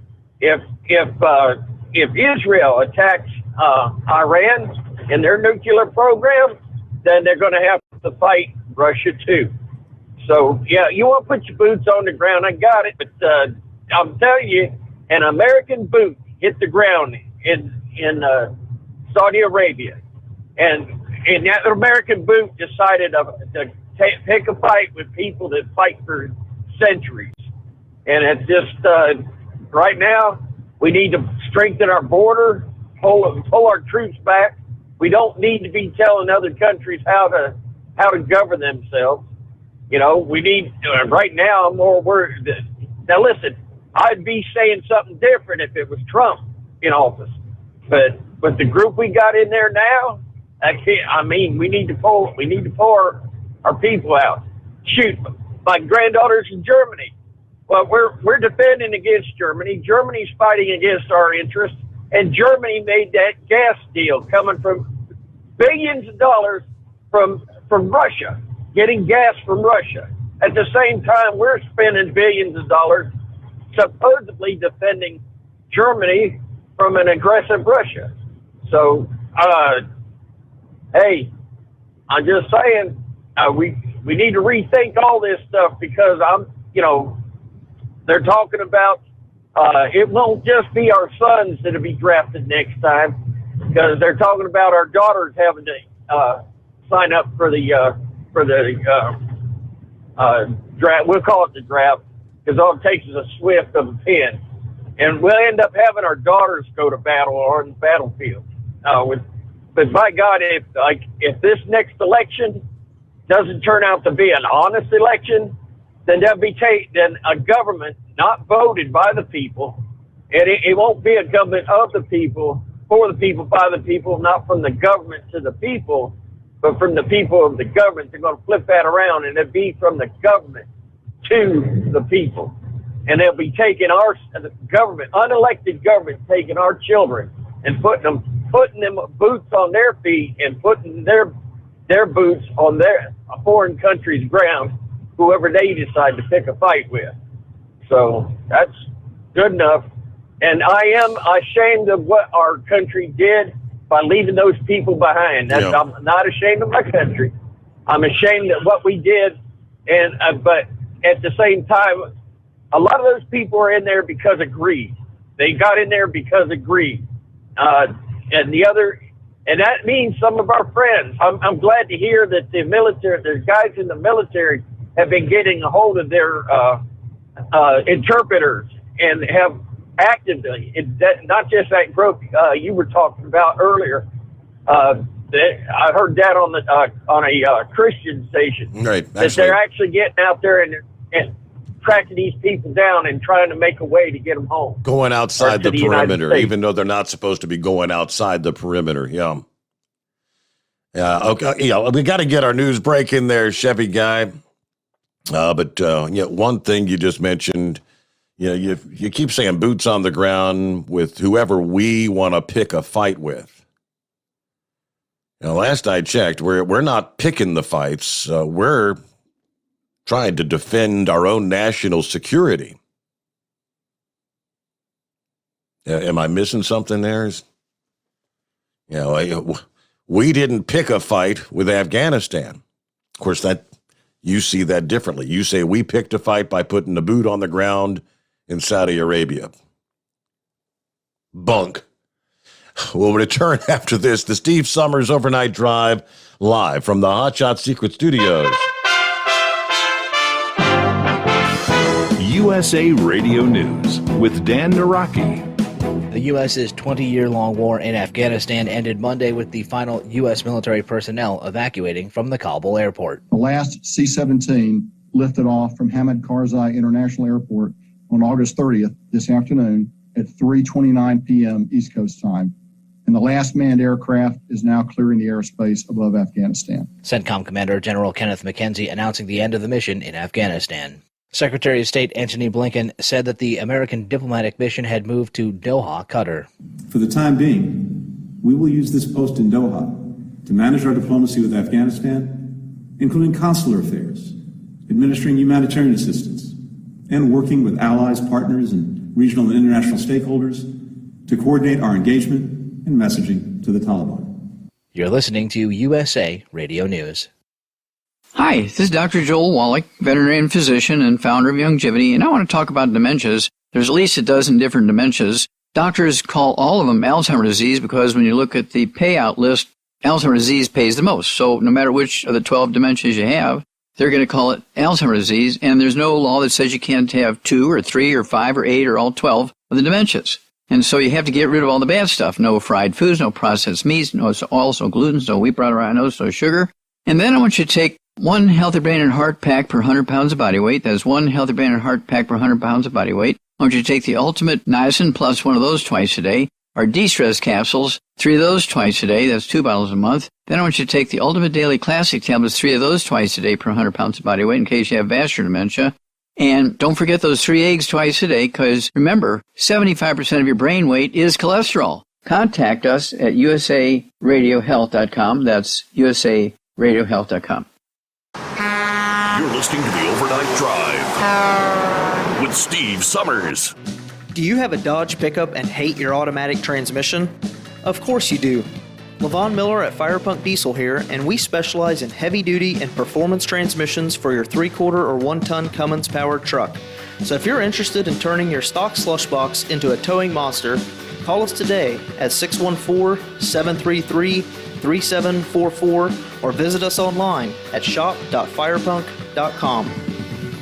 Drivers, you demand that your equipment's reliable and dependable, and that also applies to your headset for communication. Well, our friends at Stellar Electronic have you covered. The Pluto Duo headset bundle is the best communication headset you can find in the industry. No matter the challenging environment you're driving in, the Pluto headset will make you sound crystal clear all the time thanks to their 99% noise cancellation.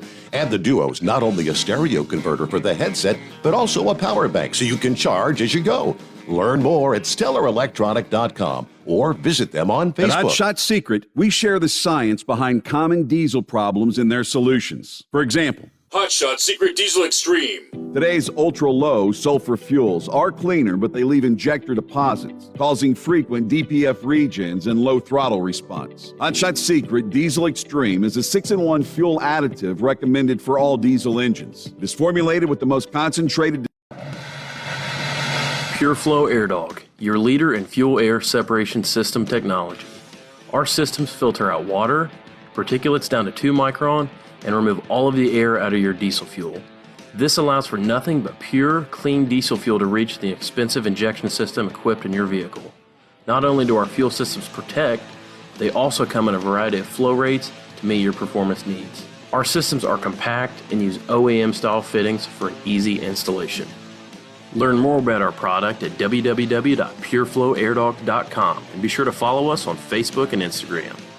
Protect your investment with PureFlow AirDog. The Overnight Drive with Steve Sommers. Live from the Hotshot Secret Studios. Call Steve now.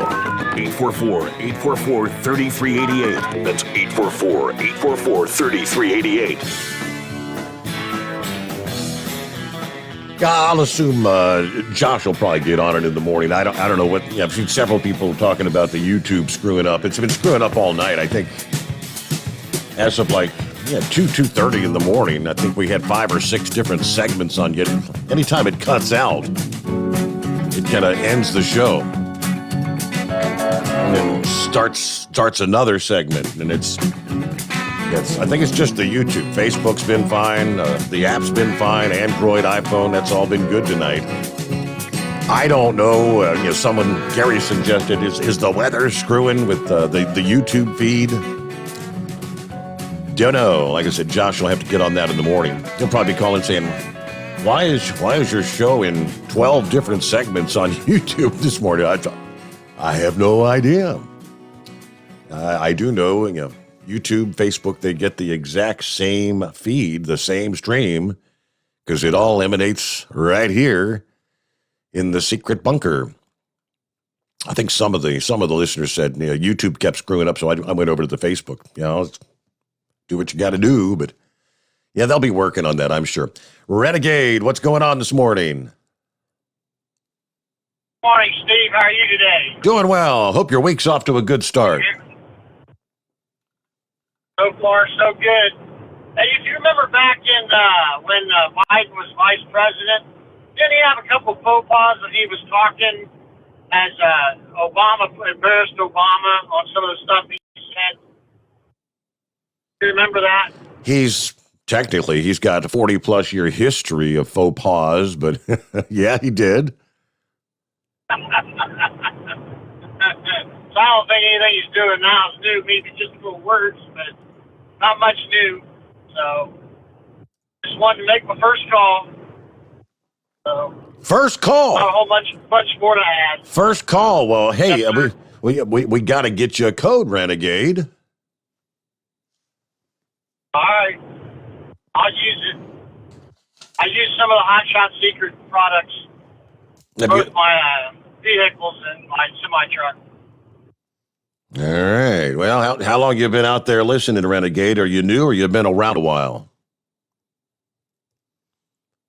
I've been listening since the 80s. Oh. First time I talked to your dad years and years ago.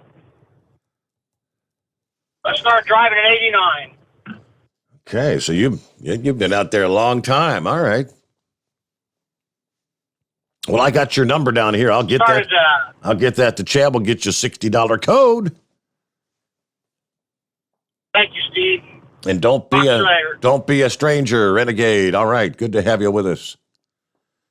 Let's see. There's Larry checking in this morning. Hello, Larry. Good morning. Morning. Just chiming in a little bit with some trucker stuff. Okay. I thought that was popular. Last week, I went down to pick up my grandson in Meridian, Mississippi, from the training station at the Marine Corps Naval Air Base. Along the way back, I stopped at a petrol station at the 299 mile marker in Alabama. And, oh my gosh, that petrol station was a superstore. It had all kinds of stuff. I just got to say stuff because there was so much stuff in there. There was a Popeyes restaurant, and there was just a lot of stuff. I was really surprised to see the amount of merchandise that they carried there at that truck stop. Pretty impressive. Yep. But yeah, I thought I'd add a little trucker stuff. And just so you know, the good news is I have tried to call in the last couple of weeks more than once, but getting a busy signal tells me that you got a lot of callers. So that's a positive negative. Is that right? That is correct. That is correct. Yes, sir. Well, I thought I'd buzz in on that. And, you know, my window in the morning when I get up, I'm kind of taking care of myself from 4 o'clock till maybe 4:30. So my window's from 4:30 to 5. And 5 o'clock I get in the office and start interacting with our drivers. So, yeah, it's a brief window, but I'm on for about an hour listening to Copy in the Mail and hearing all the livelihoods of everybody else.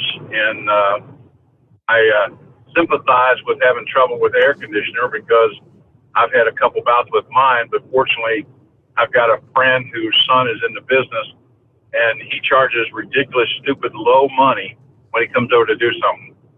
And I love it to death. Of course, I always pay him more than he asks for just to keep him happy. Just a little something extra. But, well, that'll keep him happy, I'm sure. Oh, absolutely, absolutely. But that's about all I got. I just wanted to kind of share that about that petrol station. I usually stop at Love's or Flying J, so stopping at that petrol station was a kind of a surprise for me. I don't know if they're all like that or not, but the one at the 299 mile marker on 65 in Alabama is pretty special. Yeah, some are bigger than others, but yeah, there are some out there that are kind of like a super center, like a Walmart superstore. All right, good to hear from you, Larry. Thanks for checking in.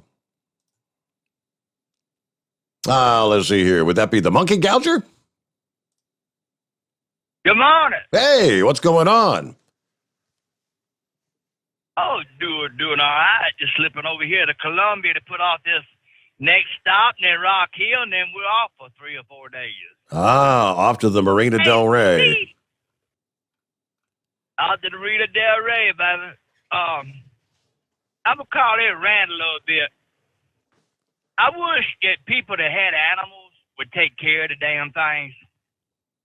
Yesterday, we stayed in the room pretty good little while, and I got home, and I told everybody goodbye.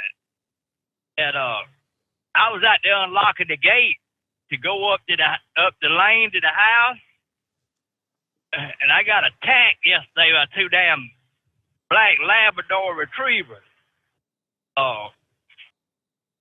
They come. I didn't see them, Steve, till it was almost too late. And they come sneaking up on me, and then by the time they got to me, they went to barking and growling. Well, I ain't got nothing in my hand, right? Mm-hmm. So I'm sitting there, and I'm thinking, now, what the hell am I going to do? What the hell am I going to do? So I just, I heard take your hand off and hold it over your face. That didn't work. I heard stomping your ground. That aggravated them more. So finally, I seen a limb laying right there on the ground, and I picked that limb up, and they was coming at me, and I hit one over the head with the limb, and he turned a about face, and then the other one, he seen the other one start hollering and screaming, and he turned around and hauled ass. So anyway, we've had trouble with these dogs. We've had the police out there, JJ's went over there and talked to them and all of them. So I went in there and I told them, I said, hey, y'all get somebody out here now. About this dog situation, I'm tired of it. So anyway, they come out there. They sent 3 carloads of them out there. And I told them, I said, I want to go over there. And they said, man, you got a little bit roughed up there. I said, hell, I slipped and fell trying to get away from them, got tangled on the vine. If I could find something to hit them with. I said, would you like it if you was on your own ground and somebody attacked you? He said, hell no. I said, now you go over there and you tell them damn people that they don't do something with them mutts. I'll help them out next time. So I went to get up this morning, Steve. Couldn't hardly get out of bed. Ankle black and blue. Done something to my knees. So I'm limping around. But if you got animals, please take care of them and keep them off other people's properties and stuff. I said, if they're aggressive, you're responsible for them. And I mean, they told that guy that. He said, if he's hurt, he can sue you. That your dogs have been called in on 3 times and they're aggressive, and he has every right in the world to shoot them. Now, I don't want to shoot no dog. I love dogs, love animals, but I just don't like being attacked on my own property. No doubt. But anyway,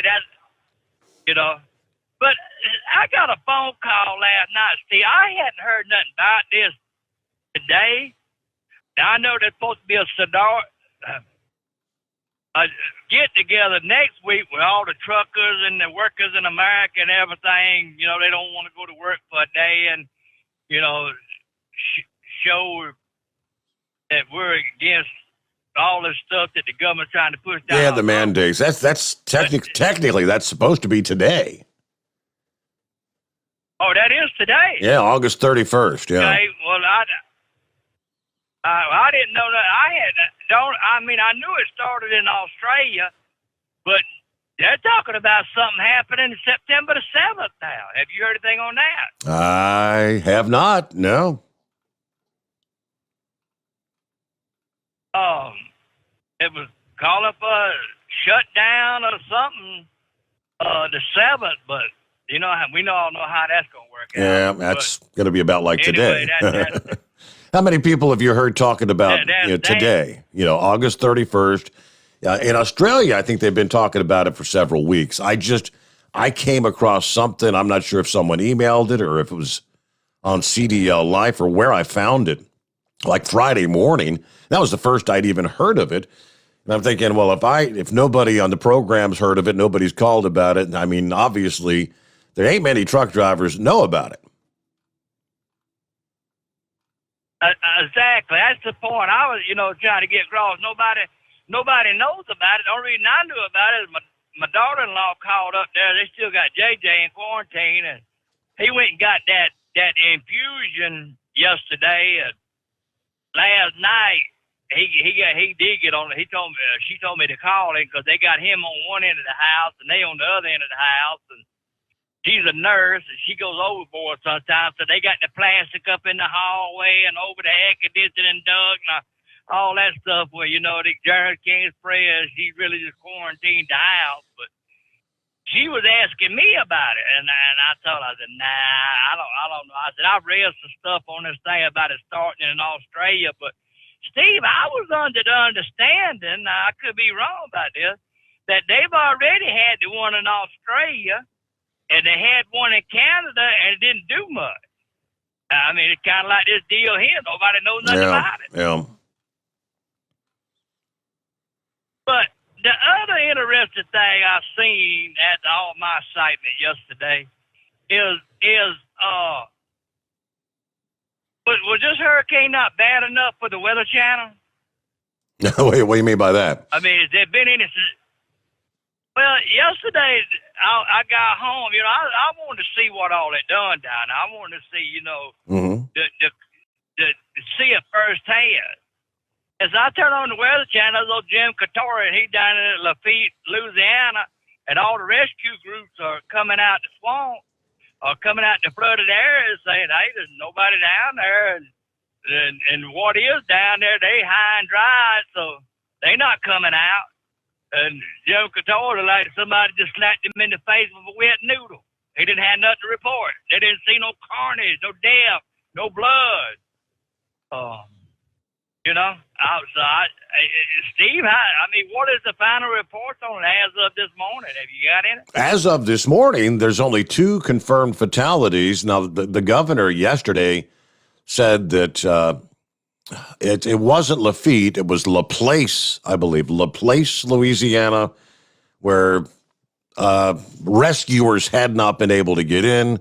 There were some people posting like on social media. One guy said he had been out, trying to rescue people through the night, like Sunday night into Monday morning. And he said he had people drowning in his arms. So, I mean, I think the death toll is going to go higher, but I don't know. Officially right now, it's 2. Well, the thing that I don't understand, if you get a chance, Google Hurricane Camille. I think that was 68 or 69. That thing come aground with 200-mile-an-hour winds, killed 268 people right there in Louisiana. And they don't even mention it as being one of the worst storms in the thing. I mean, I just confused on the reporting that they're doing on this thing. Did they cry wolf to ever get everybody out, or it wasn't as bad as everybody says, or what? I mean, Debbie was asking me about it. I said, hell, Debbie, you got to be. Do you know how things are when there's a catastrophe? It's just like that time we were down at the beach during that little old tropical depression, and they was talking about how bad it was, and we were standing right behind them in the live shot. And they'd wait for a cloud to come and a little bit of rain. They'd run out there and start beating the chest and fanning fans and stuff. Talking about, oh, yeah, it's ground zero here. The wind blowing 60 miles an hour. There wasn't no damn wind nowhere. So I said, that's how that is. Yeah, and I told y'all about that. We come back.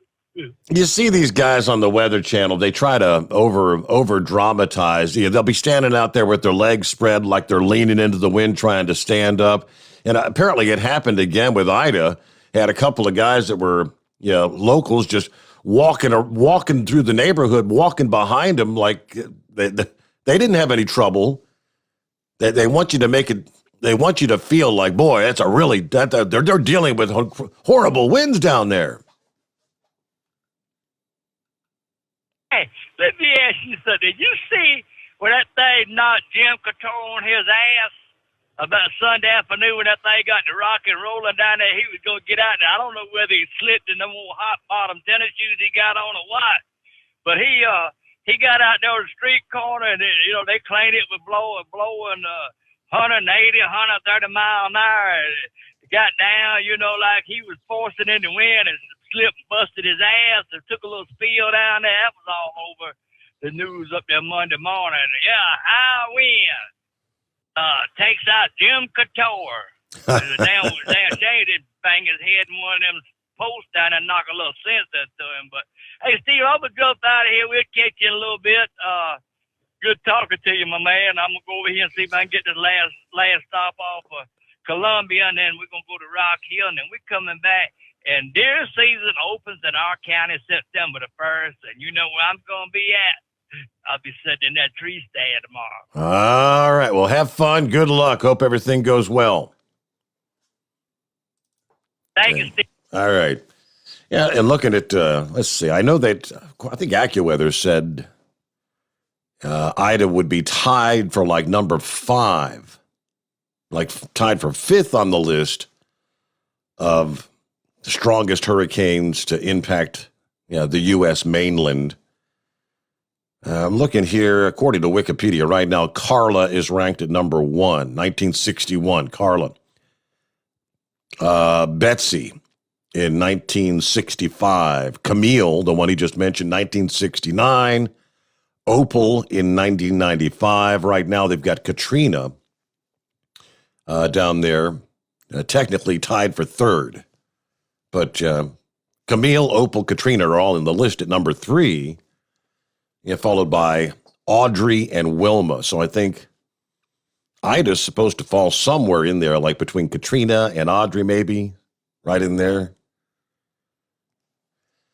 With that, we close things out here on a Tuesday morning. Thank you so much for hanging out with us through the late night, early morning hours. We'll do it all over again tonight at the midnight hour. It's the Steve Sommers Overnight Drive live from the Hot Shot Secret Studios.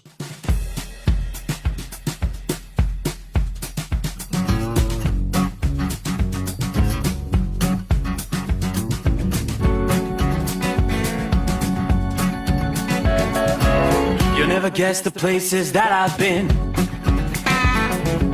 You never guess the places that I've been. 'Cause everything is like a dream, yeah, but only in that dream that I live in. I'm never gonna let the day begin. Never gonna let the day begin. 'Cause everything is like a dream, yeah, but only in that dream that I live in. Oh, don't wake me up before you go, and I'll just make this bed my home. Oh, darling, please just let me sleep. Give me my dreams.